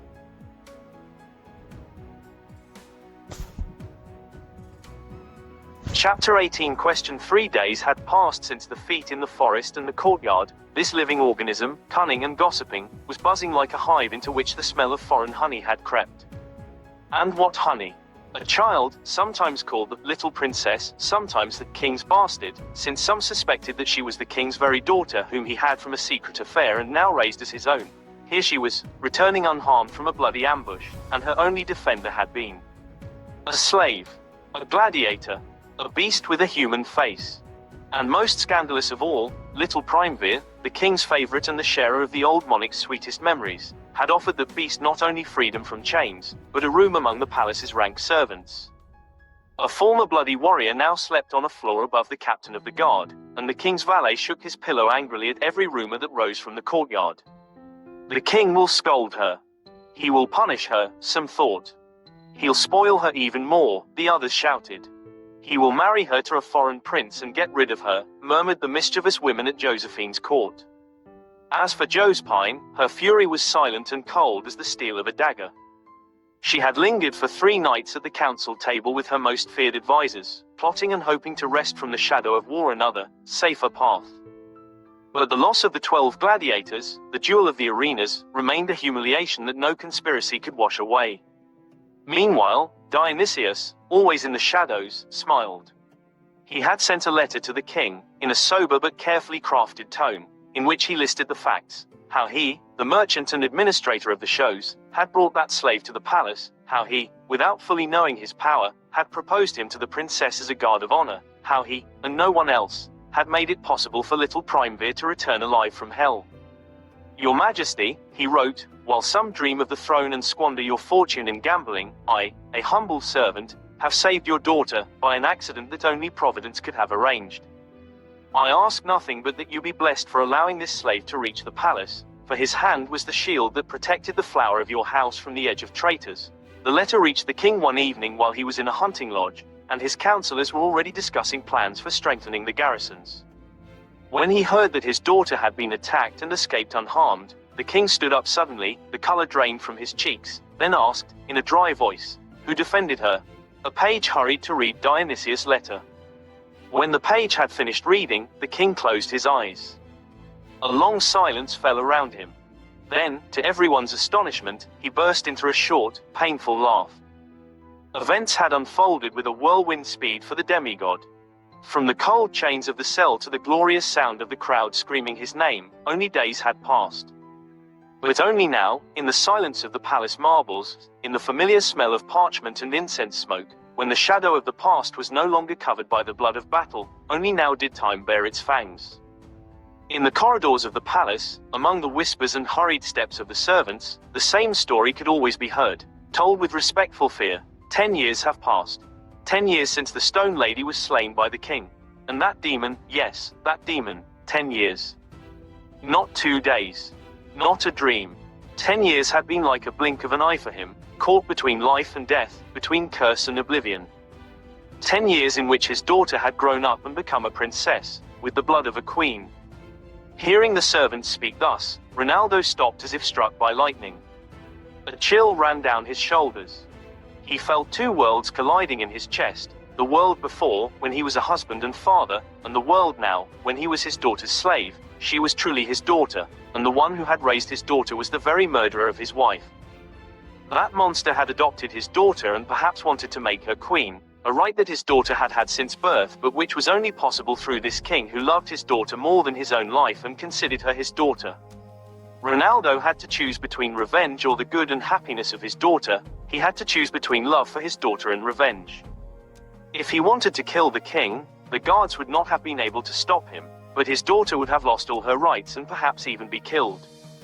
Ronaldo shuddered and decided to spare the king for a while for the sake of his daughter. That girl, Primevere, was no longer a simple child to him. He knew it. He had felt it from the first moment, with every beat of his heart. But now he knew it with his mind. There was no doubt. She was his daughter. The little girl who should have been 3 years old was 14. More than 10 years had been torn from his being, 10 years in which he had experienced only pain, but not time. But what tore him apart the most wasn't this discovery. It was something else.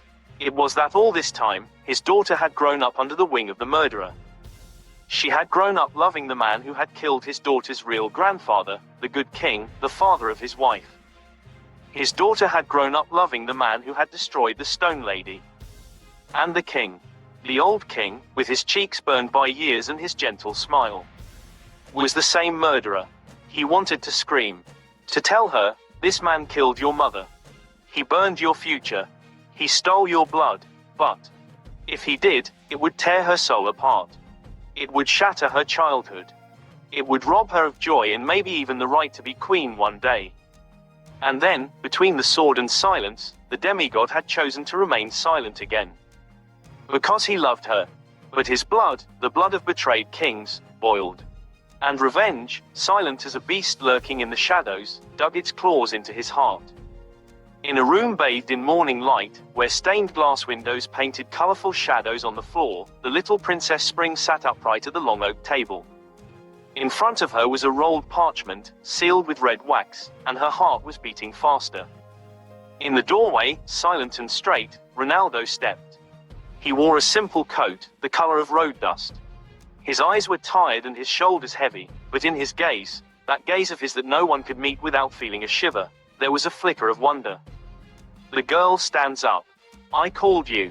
To thank you, she said in a clear but trembling voice. You saved me. Not just me, but the honor of the crown. And for that, you are no longer anyone's slave. He placed the parchment on the table. It was the official act of liberation, signed in his own hand, stamped with the seal of the royal house. If you want to leave, you can leave. You are free. If you want to stay, you can be. My God, but not as a slave. As a human. As a friend. As an ally. Her words were simple, but every vibration of her voice said what she wasn't saying. Stay. Please, stay. The demigod was silent for a moment. He looked at the parchment, then at her. Then, without a word, he picked up the document with 2 fingers, tore it in 2, and let it fall onto the table. Is freedom worth that little to you? She asked, astonished. This is not freedom, he said. True freedom is not to leave, but to choose what you live for. And I chose. The girl was too distraught to speak. Her eyes were full of questions. Who are you really? She asked, barely whispering. What's your story? The demigod stared at her for a long time, then took a step closer. He ran his hand over his temple, as if trying to banish a painful memory. I will tell you, but what you hear must remain a secret forever. She nodded, without blinking. Then he began to tell a story. About a woman with emerald green eyes and a queen's soul. About burned forests and blood flowing on stones. About a love stolen by betrayal and a battle lost before it began. She was my wife. I, her guardian. And one night, when the war came upon us, I was too weak. I failed. She died in my arms. And I died with her. What was left of me was worth nothing but chains. The girl burst into tears. But he wasn't crying. He had a strange serenity, like a man at peace with hell. Now, he said, looking her straight in the eye, I know why I was brought back. Not to live, but to not make any more mistakes. You are my mission, the salvation that keeps me alive. I will never leave you. And if you fall, I will fall too. If you are no longer, I will have nothing to live for. And he fell silent. She didn't say anything else. She just reached out and placed her hand over his. For a moment, there were no princesses, demigods, kings, or revenge. Just a child and a father, both lost, but finding each other without her knowing the whole truth. You never had children? The girl asked in a soft, almost trembling voice, as if each syllable touched an old wound.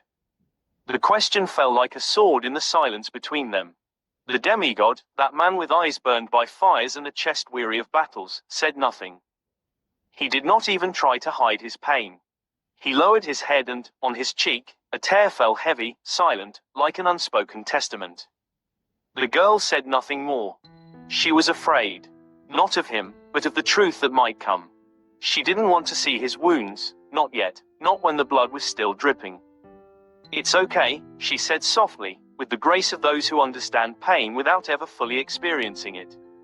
You can go. Without taking his eyes off her, she motioned for him to leave.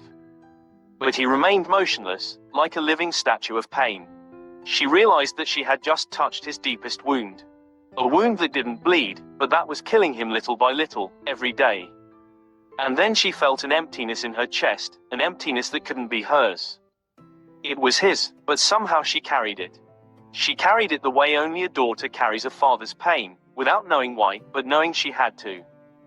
Tears rose involuntarily to his eyes, but he held them there, motionless, like loyal soldiers before a wounded king. Love. You're crazy, Josephine, her husband said, but without conviction. Am I crazy? She repeated, bursting into a feeble laugh. That old man bought a slave from the depths of hell. A monster who tore apart my 12 best gladiators in the entire kingdom. Then that monster killed 40 assassins. 40. And that child now walks him around the palace like a faithful valet, sword at his belt. Her husband fell silent, overwhelmed by the truth that could not be denied. And what if that slave isn't just a guard? What if he's a symbol? A sign that the king has entrusted his child with not just his life, but the future of the kingdom. What if Primevere is the heir? If it is, then, indeed, we have lost. Josephine turned to him with immeasurable hatred. I haven't lost yet, she said through gritted teeth. I'm not going to lose. No king, no child, no slave will stand between me and the crown, and not even a bastard will. She smiled for the first time, but it was a smile as sharp as a stiletto blade. The palace was in a state of uproar. The king's arrival had been announced by the sound of the royal horn, but despite the pomp with which he had been greeted, the old monarch had not cracked a single smile. His gaze was deep, and his heavy, almost hesitant steps betrayed an unseen burden. As he was led to the east wing, where Primevere spent her days learning and playing in her own little courtyard, the king raised his hand and stopped the retinue. No. Leave her alone. If she's okay, let her be alone. I don't want to disturb her. The great ruler looked at him in surprise. But, Your Majesty, the child would be happy to see you. And about her new companion. About that man, I don't want to know him. the king burst out, in a voice that silenced everyone present. Let him leave him where he is. Let him guard her, if that's what she chooses. The ruler took a step back. Of course, your majesty. As you command. The king resumed his journey, but his eyes were bathed in shadows. In his heart, the old sovereign bore a wound that had never healed. He remembered. He remembered everything. How he had killed his brother, a king too noble and weak. How he had ordered the assassination of his niece, the young queen, to end any claim to the throne. And how, on the day she was killed, a monster, a savage but noble being, had risen between him and his victim, and had been hardly defeated. But not forgotten. Now, that being seemed to have been reborn. It served Primevere with the same grave silence, with that look that demanded no reward. The king had no proof that it was the same demon, but his soul trembled at the idea even though he knew that she had killed him with that weapon of the gods, and, strangely, he felt no hatred. He was no longer young. The throne, the power, the sword, all had betrayed him. But not the girl. Primevere was the only ray of light in a life darkened by blood. The king entered his chambers and drew the curtains. Don't disturb me, he said softly. And he remained there, in the darkness, alongside the shadows of the past. Night had fallen heavily on the castle, and in the royal chambers the flickering light of a single candle struggled across the king's weary face. His eyelids had fallen like heavy veils over eyes that had seen too much blood, too much death, and too little forgiveness. In the next room, the scribe waited, but the king had not yet asked him to come in. For hours, the old monarch had remained alone, holding in one hand a box of beaten gold, sealed with the royal insignia. Inside were testimonies, papers, seals, and a deed, recognition of the hereditary right of spring to the throne of the kingdom of the three banners. The king sighed deeply. In that sigh was the weight of a life of cruelty and betrayal. He had reached for his sword too many times, and now it was of no use to him. Not even the crown warmed him anymore. Not even his strength could quench the terror of his dreams. The king felt that he had little left to live. He felt himself fading with each breath. Let Primevere come, he said softly to the guard at the door. But don't tell him why. Then he looked at the dark window. Somewhere in the palace, Josephine was still plotting. The king knew. He felt it. The attack in the forest, that cowardly attempt to kill a child under the guise of robbery, was written in the hand of that viper woman. But he had no proof. And enemies. Oh, yes. He had enough. Every step he took on the bloody throne had been paid for with hatred. But Spring. She didn't hate him. Not yet. The door opened, gently, like a breeze. And the girl stepped inside. She was no longer just a child. There was something of the stone lady in her eyes. A quiet nobility, a luminous curiosity, and a shadow of restlessness. Did you call me, Grandpa? The king smiled weakly. Yes, my child. I need your forgiveness, but not now, maybe one day when you can, or maybe you never can, he said. My forgiveness? For everything you haven't found out yet. You will know when this box is opened after my death. It was the official box where every king left his will and last testimony before dying in case he died earlier. Wise men of those times made such a law to eliminate the many and frequent assassinations of monarchs by relatives who wanted to take their throne. In these boxes, in addition to secret secrets, the king also passed the name of the next heir to the throne in case he died unexpectedly. Thus, an assassination became useless if the name was not the one the assassin wanted. A heavy silence fell between them. Before I die, I want to give you something. Something that is rightfully yours. I want you to know the true story. And maybe forgive me. If not for what I was, then for what I have become. It's all already in this box. The girl remained motionless. I'll listen to you, Grandpa. But whatever you did, I'm still here. And I'm still alive. King Geo closed his eyes. Her words were like a ray of sunlight entering a tomb. He knew now, his time was approaching. But maybe, with a little luck, he would die as a man, not as a monster. But the king did not have the courage to tell her. You will find out, said the king, gazing long into the flickering flame of the lamp. But not today, but when the box is opened, then you will know everything. The girl held her breath. The box? Which box? What did it contain? Why had the king's voice frozen her like that? She wanted to ask, but his voice had been clear and relentless like a sentence. And that gaze, which fixed her with a mixture of pity and reverence, did not allow for any additional words. You can leave, my child. And so the conversation ended, leaving Primevere more troubled than ever. What was hidden in that box? What secret weighed so heavily on her that she kept it locked away until the moment of her death? When the door closed behind her, the old king was left alone. He rose with difficulty and, with heavy steps, rang the small silver bell. 2 moments later, the master of royal espionage, Count Dro, entered the room. Command, Your Majesty. I want names, Dro. I want to know who orchestrated the attack on the little girl. Who paid? Who gave the orders? Who kept quiet? We have already begun our research, sire. Turn 'em up. And I want something else. Absolute silence. Understood, sire. The king closed his eyes. He felt the sin like a physical pain in his chest. It wasn't just his brother's blood that weighed him down, but also the fear that Josephine, the beautiful, the cold, the ambitious Josephine, was closer than anyone else to killing Primevere or even him. That same night, in another wing of the palace, Josephine was sketching a new plan with criminal elegance. Primevere must die or he must know the contents of the box, or, she thought. Josephine swirled her wine glass without raising it to her lips. In front of her, a map of the palace, some torn letters, a stolen seal, and a list of 3 names. They were the witnesses.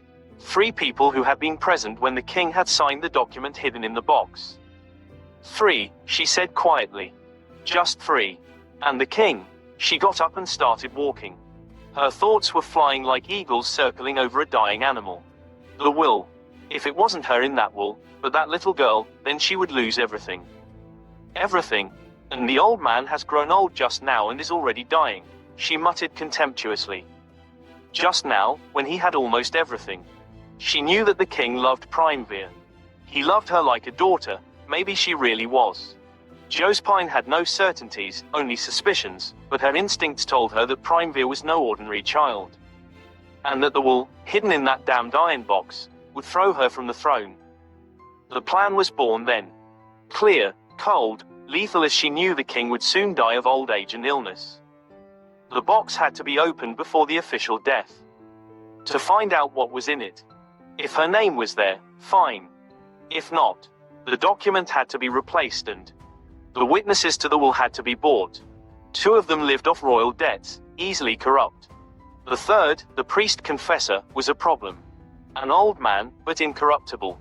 He was to be taken down by a sudden illness, a morning fever, a night cough, and no one would ask much. A duplicate of the will, written by a scribe loyal to Josephine, a perfect imitation, down to the old king's shaky signature. This was to replace the original document on the night before his death. The girl's slave. The real danger. This monster in valet clothes, this gladiator turned human shield. He had to be removed from the palace. Maybe sent on a mission. Maybe accused. Or maybe, Josephine smiled. She had friends who could make people disappear without a trace. The palace was asleep, or at least pretended to be. Candles flickered in long candlesticks like funeral columns, and shadows drew on the stone walls, games disguised as prayers. In her secret room, Josephine lit a lamp with scented oil and pulled the bolts. It was past midnight. She had secretly summoned, by a discreet courier, the Prime Minister, Baron Theodoric. He was a fat man, with short fingers and massive rings, eyes as small as 2 snake holes, and a mouth that smiled only when the smell of gold wafted through the air. He entered noiselessly, his back bent as if under an imaginary weight. He bowed deeply. Your Majesty. Still just a princess, he said with sour flattery. For now, Theodoric, she said, her voice cut from ice. For now, he motioned for her to sit down. From a cupboard he took out 2 goblets of noble wine. Theodoric did not touch his goblet until Josephine had tasted the first of hers. Let's talk about the box, Baron, she said. His eyes froze for a moment. Ah, the box. What an interesting object. And so well guarded. I know you are one of the 3 who were present when the old king signed the will. Don't bother lying. Theodoric rolled up his sleeve and wiped his forehead. Of course, in the service of His Majesty. All out of loyalty.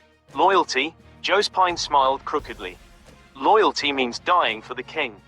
But you didn't die, which means you're for sale. The Baron blushed, then cleared his throat. Name the price, ma'am, before I bid. Josephine leaned over the table.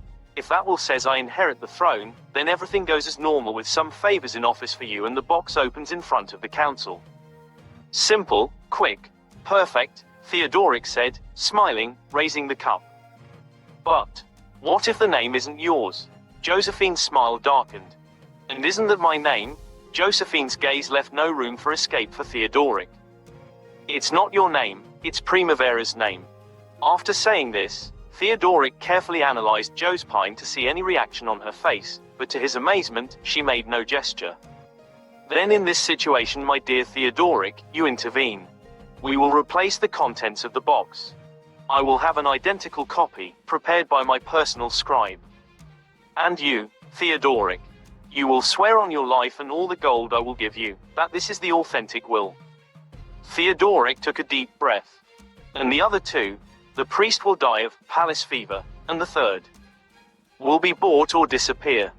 And you will have your dream position in the palace and some gold for your trouble. I have men for everything. Theodoric drank from the cup, with a calm movement. Then let's drink to the future queen. And to the old king's soul. If he has one. Josephine did not smile. She was a coiled viper, ready to bite. In her mind, she could already see the diadem on her forehead and little Primevere expelled to a corner of the world. Perhaps to a deserted island. Or perhaps, dead. The sky seemed to freeze over the castle towers. In the small council chamber, silences gathered on the walls like spiders. Two torches burned awkwardly, and the smell of smoke and wax mingled with that of slow poison and betrayal. Prime Minister Theodoric entered with measured steps, carrying in his hands a small dark oak box, locked with iron and sealed with royal wax. The royal box. Behind him, Josephine, dressed in a black velvet cloak, held her breath. The king was already unconscious in his room, breathing heavily under the embroidered pillows, and the old doctor nodded slowly. The heart, he said, has no more strength. Did you bring the key? Josephine asked in a whisper. The Baron nodded and took from his pocket a heavy key, forged of silver, with the kingdom's coat of arms on it. He fitted it into the lock. A faint click was heard, like a sigh. Then Theodoric opened the lid, with a slow, almost theatrical gesture. Josephine held her breath. Inside, on a piece of purple silk, were two objects, a yellowed parchment, tied with a golden ribbon and sealed with the king's wax. And a weapon, strange, almost lifelike in its appearance, with a handle carved in the shape of an eagle's wings. Josephine recognized it immediately, the weapon with which the king had killed, 10 years earlier, the demon and the witch in the story that now fascinated the entire kingdom. The weapon that, according to rumors, could pierce human flesh as well as the flesh of gods. For a moment, Josephine forgot everything. She even forgot to breathe. The wool, she whispered. Theodoric held it out. Josephine carefully broke the seal, unfolded the parchment, and read. Her face contorted as her eyes ran over the lines written in shaky calligraphy. I, Geo, king over 7 kingdoms, in full judgment, confess, before the mighty ones in heaven and the entire kingdom, that I usurped the throne of my brother and killed him. I took the life of his daughter, the Stone Lady, by her real name Christine, to extinguish a bloodline that could have defeated me. But blood does not wash away. Primevere, the daughter of that queen, is the legitimate heir to the throne. No one else. If he will forgive, so be it. If he will condemn me, so be it. But the truth must be told. Under the signature, 3 witnesses. One was Theodoric. The other 2. A cleric and an old, silent counselor.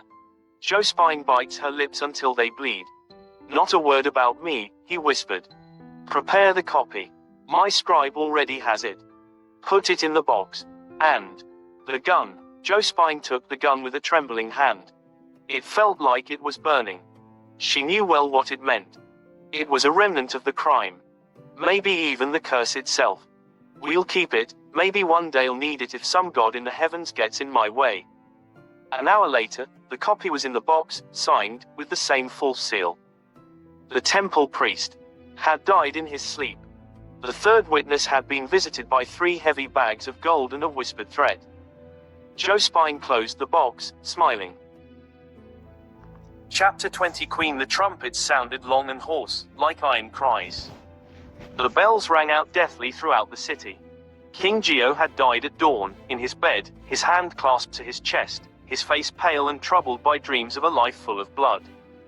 The entire court had gathered in the throne room, like eagles over a warm corpse. Black banners fluttered above the throne and candles flickered restlessly. In front of everyone, the royal box had been placed on a marble pedestal. Beside it, the 2 remaining witnesses, Theodoric and the old counselor Callus, waited to swear on the royal symbol. Josephine wore a mourning dress heavy as a sentence, but her eyes shone with a cold, almost wild light. Beside her, Primevere stood, straight, her hands clasped to her chest, her face serene, but her eyes were searching for something. An unseen thread. A truth that floated in the room, but did not show itself. One of the deceased king's advisors stands up. In the name of the law and the will of King Geo, let the royal box be opened and his last wish read. Theodoric approached and unlocked the lock. The box was opened. The wool was taken out. The seal was intact. The parchment was unrolled. The counselor read in a trembling voice, I, Geo, king over 7 kingdoms, being in full judgment, leave the crown and scepter of the kingdom to Josephine, my niece by right of blood. May she rule according to my will and the will of the mighty ones in heaven. A whisper passed through the crowd. Josephine lifted her chin with a calm smile. Her gaze fell on Primevere, cold, almost painful. The girl turned pale. The bells rang heavily, and in the throne room, the silence was heavy as a sentence. Josephine, dressed in black robes sewn with gold threads, stepped towards the throne she had so desired. In her hand the scepter trembled slightly, not from fear, but from the euphoria of perfect power. By the will of the king, the council, and heaven itself, I declare this woman queen, cried the prime minister, the same one who had sold his soul for promises and protection. The crown was placed on her head. Josephine smiled, a cold, icy smile under the June sun. Then, in a loud, grave voice, she said, my first order as queen is this, seek out the traitors. My king, our lord, did not die a natural death. Every shadow who has stood near him in recent days will be investigated. We begin with 2 suspects, Dionysius, the ringleader of the arena and the gossip, and Primevere, the king's stepdaughter, who had the most to gain from a plan to become queen herself. The room murmured. Primevere looked up from his seat at the edge of the room. No word, no gesture. Only his eyes, large and green, pierced into Josephine like blades. Dionysius, who was hidden among the second-ranking nobles, felt his throat go dry. Josephine's words had been a sword hidden in velvet. She did not want to look for traitors. She wanted to eliminate the witnesses. The queen continues, until the investigation is clarified, Dionysius will be arrested and interrogated. Primevere will be held at the palace under guard, for her safety and that of the kingdom. But she's just a child, a voice said. She is not a child when she is suspected of treason, replied Josephine, without blinking. Then he turned to the council. I will promise the people a purge. A cleansing in the blood of the traitors. And the blood will be shed soon. Eyes turned to the throne. Josephine, finally queen, would let nothing stand in her way. Not even a child. Not even the truth. Ronaldo was not in the throne room. There was no room for servants there, and he had chosen to play the role of a silent and loyal shadow. Still, he was in his room, a modest room in the wing of the privileged servants, when a noise disturbed the silence. It seemed like a storm of whispers, but with the vibration of a thunderbolt, Spring has been arrested. Spring! A roar pierced his temples. He rose abruptly and went out into the corridor. His steps, silent and heavy, were heading towards the noble's wing, where his soul was being carried away in invisible chains. But the moment he stepped into the gallery that connected the 2 worlds, that of the servants and that of the courtiers, a sharp clank was heard. Like an iron claw scratching marble. Overhead, the ancient palace mechanism, used only in times of plot or betrayal, set its gears in motion. From the ceiling, two heavy iron gates descended simultaneously, one behind him, the other in front. The demigod remained trapped in the stone corridor, a cold tunnel with no exits. Don't try to pull him out. Not yet. He looked up at the light holes in the wall, and realized he was expected here, lured, like a beast in a trap. Josephine had prepared her plan meticulously. She didn't want a war with him, just to keep him away when the blow came. Smell of blood and lies, he said slowly, more to himself. He sat down in the middle of the corridor and closed his eyes. If the girl is touched, not a stone will be left upon another, he thought. But a part of him, the part that had been a father, knew that Josephine didn't want her dead. Not yet. No, Josephine wanted the girl alive. But removed, discredited, perhaps even imprisoned or even sentenced to death by trial, and that meant that Primavera was still safe for a few days, probably locked up in a dungeon somewhere. It was easier to destroy a living symbol than a dead martyr. The demigod rose slowly from the cold stone of the corridor when he heard footsteps. Two figures approached. They were guards, but not just any, faces without hatred, but determined. This moment had been chosen carefully, like all the others. Josephine wanted to calm the people, to calm the palace, but not to provoke them, not yet. The guards stopped at the edge of the grate. You are under arrest, they told him in firm but respectful voices. Not for any fault, but for the peace of the kingdom. That's what they told us. Until the trial. Yours and your little mistresses. Ronaldo didn't move a muscle. He just watched them. Princess Primevere has been arrested. She didn't resist. You shouldn't either. If you put your hands through the bars, we'll handcuff you and take you away in peace. If not, we'll call the archers. The silence lasted a moment. In his chest, there was neither fear nor anger. There was a heavy, icy silence. Then, looking straight into the eyes of the one who had spoken, he stretched his hands through the bars. Okay, I'm not fighting, he said slowly. The guards were momentarily confused. They had expected much, violence, slaughter. But not that heavy obedience, loaded like a promise. They carefully handcuffed him. The royal prison was a strange place, a mixture of temporary austerity and decadent luxury. It was not a cold dungeon, but rather a lifeless residence, intended for those who had fallen from grace but not yet forgotten. Thieves or beggars did not enter here, but only those who had once been someone. And now, in the thick stone chambers, three such people shared the same fate, Primevere, Dionysius and Ronaldo. Each cell was a separate room, with a massive door and a small observation window. But the walls had not been made to keep silence. That is how Primevere heard Dionysius' voice from beyond the stone. Ah, little one. How right I was when I said that there are more vipers than people living in the palace. But if you've arrived here, it means you've started to mess up the plans. Bravo, you are here because you betrayed, Dionysius, the girl replied, in a soft but determined voice. Betrayal is a matter of perspective, child. Maybe a viper bites just to survive, right? I didn't sell you out. I just kept quiet. And sometimes, silence is a treasure. In the cell beyond, Ronaldo listened. He didn't intervene. Not yet. Ronaldo had arrived exactly where he had hoped to be when he had surrendered, near Primavere, and now he could hear his voice. Late at night, footsteps were heard in the corridor. Light, graceful steps, accompanied by the delicate jingle of jewelry. The door to Primavere's cell opened slowly, and in the doorway appeared Josephine, dressed like a queen, but with her eyes casting shadows. Are you calm? She asked, pretending. Did they give you what you asked for? A bed, light, food. Primevere looked at her with the same dignified silence she had learned from her servant. Josephine smiled coldly and took out an old parchment with the royal seal from a golden tube. Do you know what this is? The girl did not answer. It's the king's original will.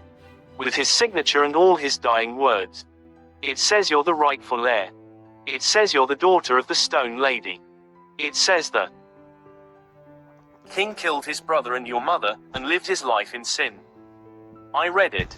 I changed it. And I became queen. Josephine leaned slightly towards her. Now you know what I stole. And that I won't let you get out of here alive, nothing personal, just interests. Josephine went out, and when she passed the bars of Dionysius' door, she gave him a smile that didn't bode well. In the cold room, dimly lit by the torches in the hall, with the sound of the wind creeping under the door like a whisper of the dead, Primevere was left alone, but the echo of Josephine's words seemed to surround her like a circle of ghosts. Was the stone lady my mother? And was she also the daughter of the king's brother? She whispered in the darkness, not realizing that her thoughts were coming out of her lips. Her mind was trying to unravel the thread. That means the king wasn't my grandfather. But he was my mother's uncle. And if my mother was his brother's daughter, that means she was. And I am. A direct heir, by blood. The stone lady wasn't a witch, she wasn't a legend. She was a woman. A beloved woman. A queen. A victim. In her moist eyes, something ignited. And he. The demon from the stories. He was her husband. Maybe my father, the truth, once understood, gave him pain and strength at the same time.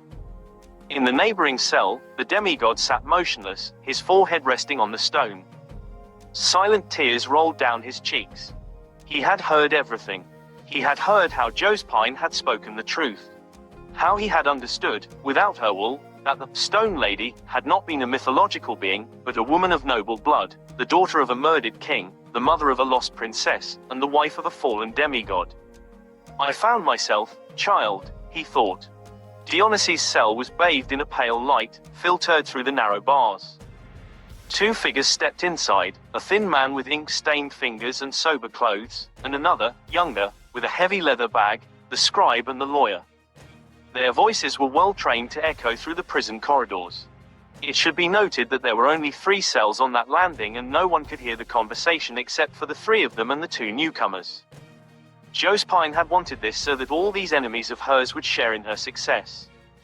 This brought her a great joy that she could not explain. Dionysius, you are accused of complicity in regicide. You have a choice: sign this testimony and live as a free man, or refuse and share the fate of those condemned to death, said the lawyer, throwing a sheet of paper on the table. The scribe extended his pen, but Dionysius did not move. In the hallway on the other wall, an attentive ear, that of a girl with a torn heart, listened quietly.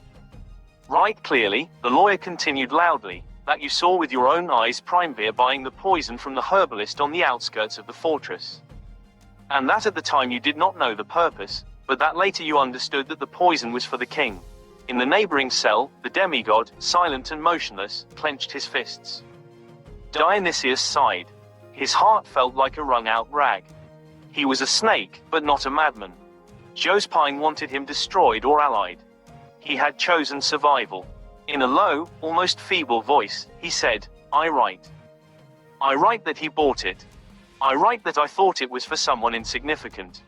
And that I found out too late. Primevere leaned against the wall, tears streaming down her face, but her eyes remained dry. She wasn't shocked, but calm, almost lucid. Another play in her theater of power, he thought. But Josephine doesn't know what kind of heart a truly loyal man has.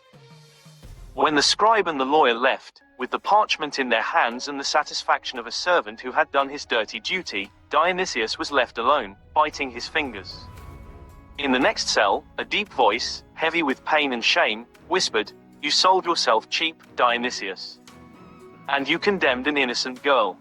You may have survived today, but you died inside. Dionysius started. That voice. Elsewhere in the palace, Josephine sipped from a goblet of sweet wine, looking through the stained glass windows at the dark sky. One by one, the pieces fall. Only the day of the execution remains, she said. And then everything will be mine. Still, her heart clenched with pain when she thought of Primavere's death. Chapter 21. Farther, the cold walls of the prison trembled slightly, like a sleeping animal dreaming. A low, deep murmur, originating in the bowels of the earth, rolled slowly through the stones of the fortress. Every window, every grate, every chain vibrated like a taut string. Earthquakes were not rare, but this was different. Time had stretched out like a shadow too long. 30 minutes of gentle, prolonged movement, like a breath from under the world. In the dungeon, every prisoner was silent. There was no fear. There was expectation. After the vibration died down, an unsettling silence fell. Then, the voice. Spring. Are you there? Primavera started and her courage returned, and even a smile appeared on her face when she heard her servant's voice. Yes, the girl answered, in a clear but tired voice. I'm here. Do you want to come out? Do you want to see this city fall to its knees, kneeling before my sword? Do you want revenge? Do you want blood? For Dionysius? For Josephine? Pause. In the next cell, Dionysius was as white as chalk, his eyes bulging in their sockets, his body shaking with a fear he had thought forgotten. He knew the voice. He knew he was not human. He knew he was the girl's father. He knew he was capable of turning the city into an open grave. Primevere rose slowly, her palms trembling on the edge of the stone bed. She looked at the wall between her and her servant. She couldn't see him. I don't want blood, she said. I want justice. And justice is not born of the sword. I want us to get out, but I don't want blood to flow except as much as is necessary, but we still have thick iron bars separating us from our enemies. A deep silence fell between the stone walls. The demigod closed his eyes. Then we'll go out. But your way. Dionysius fell to his knees, whispering with cracked lips, forgive me. He won't kill me. Please. Don't kill me. Dionysus burst out, his face stained with tears and his voice choked with terror. I'm not to blame, I beg you. Primevere, beg him. Beg your father not to kill me. Because of me you are together. A muted roar died down in the cold cells. Spring grew still. Time stood still in her eyes. My father, her heart beat like a drum in a deserted cathedral. In the next cell, the demigod was silent. Then, in that stone-heavy silence, he approached the bars. His fingers clenched on the thick iron of the gate. And with a dreamlike simplicity, with a strength that defied reason, he bent the bars as if they were blades of grass under the dew. He stepped outside. His footsteps echoed softly, but each step seemed to strike a chord hidden in the walls of the fortress. He stopped in front of the girl's cell. He looked at her. She looked at him. Her eyes were full of tears and amazement, like a well that reveals its depth. Without saying a word, the demigod grabbed the bars of her cell. He bent those two with the same simplicity. There was no anger in him. There was only pain and love. I am the demon, the servant of the stone lady, he said in that deep, otherworldly voice. And I am your father. Primevere ran towards him and hugged him tightly, choked with shock, tears streaming down her cheeks without stopping. I failed. I failed to save your mother. I failed to save you. I came back from the grave. And I didn't know you would be here, alive, a light in the midst of hate. But now that I have found you, my daughter, never, no one, nothing, will touch you again. A strange light burned in his eyes, not of a man, not of a beast, but of a father. His daughter looked at him silently. In her eyes, the tears were no longer of fear, nor of pain. They were tears of light, of understanding, of fulfillment. All the people, all the stories, all the whispers through the taverns and the moats of the kingdom spoke of the demon servant, of the son of the gods fallen among mortals, of the guardian of the stone lady. And now, in front of her, there was him. A demigod. Her father. She smiled, through her tears, a simple and pure smile, like a white flower blooming in ruins. And she said nothing. There was no need. They forgot about Dionysius, who had frozen to his knees, muttering prayers to nowhere. The demigod advanced, and his daughter stepped behind him, small and straight as a shadow of light. They reached the end of the corridor. A thick wooden door, hammered with iron, stood in their way. A door meant to keep the beasts inside. A door made not to give way. The demigod reached through the small square window in the door, where the guards were inspecting from outside, and with a natural gesture, pulled at the wood. The thick plank broke under his hand like a sliver of ice forgotten overnight on a leaf. The wood cracked dryly, the door shattered, and beyond it, the guards. 3 armed men, with light armor and drawn daggers. But they did nothing. Their gaze locked on the demigod's eyes and fear entered their bones. It was as if time had snapped in two and myth had stepped into the flesh. Neither of them raised their weapons. Neither of them took a deep breath. The demigod took a step. The guards instinctively retreated, like children before a storm. None dared to stand in her way. The girl passed by them, her steps light and quiet, as if she were walking in the palace garden, and in her eyes was the same old nobility that did not demand the right, but gave birth to it. The demigod glanced briefly at his daughter, who had already climbed the few stone steps.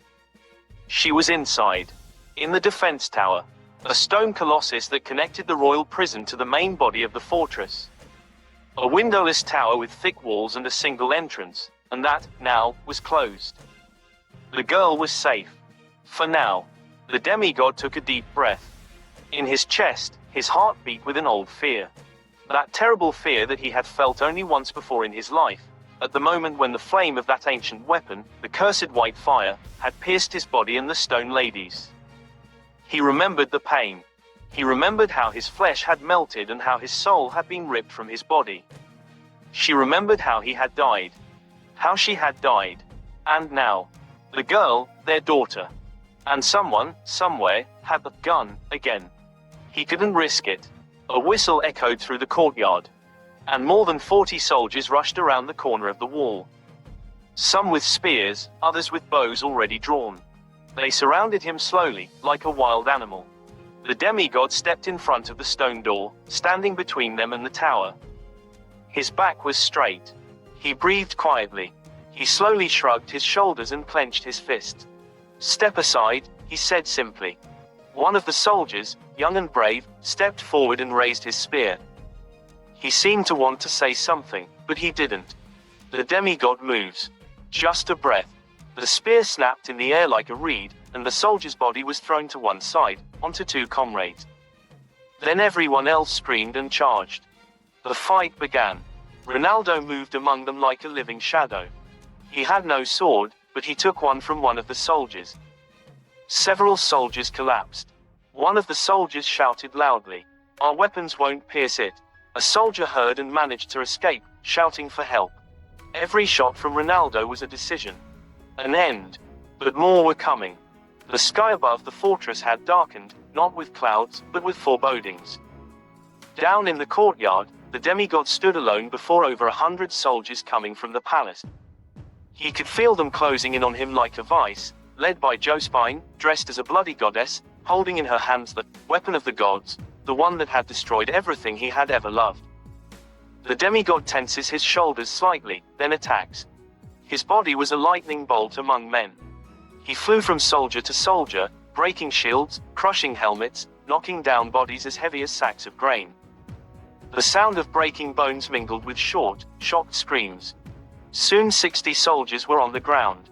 Josephine screamed in rage and raised the divine weapon. From its end burst forth, white fire, a living, trembling flame, like a tongue of heavenly light. "You're burning, you damned thing," she shouted. But the demigod disappeared. With astonishing speed, the flame missed him by just an instant. The ground where he had been was cut by a small but very deep hole, as if the gods had hollowed the earth with a sun's spear. Then he appeared next to her. Josephine didn't even have time to scream. He snatched the weapon from her hand like a helpless child, broke it in two, and the sacred fire died with a groan of smoke. He grabbed her arm and lifted her onto his shoulder, then looked at the other soldiers. "Do you want to die too? Or do you listen to your queen?" The soldiers froze. None of them moved. With Josephine writhing but helpless, Ronaldo headed for the defense tower. He called out to his daughter, "Open up, Primavera. I'm here." The heavy door was pushed aside. Primavera stepped out into the daylight and, seeing her father with the queen in his arms, her eyes filled with amazement and a tear involuntarily rolled down her cheek. The demigod wrapped one arm around her, holding Josephine in the other, and headed toward the side walls, where a hidden gate could give them escape. No one dared to follow them for a while for fear of hurting Josephine. The archers on the walls watched indecisively, bows in hand. Under the shattered gates of the fortress, the loud voice of Josephine's husband, the prince from the neighboring kingdom, arrived with 200 soldiers. The flag of peace fluttered on their spears, but the man's eyes betrayed restlessness, not loyalty. "Stop the pursuit," he shouted. "Queen Josephine is being held hostage. If you act carelessly, her life may be lost." The soldiers, already shaken by the events of the last few hours, stopped. None wanted to be the one to blame for the queen's death. Behind them, the commanders hesitated, and the news that the demon of the old story had fled with the captive queen had already spread like wildfire across a dry plain. But in the prince's heart, his thoughts were clear. Let him run away. The knight is a monster. Maybe he'll kill her. Or maybe Primavera. And if not, I'll make sure that Jospine never comes back. With a worried expression carefully drawn on his face, he ordered that no one leave the city. Until we have a plan, no one moves. It's too dangerous. His words sounded like those of a devoted husband. Only his gaze, to anyone who knew how to read it, said something else. Finally, my chance. Jospine was thrown onto the horse that Primavera had already mounted. Now Jospine was tied, her hands behind her back behind Primavera riding the same horse, while Ronaldo was on another horse next to her. He had done this so that Jospine would be a shield for Primavera because he knew that no one would shoot arrows for fear of hurting Jospine. Jospine's hair was disheveled, her crown fallen, her eyes swollen with tears. But not for the throne. Not for fear. But for the one thing she had never foreseen, her husband's betrayal. She had seen him. A moment. A barely open smile on his face, a smile that said, let her. Let her perish. And that smile crushed her harder than the weapon of the gods, harder than all the intrigues she had hatched. Jospine was raised among lies and taught not to trust anyone. But she had loved him. She had chosen him, she had protected him. She had entrusted him with all her secrets and her entire future. And now, she was just a piece in his plan. Thoughts were racing through his mind with the speed of lightning. The demon could kill her for everything he did to Primavera. Spring itself could strike her in the heart for all her grandfather's crimes. Her husband could send assassins at any moment, and even convince the nobles to no longer recognize her as queen. She was caught in a trap from which she could see no way out. And for the first time, Jospine felt small, weak, and abandoned. Tears gushed from her eyes in despair. Why? She whispered, not to Ronaldo, nor to Primavera, but into the void. Why did you betray me? You. The one I loved. Ronaldo heard her, but said nothing. It was neither the time nor the place for answers. Horses galloped toward the northern mountains, while behind them the city fell into the silence of a queenless night. The house was small, made of old wood, but warm and smelling of a fire burning in the stove. The old man and his wife, frightened and at the same time fascinated by the two noble women and the man who accompanied them, a well-built knight with eyes that shone in the dark, moved quickly, providing the best they had, a room with a large, soft bed, hot water, steaming food, clean sheets. The knight was no longer a warrior now, but a father. He held Primavera in his arms like a small child, carried her gently up the stairs and carefully laid her on the bed, covering her with the blanket. She, with her cheeks red from exertion and her eyes shining with happiness, whispered to him, "My beloved father. I am so happy." Those words pierced Jospine's chest like a dagger. She had remained on the threshold, unspoken, unnoticed, a shadow in the corner of the room. She had no crown, no guard, no power. Only a name whispered by her own conscience, traitor. She thought of her grandfather, the one who had ordered the death of the Stone Lady, the mother of Spring. Of the girl's father, the Demigod, who had lived with hatred and longing for years. Of all those her grandfather had used, betrayed, sold. Now, everything had turned against her. Primavera's gaze avoided her, not out of hatred, but out of absence. The knight, with his moist eyes, had not even recognized her as a being worthy of a reply. For them, Jospine was nothing anymore. Jospine sank down, her back against the wall next to the door. She was trembling. A silent pain gripped her, the kind that only comes when the soul has nowhere else to run. She thought bitterly, maybe he'll kill me. And maybe. It's better this way. He no longer cried. He no longer asked. He waited. And waiting for a deserved death was, for the first time, the only peace he knew. Ronaldo closed the door of the room slowly, carefully, after gently placing his daughter's sleeping body on the bed. Primavera had fallen asleep on the way, her head on his chest, like a child who, after years of fear, had finally found the safe place where she could close her eyes without worries. She returned to the low, dark hall where Jospine, exhausted, stood hunched in a corner, her gaze lost. She had not tried to run, nor could she have. She knew now that before her was not just a servant or a fighter, but that demon from the stories, that demigod born of a curse and a lost love. She knew that she could only wait for him, listen to him, and perhaps die. He spoke to her without hatred, without raising his voice. As soon as my daughter wakes up, you are free.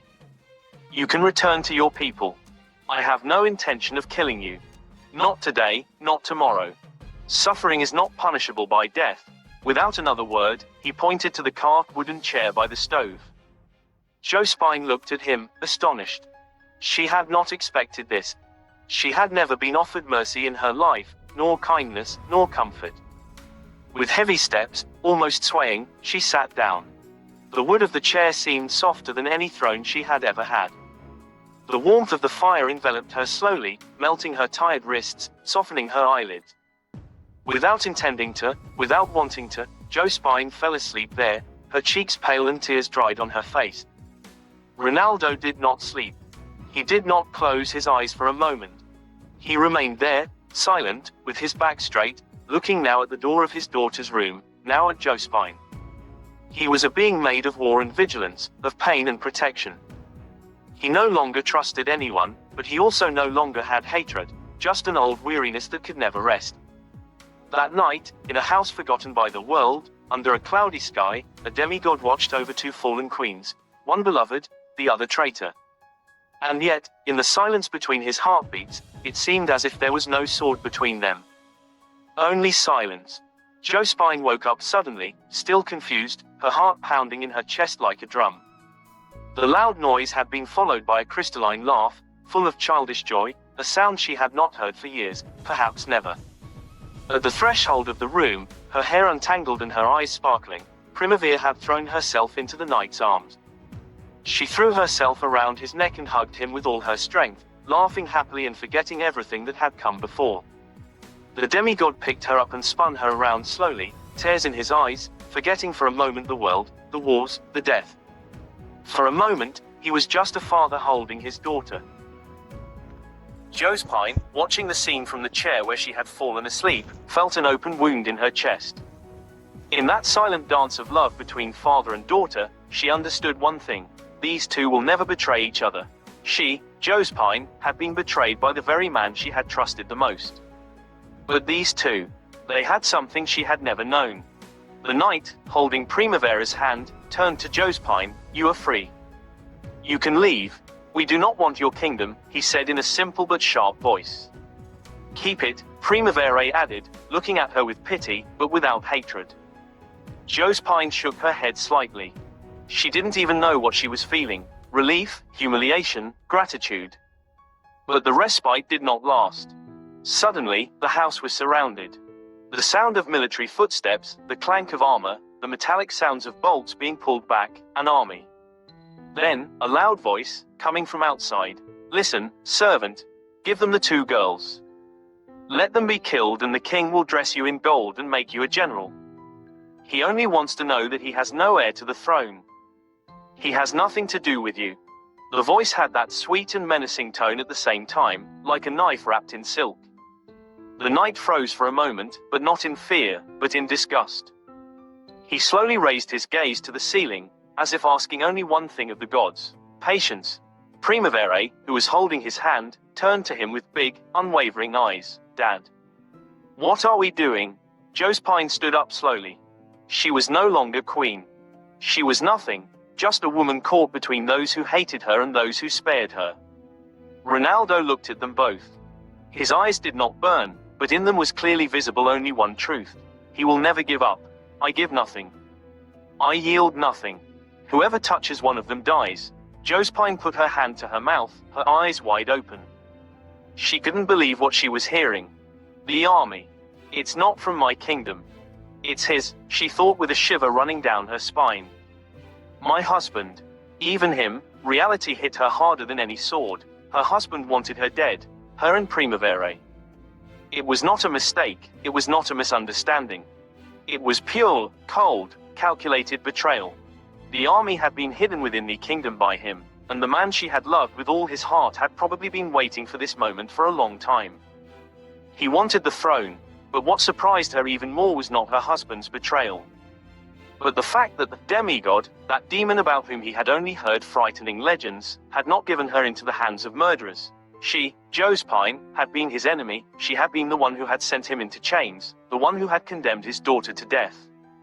And yet, he protected her. She spoke to him in that deep voice, gentle as a warm stone. You are only alive here with us. Stay indoors. Don't go out. Josephine said nothing. She couldn't. She just looked at him, her eyes full of questions and shame. Outside, the over 70 soldiers who had arrived first were waiting. They had been ordered not to attack until the entire army arrived, but the captain, young, cocky, and eager for glory, laughed to himself when he heard who was inside. Ha! The story of the demon knight. Old wives' tales. It's just a fugitive with a kid and an exhausted woman. He drew his sword from its sheath and raised it to the sky. Forward, for glory. The 70 soldiers prepared to storm the house. What they didn't know was that the fairy tale was true. Under the red rays of dusk, the 70 soldiers approached with sure steps, confident that they had to conquer a poor house with 3 souls inside. Little did they know that inside was a demon, a demigod, a warrior escaped from legends and nightmares. The house was silent. Primavera and Josephine looked through the window boards. Josephine swayed restlessly, weakened now her life depended on that demon. Primavera, although protected by her father, felt the same restlessness. She knew that, although strong, her father was only one. And there were many outside and she didn't even know the number. Ronaldo slowly raised his sword, a blade black as night, slightly curved, that seemed to absorb the light around it. His eyelids closed for a moment. Then he spoke. They won't touch the house. Stay inside. I'll stop them here. He walked out the door without haste. The soldiers paused for a moment, surprised by his calmness. The captain motioned to them. He's just a man. Attack. The first 10 ran toward him, but the demigod moved with incomprehensible speed, a shadow among shadows. With each step, a body fell. Their swords ricocheted off his sword or simply broke as they met it. Soon over 40 were on the ground. The ones behind hesitated. Something was wrong. The captain swore, on the attack, move. But no one wanted to go any further. The demigod advanced with quiet steps, blood dripping from his sword, and his eyes burning with pain and the promise of death.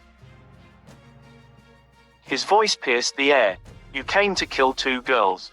Now, you will die for every wicked thought. He rushed into their midst like a wolf into a flock. Screams, blood, the sound of broken swords, shattered bones, and fleeing men. Josephine watched from the house, pale as a sheet. He is the demon from legend. He is death itself. And he protects me. Soon, only 5 soldiers were left standing, trembling, their weapons thrown away. The captain was the last to fall, screaming that he didn't believe in demons even as the demigod's sword pierced his chest.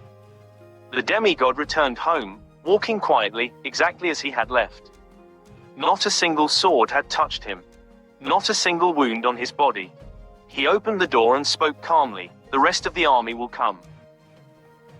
Chapter 22. The last fight. Ronaldo helped them both to dismount, each on her own horse. He had also obtained a horse from the dead soldiers. Primavera was already more lively, strengthened by her father's love.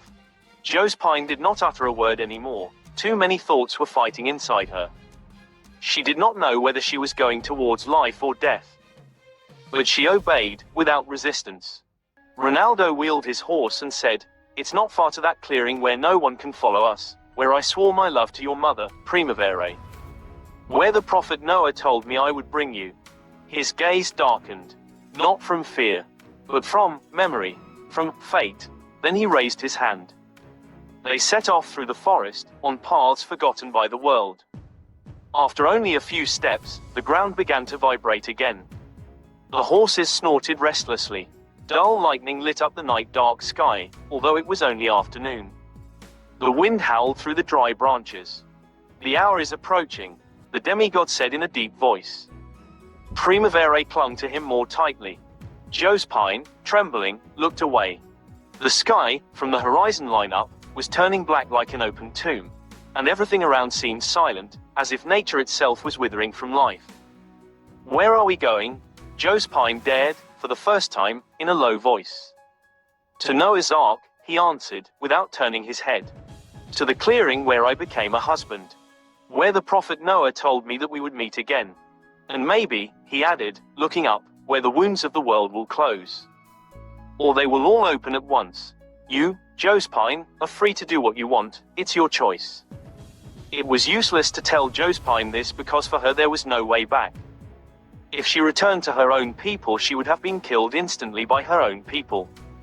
This demigod was her only chance at life, and it seems that only around him and only because of him was she still alive. The forest suddenly opened up. A strange light, pale and bluish, shone through the black branches. Before them lay a silent clearing, and in the middle, an old wooden structure, strangely shaped, like a ship on dry land, the Ark. There, in the silence broken only by distant thunder, the demigod descended and took Primavera in his arms. Josephine descended alone, with heavy steps. Is this where you married my mother? Primavera asked. He nodded. And here will begin the end, or a new beginning. The sky rumbled again, and the bolt of lightning struck a few steps behind, splitting a tree in two. Then, from the clearing, a voice was heard, as if from the ground, as if from the air, the hour has come. You have arrived. Now the whole truth will be revealed, it has already begun. Noah stood erect, his hands clasped together on his chest, and his eyes, sunken with age, sparkled like two living stars. His white hair flowed over his shoulders and his long beard fluttered gently in the wind that brought change. His clothes, simple but clean, seemed as if they had been plucked from another time. You have come, son of fire and pain, Noah said, in a gentle but powerful voice. The knight fell to his knees, his head bowed low. I came, as you told me. With my daughter. And with the wandering soul that I didn't understand then. Noah looked at him for a long time, almost with pity. You understand now. The soul was not of the lost one, but of the lost one, Josephine. Said No, turning to her. You were chosen to be the witness, not the enemy. You will carry forward what was broken and what will be reborn. Josephine, trembling, bowed her head slightly. Never in her life had she felt such peace, and at the same time such an emptiness in her soul. She felt small, but part of a secret, big plan. Noah approached Primavera, who looked at him with pure amazement. Child of the star and the ashes. You are the beginning. There is no longer hatred in you, no desire for revenge. Only love has kept you alive. He touched her forehead with 2 fingers, and at that moment a light wind stirred, and the ark seemed to vibrate, as if acknowledging their presence. Ronaldo stood up with difficulty, with a pain on his face that he had never hidden before. She is safe now. It is time for me to return to my wife. Noah put his hand on her shoulder. There is one more step. The last one. Then you will find your peace, and it will be a big one. Josephine looked at him in silence. There was no longer fear in her eyes, but gratitude. Then she turned her head towards the ark and asked, what's really going on here? What's next? Noah smiled mysteriously and said, the dawn of an era. Or the end of an old one. But not today, today is just the beginning of the healing. The sky was almost black, and lightning illuminated the colossal silhouette of the ark, perched on the crest of the hill, as if defying the sea itself. All around, the earth groaned under the hurried footsteps of those approaching from the valley, a multitude of people, an army, shouting with hatred, fear, and hope. The demigod took his daughter's hand. There was deep pain in his eyes, but also a quiet determination. Go with him, my daughter, he said slowly, each word ringing like a funeral bell. One day, we will meet again. Primavera felt a lump in her throat. Tears were flowing freely, but she didn't protest. She knew it was time. In her heart, a secret voice urged her, go up. Now, Noah looked at her gently. He held out his hand and she took it. Josephine, without realizing it, was already holding her other hand tightly. I'm going with you, said Josephine, looking at Primavera, then at Ronaldo. The words escaped him before he could think them through. The knight nodded. It was a silent blessing. In his eyes, Josephine was no longer an enemy. She was another being saved. Another soul that had to live. The animals were the last to climb onto the ark's hatch, as if understanding the approaching plague. The group of people running was getting closer. Some were shouting, some were threatening. Some were pleading. The sky opened up in a roar of wind and lightning. Primavera and Josephine climbed onto the deck, holding hands, and Noah slowly closed the large wooden door behind them, an old prayer rolling from his lips. The demigod remained outside, on the blackened hill, looking at the crowd that was climbing, and then at the sky that seemed to be collapsing. He's not going up. Because he had done everything he had to. His daughter was safe. The view was overwhelming. Primavera, her heart throbbing painfully, pressed against the small window of the upper floor of the ark, clenched her fingers around the wooden frame, looking at her father, the demigod, alone, motionless, with his sword drawn and his gaze directed at the army that was pouring like a black sea over the clearing. Josephine slowly came to her side and looked too. He really stays down, murmured Josephine, in a low voice. To protect us. The demigod seemed like a living statue. The dark sky, the lightning, and the earthquake seemed to accept him, as if nature itself recognized him as part of it. The wind blew his long hair, and his cloak fluttered around his shoulders. An army without number was approaching. Hundreds, perhaps thousands, sent by Josephine's husband, intoxicated with the hope of entering the ark and destroying what had escaped them. Swords, spears, banners, war cries, and trumpet blasts covered the land. Primavera saw him clearly. Father, he raised his head slightly, as if he could hear her voice even at that distance. And then, for a moment, he smiled. A serene, warm, mysterious smile. The smile of a parent who knows he has done his duty, that he has saved his child. Then, the demigod turned and walked calmly towards the edge of the clearing, towards the army, sword in hand. He didn't seem to be fighting for his life. But for time, Josephine took a step back. He wants to keep them in place. To buy us time. Until a loud noise came from deep within the ark. A vibration. Then another. The colossal wooden trunk of the ark shook slightly, and Noah, from the center of the floor, spoke in a deep voice. It has begun. Primavera burst into tears, but Josephine hugged her tightly. Your father doesn't die. Such a man doesn't die. He's not a man. Up in the black ark, the girls prayed silently. Down in the clearing, the legend was beginning its last battle. Was real, the prophecy was true. And the end had come. The crowd, thousands of armed, desperate people, a mixture of robbers, soldiers, fallen nobles and simple people with their eyes bulging out of their sockets, was now pouring beyond the army that had already arrived, and which was hesitating, for the earth beneath them was cracking, and the waters were gushing out like giant pillars, dancing in the air heavy with clouds and lightning. In front of everyone, the demigod stood alone, with a straight back. He was the last gate, the last wall before the ark. He didn't move. Not a step back. The rain fell like streams of liquid ice. The earth howled. The sky thundered. But the demigod remained there, motionless. And then, from the raging crowd, someone screams, he's guarding that building. He's guarding it. Get him out of the way. The human stream rushed at him.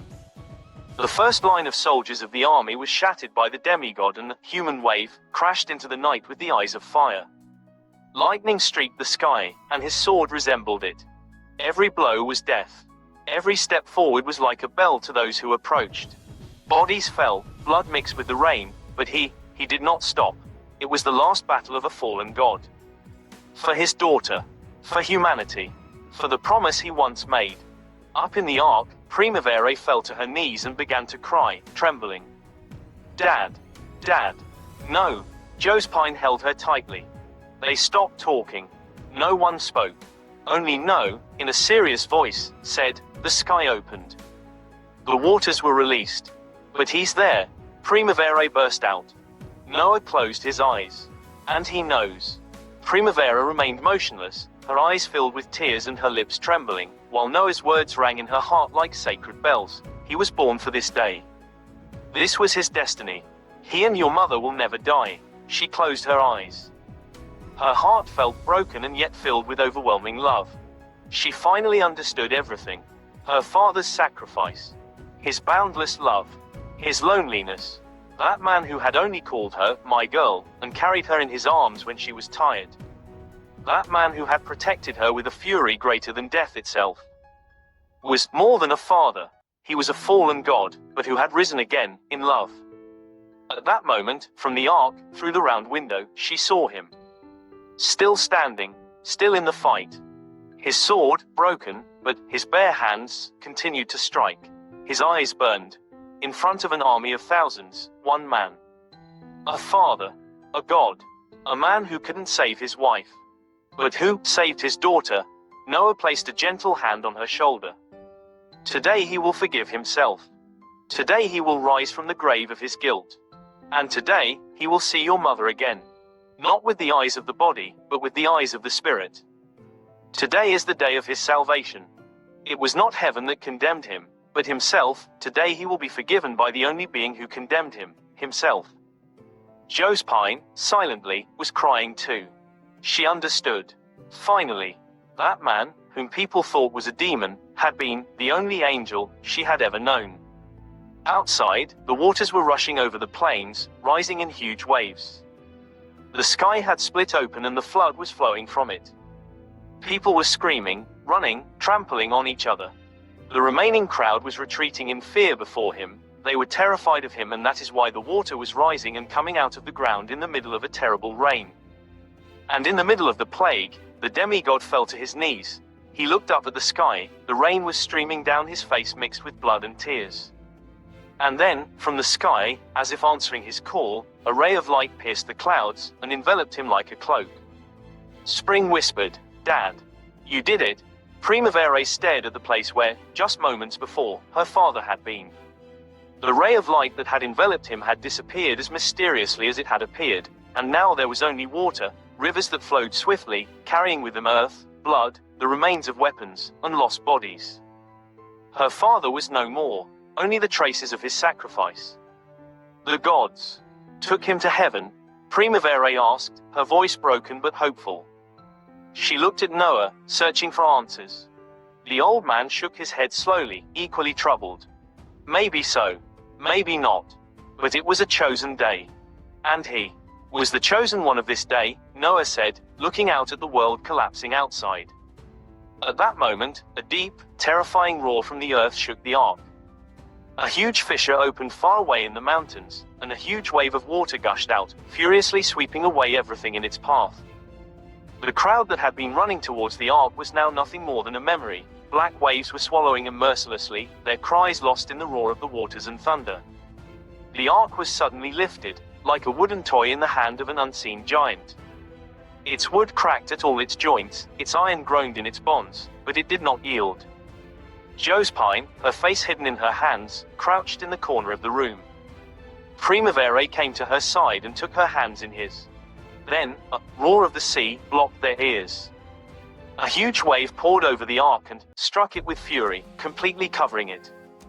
The shutters closed by themselves, as if by an unseen force, and darkness enveloped everything inside, lit only by a few torches flickering on the walls.